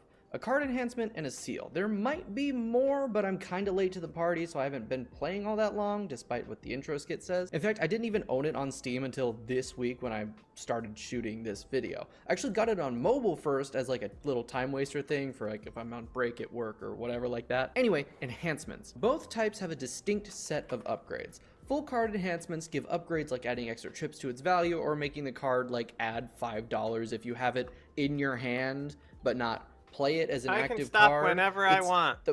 They get weird. Seals give other bonuses, like giving you a tarot card when you discard the card it's on. I feel like I'm saying card a lot, but there's really no other words I can use. Or a seal bonus can re-trigger a card, letting its chips or other powers or whatever go again to get re-added to your total score. Cards can only have 1 enhancement and 1 seal, but they can have 1 of each at the same time. Trying to add a new enhancement or a new seal will just replace the original one that was on the card. Tarot and Spectral cards are one-use consumable upgrades that have a wide range of abilities. Tarots can do stuff like doubling the money you have, destroying cards you don't want in your deck, or like changing the suit of if you selected cards, or enhancing a chosen card. Among the abilities of Spectral cards are to be able to sacrifice a random card to give a few enhanced cards in one move, to create a random joker of varying quality, add some high potency enhancements to a card, or add a seal to a chosen card. Keep in mind these are only a few examples. I don't want to get super in depth on the specifics because discovery is half the fun. All these different cards, abilities,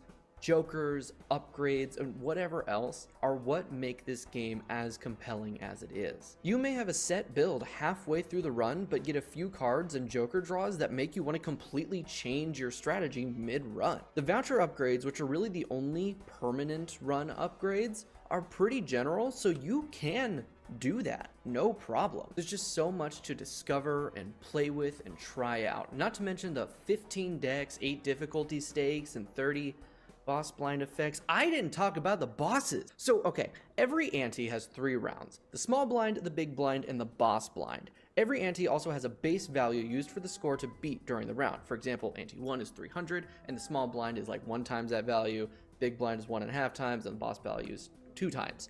Typically. The boss blind also has some randomly selected ability to screw the player over. Some won't be that terrible, like the psychic, which just requires you to play 5 cards each hand or they won't be scored. And some are evil. Just evil, like the plant.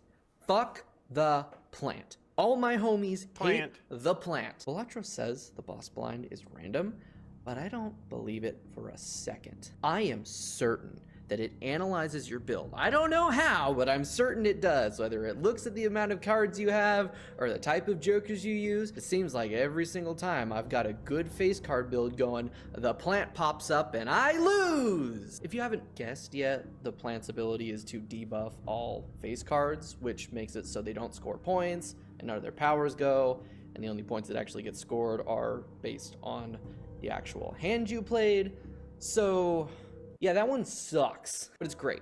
It shakes up the gameplay every couple of rounds to really test your build or just destroy you. And by nature of a roguelite that leans heavily into RNG, that's just gonna happen sometimes. If it were any other game, I might get annoyed at how much RNG plays a part in it, but it's centered around the concept of poker, and poker is very heavily an RNG-based game. Yes, I know you can get good at poker, but there's a limit, okay? You could be the best poker player in the world, and there is still a possibility, albeit very small, that you just never get dealt a good hand ever again.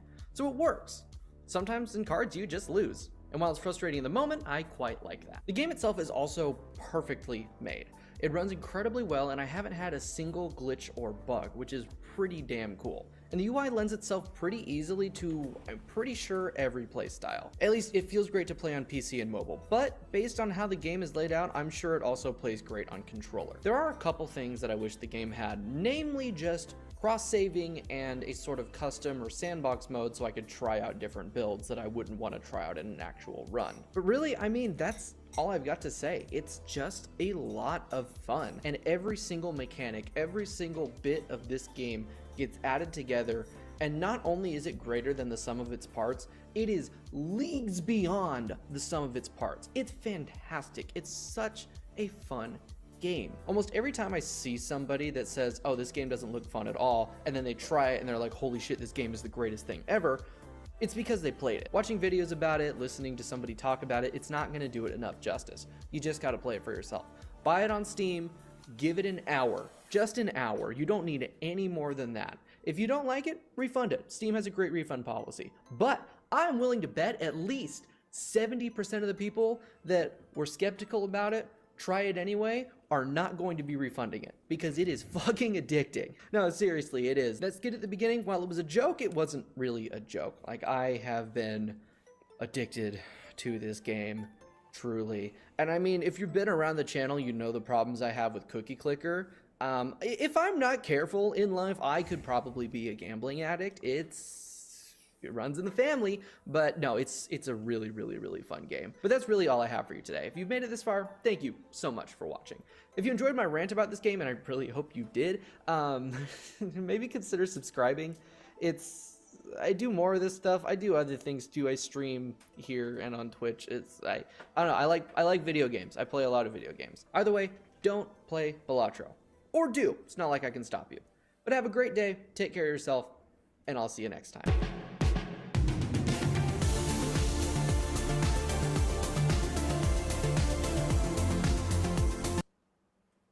I came into New Zealand Parliament 15 years ago, more than 15 years ago. I was the 99th woman. Was it this one? To have ever I'm not sure. been in Parliament. The 99th. Not many when you think about our history of democracy and that we were the first country in the world where women had the right to vote. I'm also just on the phone. And yet when I might have been left, that Jew one that 50% we of our just Parliament looked were at. women. Things Maybe. can change very, very quickly. Now, I'm not saying that the I leadership love style that this I have clear was brain you know, rot. all me as a leader, that I was perfect. Look at the border he made for But it. I hope people can Yeah, it's the exact type of person you would expect. see in this story that I was human, and that actually traits of kindness and empathy are also successful traits in leadership and politics. Kia ora everyone. I owe you a bit of an update. You might remember a little while ago, I said that after being initially quite reluctant, I decided to write a book, and it is finally done. It will be out on shelves on the 3rd of June. But DEI Oh, narcissist. I can't imagine anything I'd want to read less. I shared it recently with someone, the manuscript, and they sent me a note back saying that they found it surprising. And I guess that's because I've written about things. that I haven't Vodafone's shared hold music is before. awful. But I've also tried to share how it feels to lead, especially if you're surprised to find yourself in leadership. And for anyone who has ever doubted themselves, I really hope there's something in it for them as well. And I'm really looking forward to sharing it with you all and to hearing what you think. But I hope that people also see that kindness, empathy, What's funny you know, is before different leadership COVID, traits. Like, women in leadership was insane, right? And because they were all incumbents, right? Now all were replaced by men. You know, even in Taiwan. Did the incumbent win in Taiwan?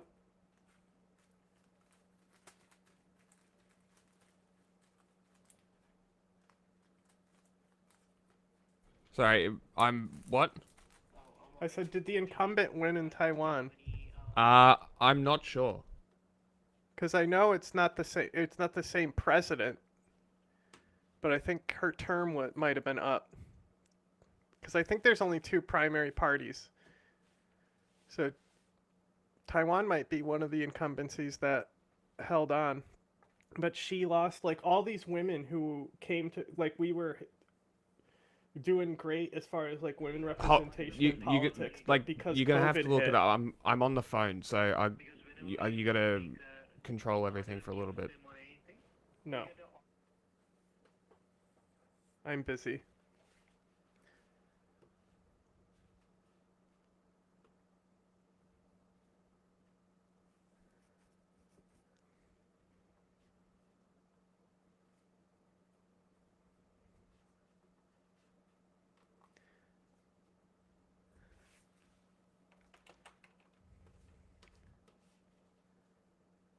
I'm busy.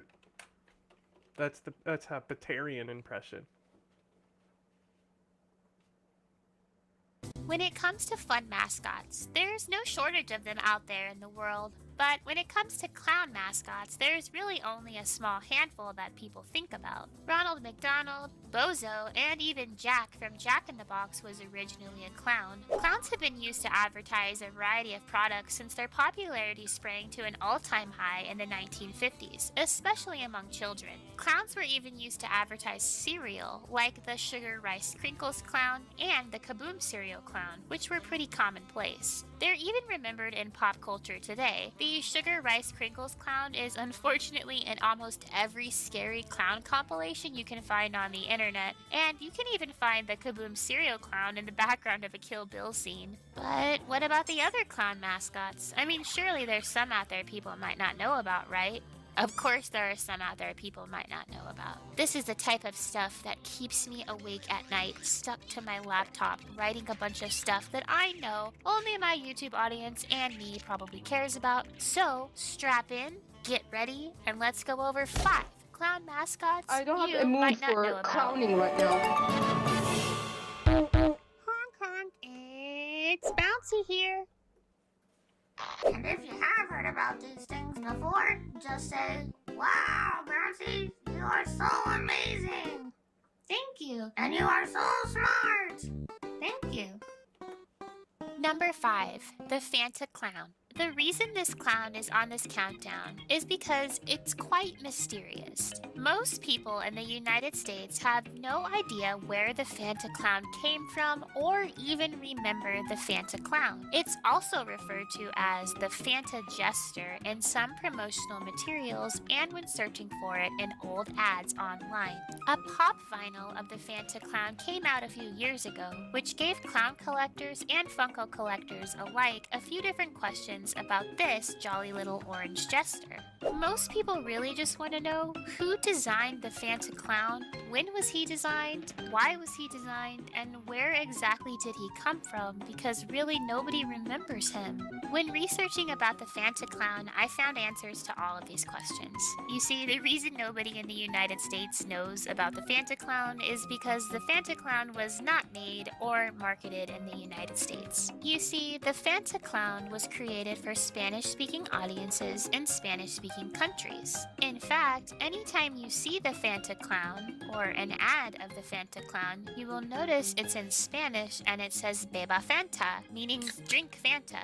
And the slogan is usually Da gusto tener sed, which means it's good to be thirsty. Also, sorry if I butchered any of that. I do not speak very good Spanish. I do try my best though. Anyways, once I was able to track down the Fanta Jester in Spanish, I was able to find the Spanish commercials that were produced in the 60s when the Fanta Jester was first created. All of these commercials were credited to the same animation studio, Estudios Moro, or Moro Studios. This animation studio was ran by 2 brothers, Jose Luis Moro and Santiago Moro. They are considered to be the Spanish Walt and Roy Disney, and upon further inspection, Jose Luis's art fits the Fanta Clown style quite perfectly. So you see, a Spanish animation studio animated this fun little clown for Fanta, and it's a piece of Spanish animation history. And I really hope I can get the point across how genuinely talented Jose Luis Moro was. The Fanta Clown being linked to him in any way is so amazing because he was such a talented artist, and I think it really does show with the Fanta Clown. The Fanta Clown is a very simple design. It's an orange and he has a little green outfit,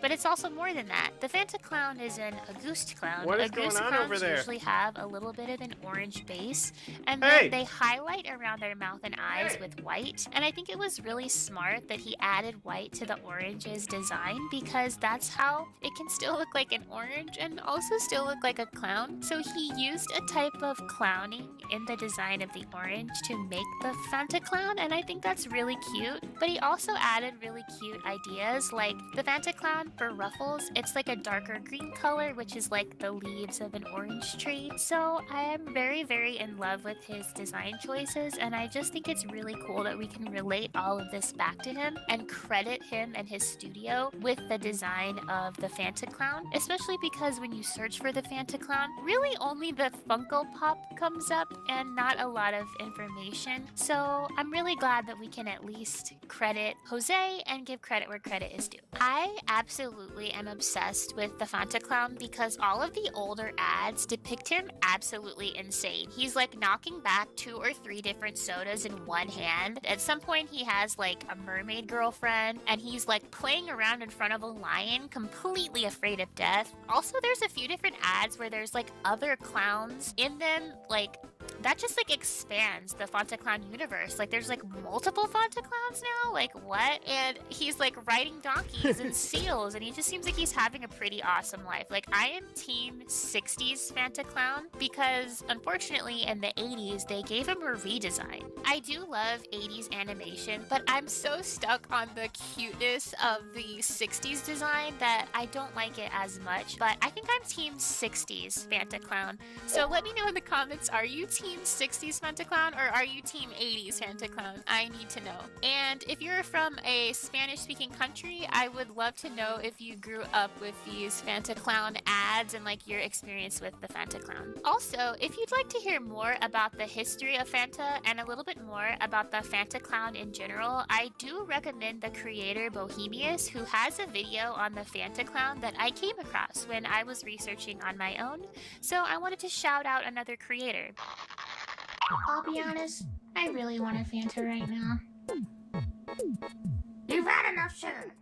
Number 4, Alfundo the Clown. Alfundo the Clown might be familiar to you if you are from Allentown, Pennsylvania, or you have ever visited Dorney Park. Alfundo, whose name stands for Allentown Has Fun at Dorney, is the clown mascot of Dorney Park. Alfundo's design is based on a 3-dimensional sign that stood above the former coaster station. This sign was of a clown juggling and had stars on his cheeks, a top hat, and a red mouth, and ears with red accents. This went on to be the mascot for Dorney Park from the 60s through the 90s, appearing on merchandise and as a park character. Unfortunately, in 1989, the sign itself was starting to wear away, and when the new owner went about trying to remove it to somewhere safer, it quite literally fell apart. In 2014, on the 130th anniversary of the park, a commemorative sign of the Alfundo sign was placed at the original location that it used to hang at.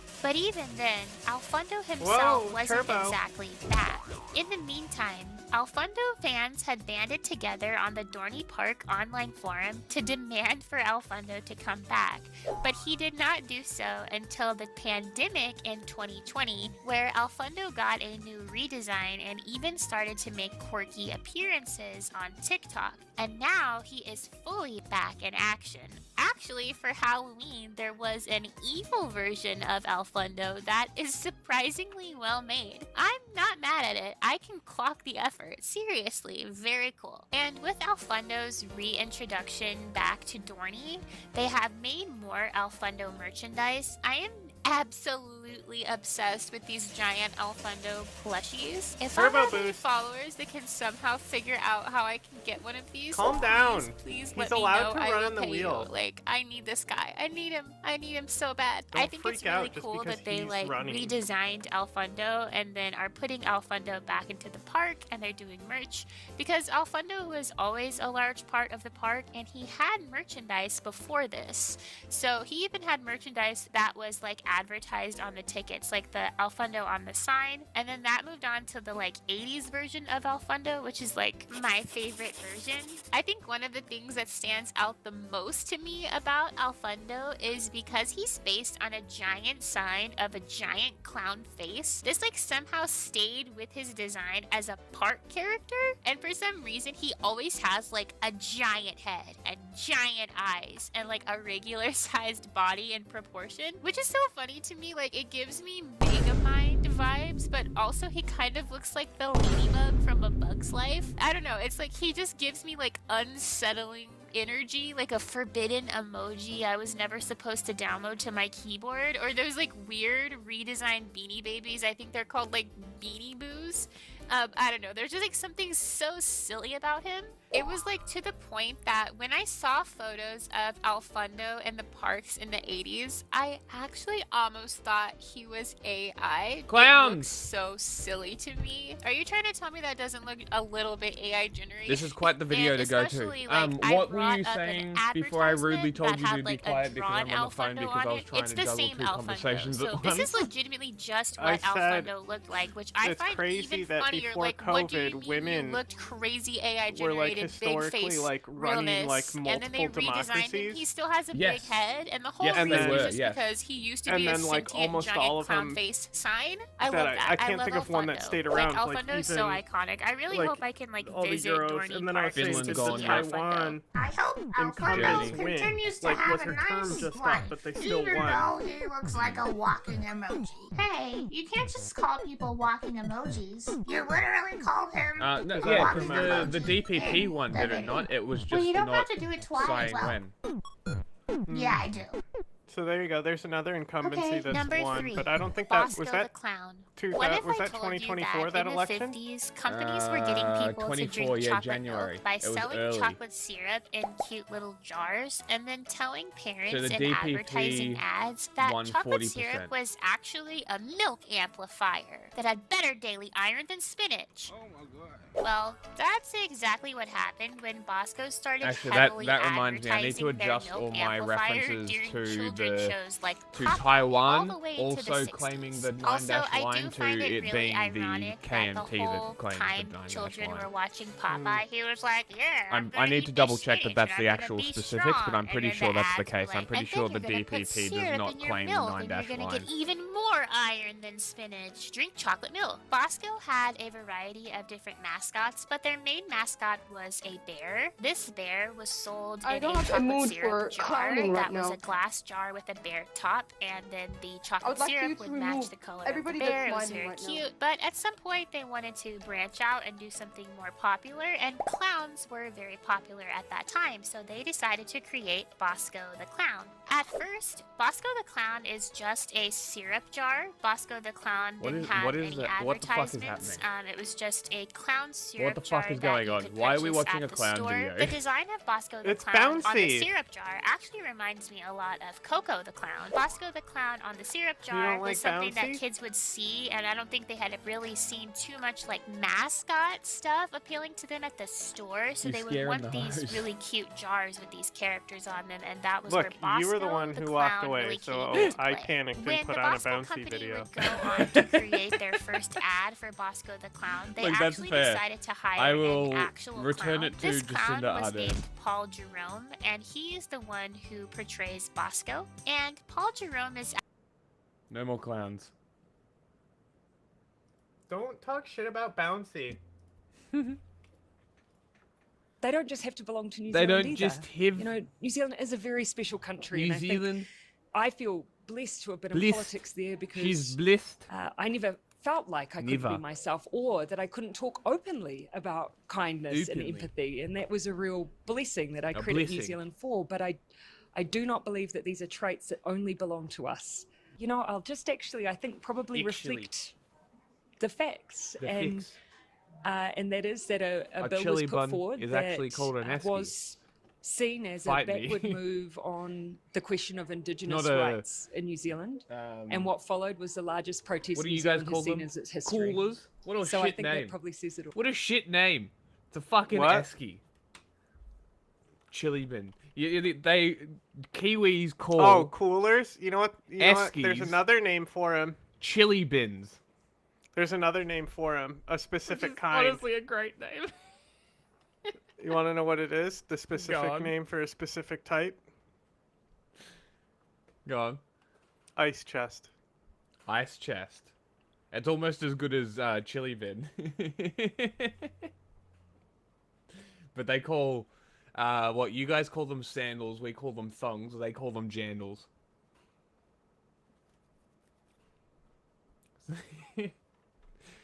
English doesn't matter. Takes a whiff. And he's gone.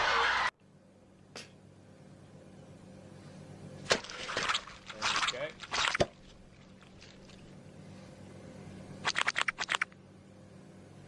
Okay. Ozempic and That the was weird. That guy Oh, might. no. That guy had serial killer vibes. Working there anymore because like they fired Candace Owens because she turned out to be a I mean, and it was hard to be fair. The only thing that she had done before she was hired there was to praise Adolf Hitler on multiple occasions. She had said that the problem with Hitler was that he expanded his vision outside of Germany. The extraterritoriality. Maybe not. That's a lot of people say about Hitler. Too ambitious. That was the problem with Hitler. Just slightly too ambitious. And then they fired. Didn't they fire the sort of the Well, she wasn't bench- renewed. She wasn't renewed. Yeah. Okay. And her producer stepped into the chair. Oh, so they do. Cooper. So her producer, if she's still How there, about that? it would be the probably most prominent woman at Daily Wire.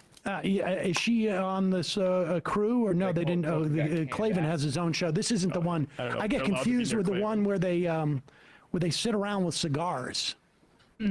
But here is Andrew Klavan.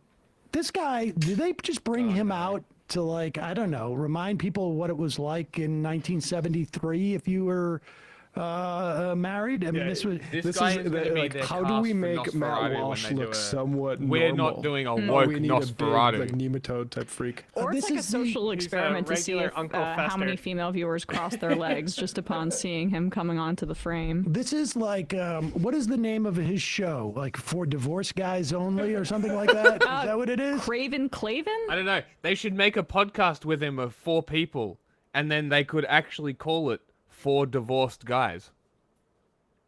That'd be a hit show. Or get sued by 5 guys, make it 5 people, and call it 5 gays. And the Andrew Klavan Show. Okay. All right. Well, here he is. And there's a poem that Rudyard Kipling put in the second Jungle Book called The Law of the Jungle. It's not one of his best poems, but it just opens with these 2 lines. This is the law of the jungle, as old and as true as the sky, and the wolf that shall keep it may prosper, but the wolf that shall break it must die. And then he goes into all the details of the law of the jungle. And it just describes the fact that there are certain things that may not be nice, that may not be fair, that may not even be good, but if you don't follow them, you die. And that's an important point in governance, okay? This video's so good, bro. You're gonna love this. Here's a sad story. This is the kind of thing that I should never say out loud, but I'm going to say it out loud. Oh, pause it. Yeah, what could this be? The best part is when they introduce this notion of, like, oh, here's the thing that's a guiding principle in my life, but it's really retrograde. And so I'm going to say it. And I know I probably shouldn't, but I'm such a truth teller that I'm going to. Here's a sad story. This is the kind of thing that I should never say out loud, but I'm going to say it out loud. A lot of the women who wind up in the hospital because they were beaten by their boyfriends or husbands threw the first punch. I don't have the exact figures, but it's a substantial number of women who got in a fight with their husbands and their boyfriends, and they threw a punch. The husband punched them back, and the woman is in the hospital. If you watch movies in which girls beat up men and win sword fights and things like that, you think, well, why would that be? But that's what happens. A woman punches a man, her hand breaks, and if he gets angry and he doesn't restrain himself, he's going to punch her back. That's the law of the jungle. Now, Her if you're hand a breaks person if like she me who punches? loves women and wants to have a wonderful life with What? a wonderful woman and respect her and never raise a hard hand against, I never raise my voice to my wife because I'm so enamored of her. You have to find that woman. You have to find a woman who doesn't need to be smacked around in order to behave in a civilized way, and that's the way you do it. You avoid the women who don't respect you. If a woman respects her... Hold on. He really moves quick on this. Now, first off, I've never dug into who throws the first punch. He doesn't have the statistics right in front of him. That's a weird. And so I don't That's a have weird those, proposition but to have without data to back it up. I'm curious as to how. Like, that's the kind of brain rot thing that I would have said 5 years ago. And have absolutely no justification or backing for it. The fact that he even admitted it and still said it just shows you how disingenuous these people really are. But also how little it actually matters whether they're factual or not to whether the people listening to them will believe them. It literally doesn't matter. They can tell them directly to their face, I'm lying to you. And they say nothing. They just accept it as fact. How that's determined. Who, like, how?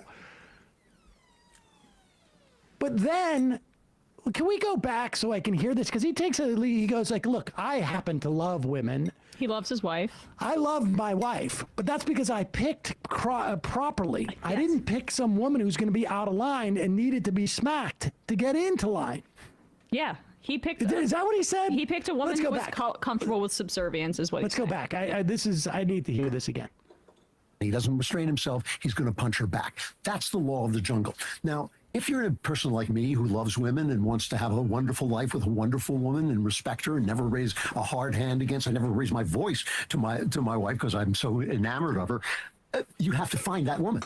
You have to find a woman who doesn't need to be smacked around in order to behave in a civilized way. And pause it. All right, so let me just understand. Okay. When we go.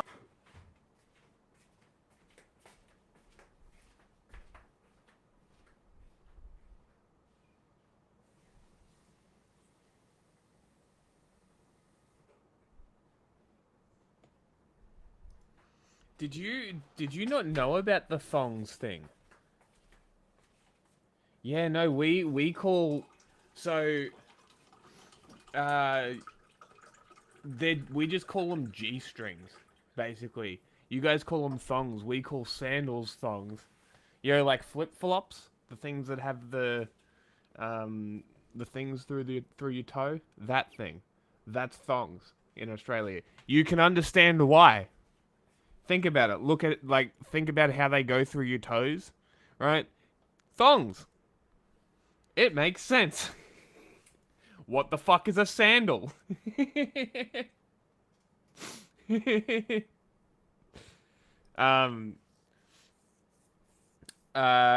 G-string, I'm not quite sure where the fuck that came from. That's probably also American. G-banger. What else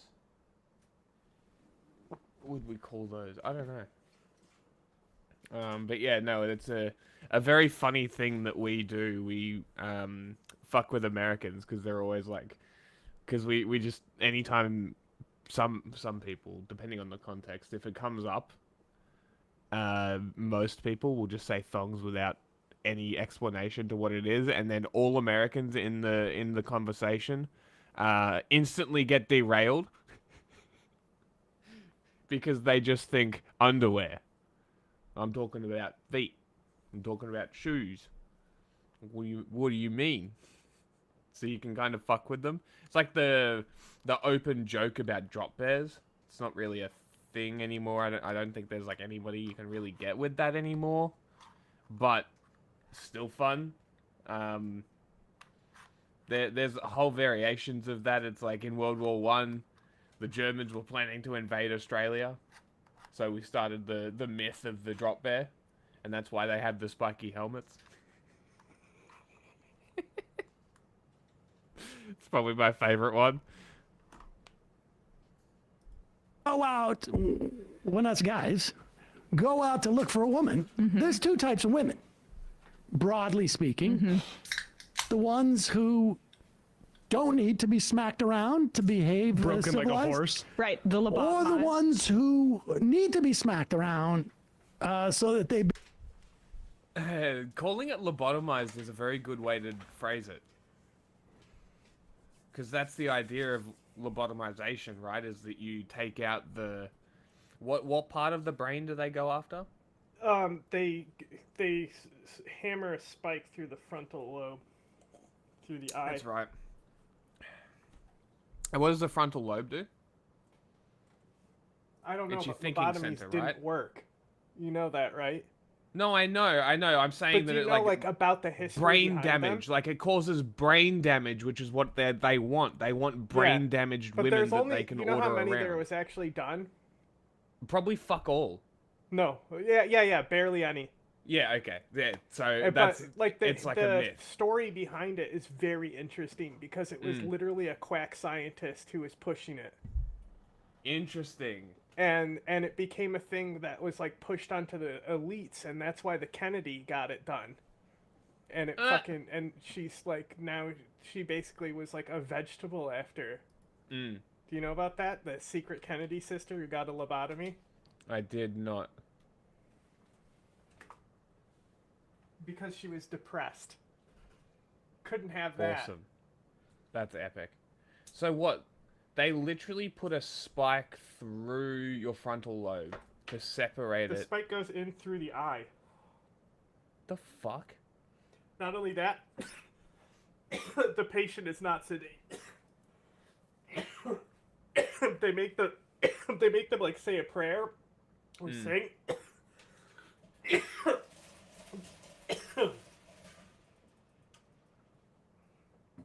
I'll find a thing on it. Yeah, please. I'm so interested now. But like that's the kind of thing that they want. They want somebody who is lobotomized that they can just order around. Basically a dependent. They just want a dependent that they can fuck. That's why they're attracted to children. It's why they have such a thing about children. Because they know that it's not allowed, but they want to. You know they fucking want to. You mean that you can produce children earlier than the law says? You bet those fucking kooks are gonna do that. Okay, it says fucking creepy cunts. Ice pick surgeon did over 2,000 lobotomies. Damn. An ice pick. Basically Damn. what it is. That was just a headline. It was a sensationalized headline. Alright, let's fucking go. I also, sure, a I finished- 50s housewife, a wine mum, right? Pills and wine, that kind of thing. Hates her life, drinks herself away and drugs herself to death because her husband's an oppressive cunt. That kind of woman, that's what they want. Yeah, they want the suppressed, beaten down woman to be their wife. That's their goal. What were you saying? I finished the little thing that I was working on. Mm. Okay. And I figured when it's a little activity we can do together, okay? The logo And down then- there is great, by the way. Huh? The logo down there is great, by the way. And then after we do this little activity, I figured we could watch another movie.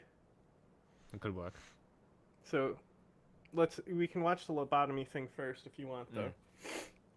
Well, I wanna go by like 3:30 ish. How So long is that's an hour and 45, and stretch it to From 2. now? Yeah. That's not enough time to watch a movie. Well, the last movie was an hour. What movie do you want to watch? Oh, well. It depends. I have 2 different ones. What about Old Boy? That's what I have. The other one was Exit Through the Gift Shop. Ooh. But we can watch Exit Through the Gift Shop later, too. Another time. Anyway. Because I think I'm gonna go do some driving, some deliveries. And Well, go to I the made a gym. fun little thing for us to do. Emma's fashion sense is like her son. Mostly terrible fits. Yes. You. So, if you remember how to do this, I just make it so you join and then you screen share the whole screen so they can't see any of the images on the side, remember? Mhm.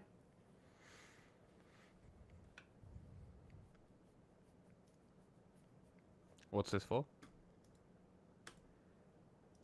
Well, I think we can manage it so we can have the video and the thing we're working on.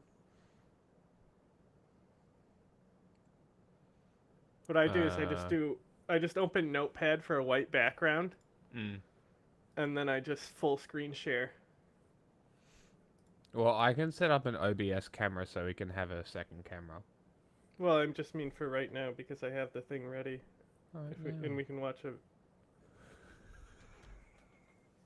you know, or we can watch this and then do the activity. Yeah, let's do this first, I think. The woman was wheeled into an operating room. She had a history of mental disturbances and become difficult for her family to manage, so they opted to undergo a promising new procedure that was shown to cure personality disorders. Once in the operating room, the doctor strapped her to a table. The surgeon grabbed an ice pick-shaped instrument, inserted it into the patient's eye socket, and then... That woman was Rosemary Kennedy, the younger sister of President John F. Kennedy. And the surgery was not a success. Rosemary's specific diagnosis isn't entirely clear because the family did everything they could to hide her condition, but by all accounts, she was mentally challenged. And as she entered her early 20s, she became more irritable, difficult to control, sometimes physically violent. There were also rumors that she was sexually promiscuous and just in general behaving in ways that were embarrassing for one of the most powerful political families in the world. The procedure was a JFK was notoriously not that's a about as slut. terrifying as they come, but it was hailed at the time as a giant leap forward in the treatment of mental illness. This was before psychiatric drugs like we have now. In fact, it won the Nobel Prize for Medicine in 1949. That is such a hard cope. Just say that it's because she was a woman. It's literally, this is like sanatorium shit, right? That it's just because they're women, right? Putting women in mental institutions because of their hysteria or whatever they claimed it was because they didn't agree with their husbands, or using institutionalization as a divorce, for example, which I'm sure happened, right? There's no fucking way that that system existed and pieces of shit didn't do something like that. What are they what's the chick gonna say? No, I'm not. What do you mean? She's crazy. Lock her up. That's how it was, right? Of course, and you think that the lobotomy option isn't the exact same mentality coming down? Of course it is. Why didn't they lobotomize JFK? I guess somebody did. But within a decade of winning the highest acclaim in medicine, the procedure was considered barbaric and outlawed, partly because of people like Rosemary Kennedy. Because Rosemary's condition didn't improve after the lobotomy. She was permanently incapacitated, unable to walk, unable to speak, and incontinent for the rest of her life. And she was far from the only person to receive She pooped her pants for the rest of her life. Did I mention the lobotomy van? Yeah, there was a lobotomy van. If you're not really familiar with what a lobotomy is, it's a procedure that's about as simple as it is brutal. A patient is placed under sedation or general anesthesia, and then a doctor takes an ice pick-like thing they call an orbitoclast, inserts it into the corner of the patient's eye, and then taps it with a mallet-like thing that they call a mallet. Because why even bother trying to make it sound less brutal? Fudge is gonna love this activity. By the way, you clicked on a video about... Said they've been reading the non-canon Gospels lately. Oh. So... Interesting. You know, Gnostic text and stuff, and this is Gnostic text that I have. Ooh. Wait, what do you mean? What text? What do you mean? Gnostic? Do you know what Gnostic is? Yeah, no. Is? What text? What do you mean? All the things that I made, it's from a book. Ah, like it's the like tiers. It's like a Gnostic spell book. Like in the tier thing? Yeah, it's like a grimoire. Okay. I still have no idea what's going on. It's okay. We're just gonna watch this because you just need a full screen lobotomies for the surprises. Yeah. That was the best JFK joke I ever heard.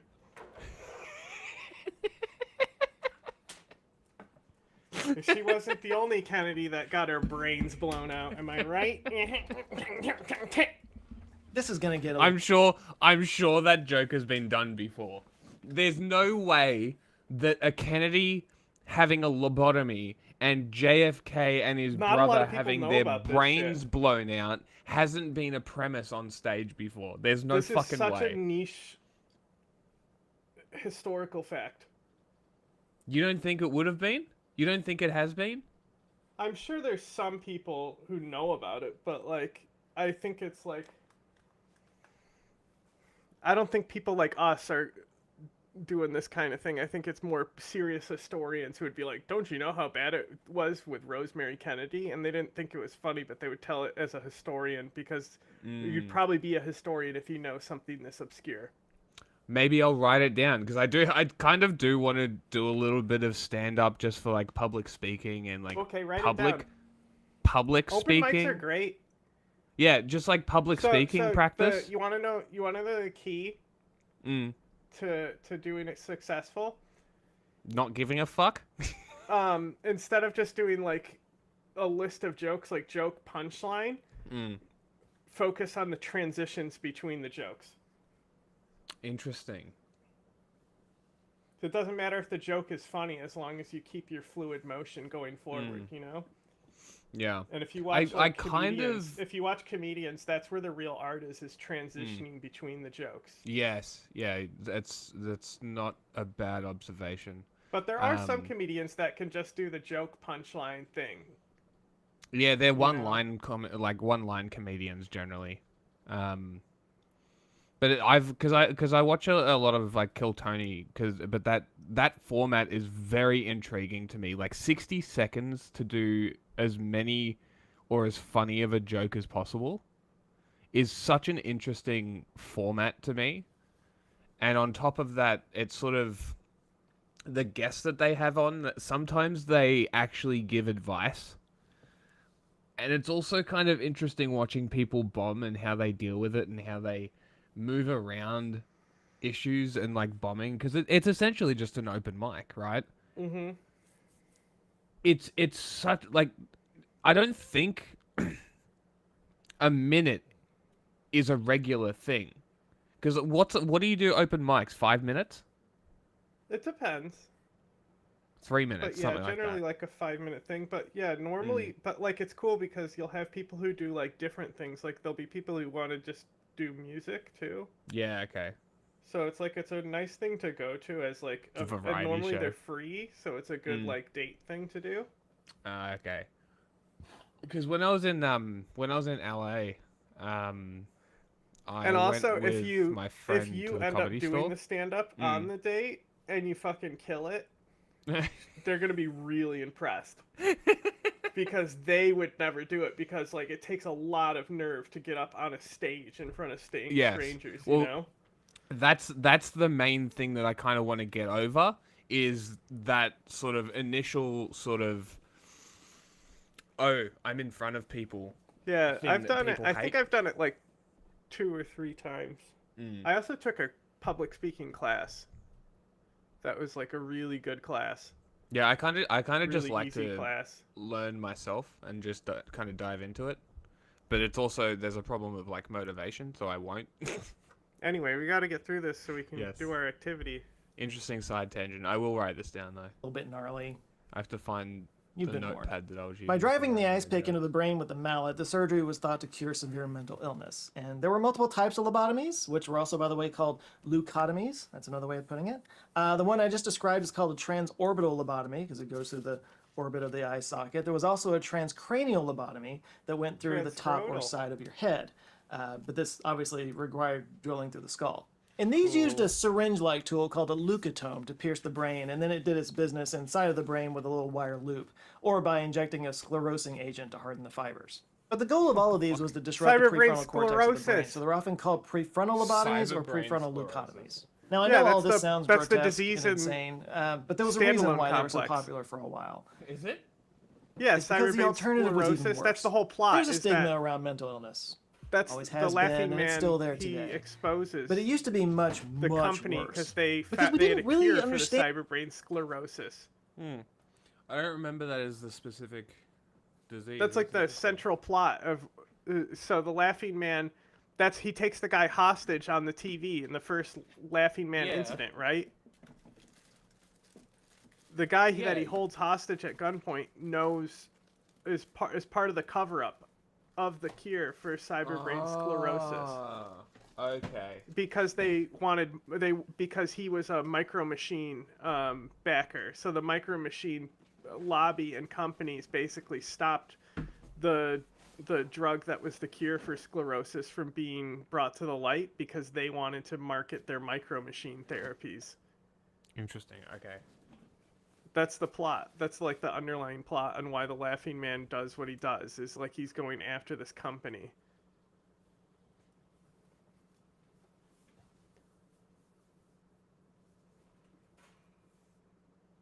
I must have gotten lost with all the fucking filler episodes.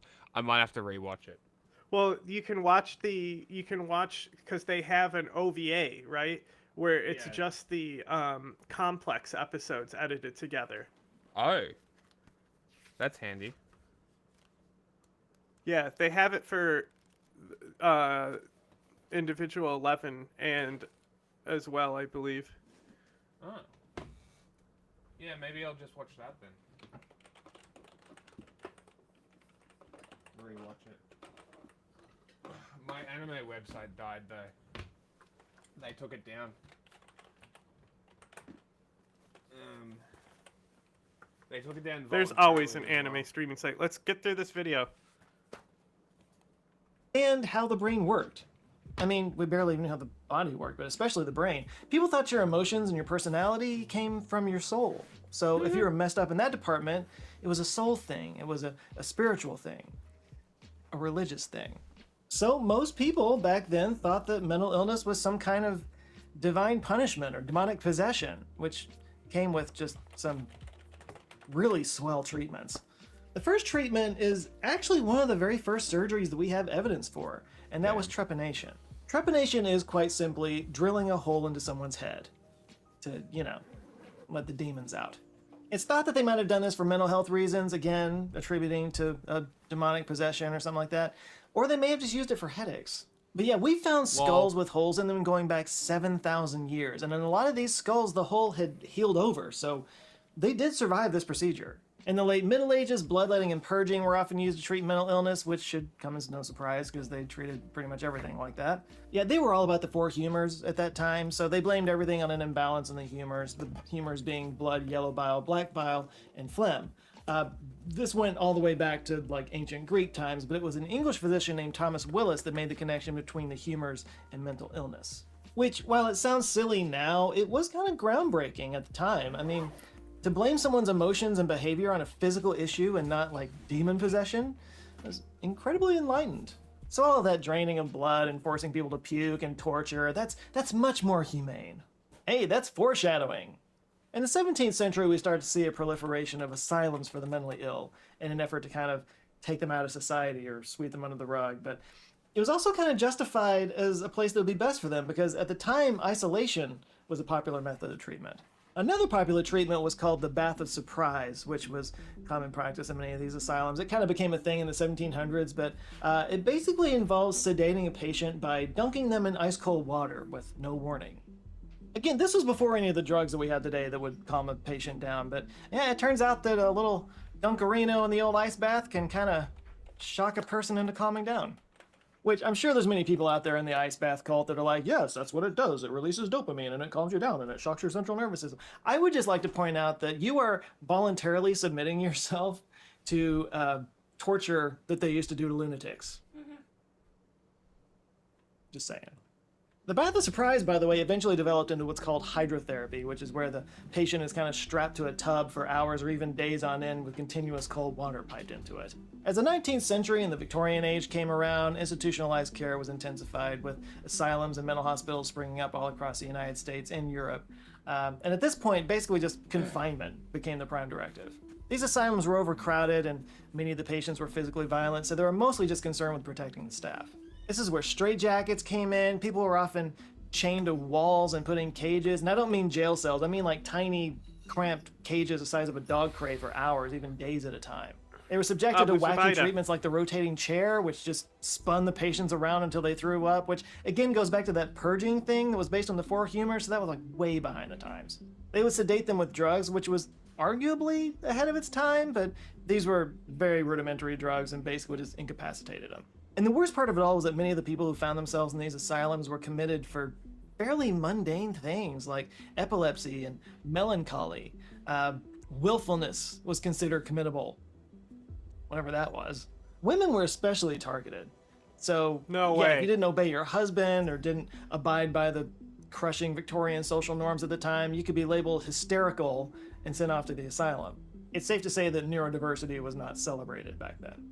Not to mention that many of the people who went in there might have just been a little bit different when they first went in, but after 6 months or a year in that environment, they actually did develop mental illness, which only extended their stay and led to more overcrowding.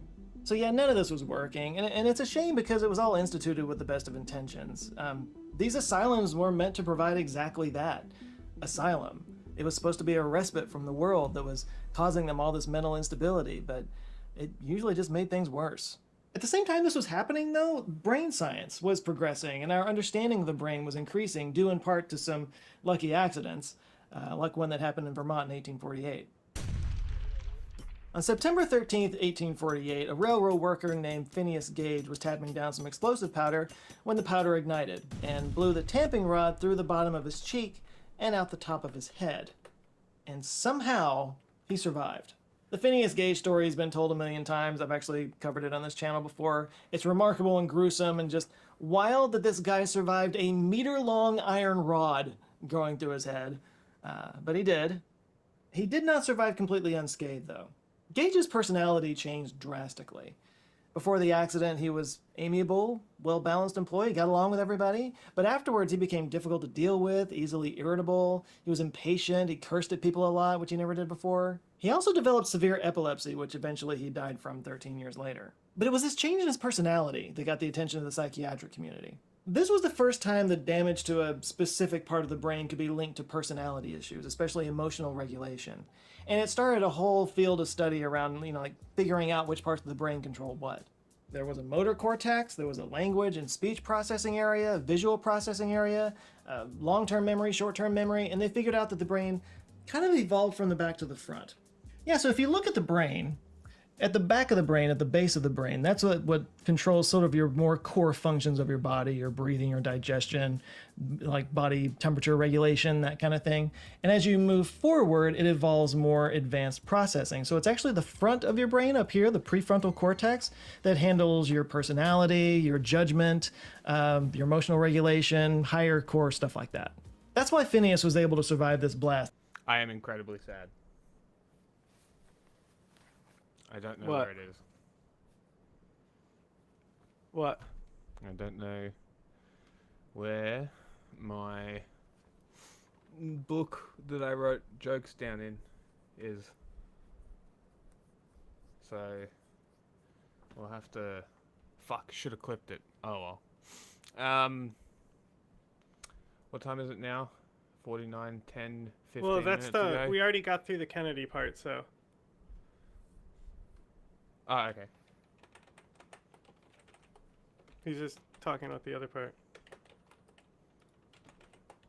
No, I know. I'm trying to get the clip. I'm gonna get the clip of the joke. Maybe.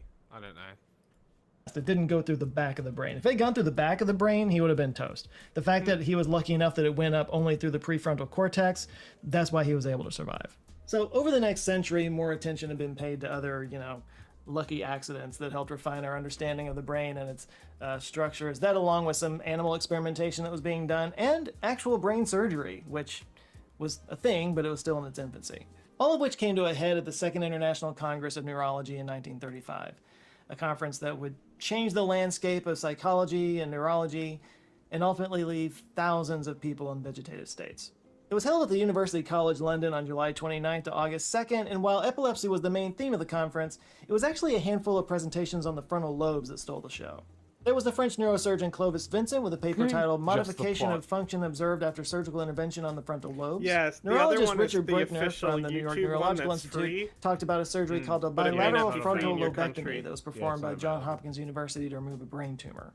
And a Yale neurophysiologist named John Fulton presented a study called, quote, The Functions of the Frontal Lobes, a comparative study in monkeys, chimpanzees, and man.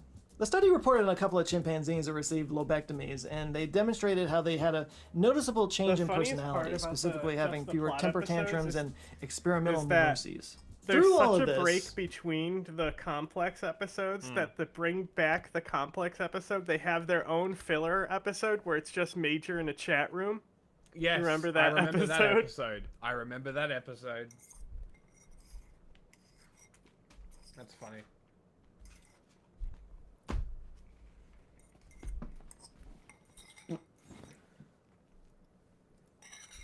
An idea began to form. So, in the brain,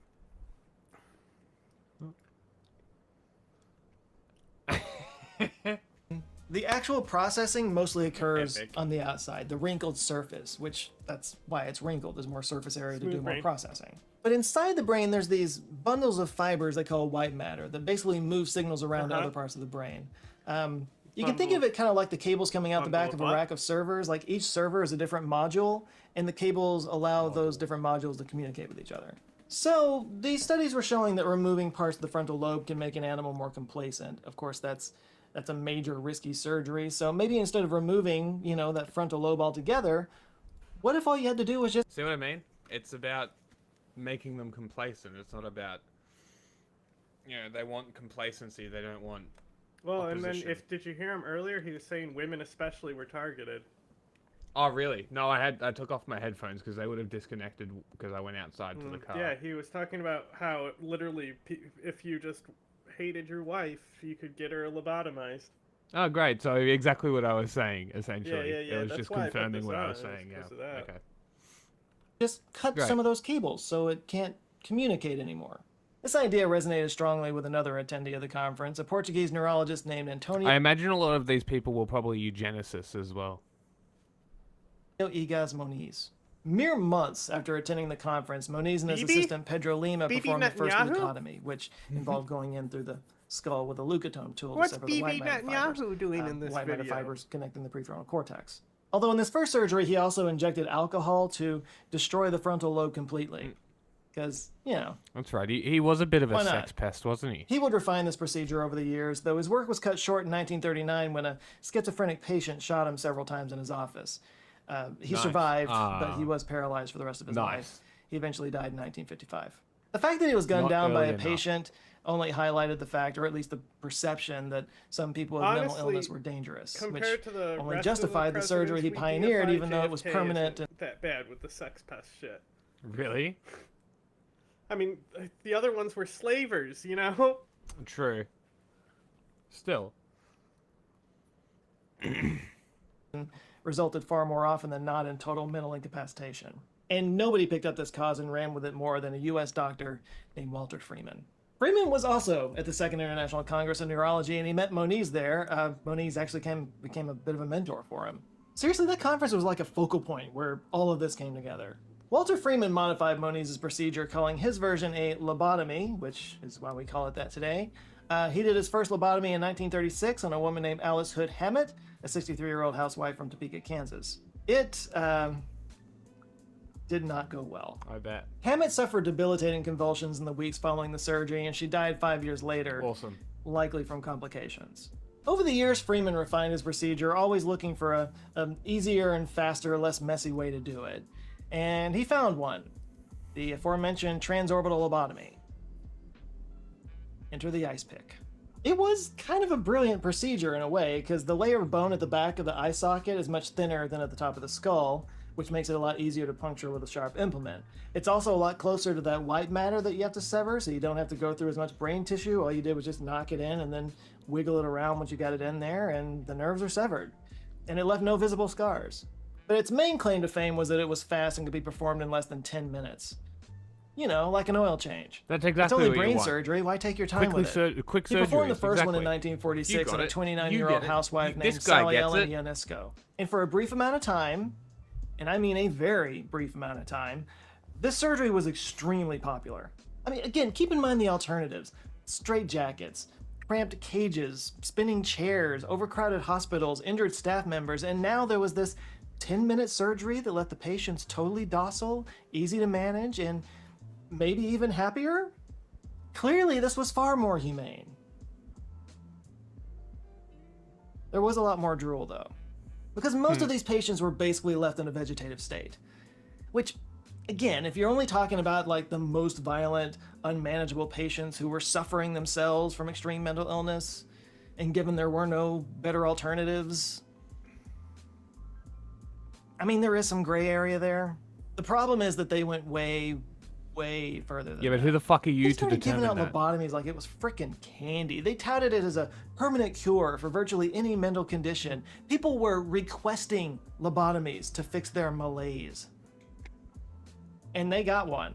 It became so popular, and Freeman himself was so in demand that he took it on the road, just visiting hospitals and mental institutions across the United States. And he did it in a modified van that he called, and I am not making this up, Lobotovan? the Lobotomobile. You know, like Batman with his ice pick of justice. Over 2 weeks in 1952, he performed 228 lobotomies in West Virginia for a state-sponsored lobotomy project called Operation Ice Pick. Freeman himself performed over 3,500 lobotomies, but something to keep in mind, he was just the face of the whole thing. There were hundreds of doctors performing this surgery. Between 1949 and 1952, over 50,000 lobotomies were performed in the U.S. alone. And I cannot stress this enough. Most were left in vegetative states or incapacitated in some way. And hundreds of people just... Americans. Historically retarded. Mm-hmm. It Straight didn't up last died very from the long, surgery. though, you know? So that's what I'm saying. It's just like, you would think it would have been around longer. The results are pretty quick. You would think they would, you know, I still think it's a pretty low amount considering. 3 years is a long time for people to be hammering spikes into people's heads. Yeah, but 50,000 procedures in 3 years. Yeah. Okay, so there's 365 days in a year. How many a day? We'll just say 1,000 days. Well, what, So 3 years? 5,000 lobotomies a day.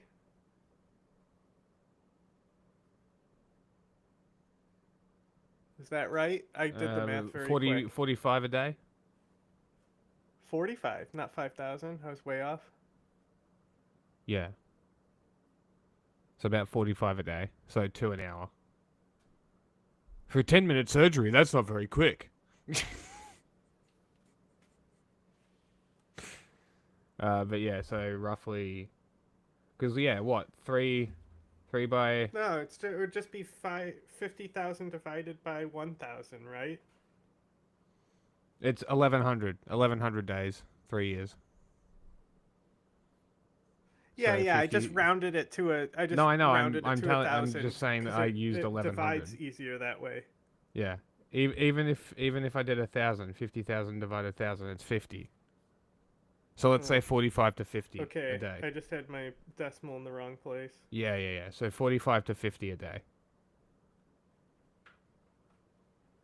Which, still, do better. And again, these were not all like violent menaces to society. Many of them were just like on the spectrum or mentally challenged in some way. In fact, Dr. Freeman himself performed the lobotomy on Rosemary Kennedy. After meeting her just once, he diagnosed her with agitated depression and performed the surgery on the same day. That's cool. Rosemary's mother didn't even have time to approve the operation. And believe it or not, the lobotomy received the Nobel Prize for Physiology in 1949. It was awarded to Egas Moniz, and he was nominated by Walter Freeman. And yet, by 1955, only 6 years later, the lobotomy was almost completely discredited and banned in most places. So what happened? To put it simply, science happened. Yes, science! You know how I kept saying that given that there were no better alternatives, the lobotomy made a kind of sense? Well, suddenly there were some much better alternatives. The introduction of antipsychotic drugs like Thorazine just changed everything in the 1950s. They worked better, they were non-invasive, they weren't permanent, they were cheap, and best of all, they didn't turn people permanently into vegetables for the rest of their lives. They just immediately made lobotomies look savage and brutal, and they just fell out of favor really quickly. Also, just the more of them that got performed, the more people got to see the actual results of the procedure, which were usually horrifying. But Dr. Freeman, of course, would stand by his surgery to the bitter end. He continued advocating for lobotomies and doing them wherever he could for the next decade or so. He performed his last lobotomy in 1967 on a woman named Helen Mortensen, who, believe it or not, had already had 2 lobotomies. Both of them by Freeman. This third one would be her last, though, because she died of a brain hemorrhage after the surgery. This kind of seemed to be the last straw for the medical community, and Freeman was banned from operating after that. He died a few years later in 1972. Some of Freeman's patients are still alive today, like Howard Dully. He got a lobotomy from Freeman in 1960 when he was 12 years old. He was 12 years old. The fuck? God. He told NPR in 2005, quote, "I'll never know what I lost in those 10 minutes with Dr. Freeman and his ice pick. By some miracle, it didn't turn me into a zombie, crush my spirit, or kill me, but it did affect me deeply. Walter Freeman's operation was supposed to relieve suffering. In my case, it did just the opposite. Fucking... Ever since my lobotomy..." Someone should have given Freeman a lobotomy with a fucking traffic spike. Fuck that guy. Was he charging Lobotomy, for I these felt like a too freak. every time? Shamed. Huh? How much was he charging for him too? You know? That's a How good much money did he question. make? That's a good question. I'd love to know. So yes, there were people We who could Google survived it. it and weren't turned into vegetables, but Good. very few came out unscathed. Thankfully, lobotomies are a thing of the past, and mental health has come a long way, and brain surgery especially has come a long way. Now, there are still surgeries that operate on the same principle of like severing the white matter fibers to treat things like, say, extreme epileptic seizures and whatnot. But these are done on a totally like a microsurgical level with extreme precision, and they use robots and not ice picks. And they take longer than 10 minutes. Today, medications and psychotherapy are the go-to course of treatment for most mental illnesses, though there are still like brain stimulation therapies that get down inside the brain, like deep brain stimulation, electroconvulsive therapy, repetitive transcranial magnetic stimulation, and vagus nerve stimulation. We have never been, as a society, more aware and accepting of mental illness than we are today. That's true. In fact, everybody seems to have something or be on some kind of spectrum, it seems like. Yeah. And that all can be a bit much, and there are definitely... yeah, I'm gay. trendy mental illnesses, which is a whole hornet's nest I'm not going to poke here. But bottom line, I would a million times rather have that over people getting ice picks jammed into their eyes for a mild depression. You know, the world is stressful and we've got a lot of problems. But just for a minute, let's just be thankful for that. In fact, today the challenge can be that there are too many options for mental health and mental illness. It can lead to a lot of confusion over the right choices to make. That's why I think it's important to, you know, find qualified and objective voices in the mental health space. In this octagon, I'm the boss. Latest protocols, what to look out for, and just to be more educated on how the brain works. Thankfully, over on Nebula, we have several awesome creators. Okay, what's next? Maybe Oh, go. the activity. Activity, yes. Screen share, yes. Yes. Okay, let me adjust cameras. I'm sending you another video file so you can remind me to cut it later. But I'm just going to set it in Instagram. Sure.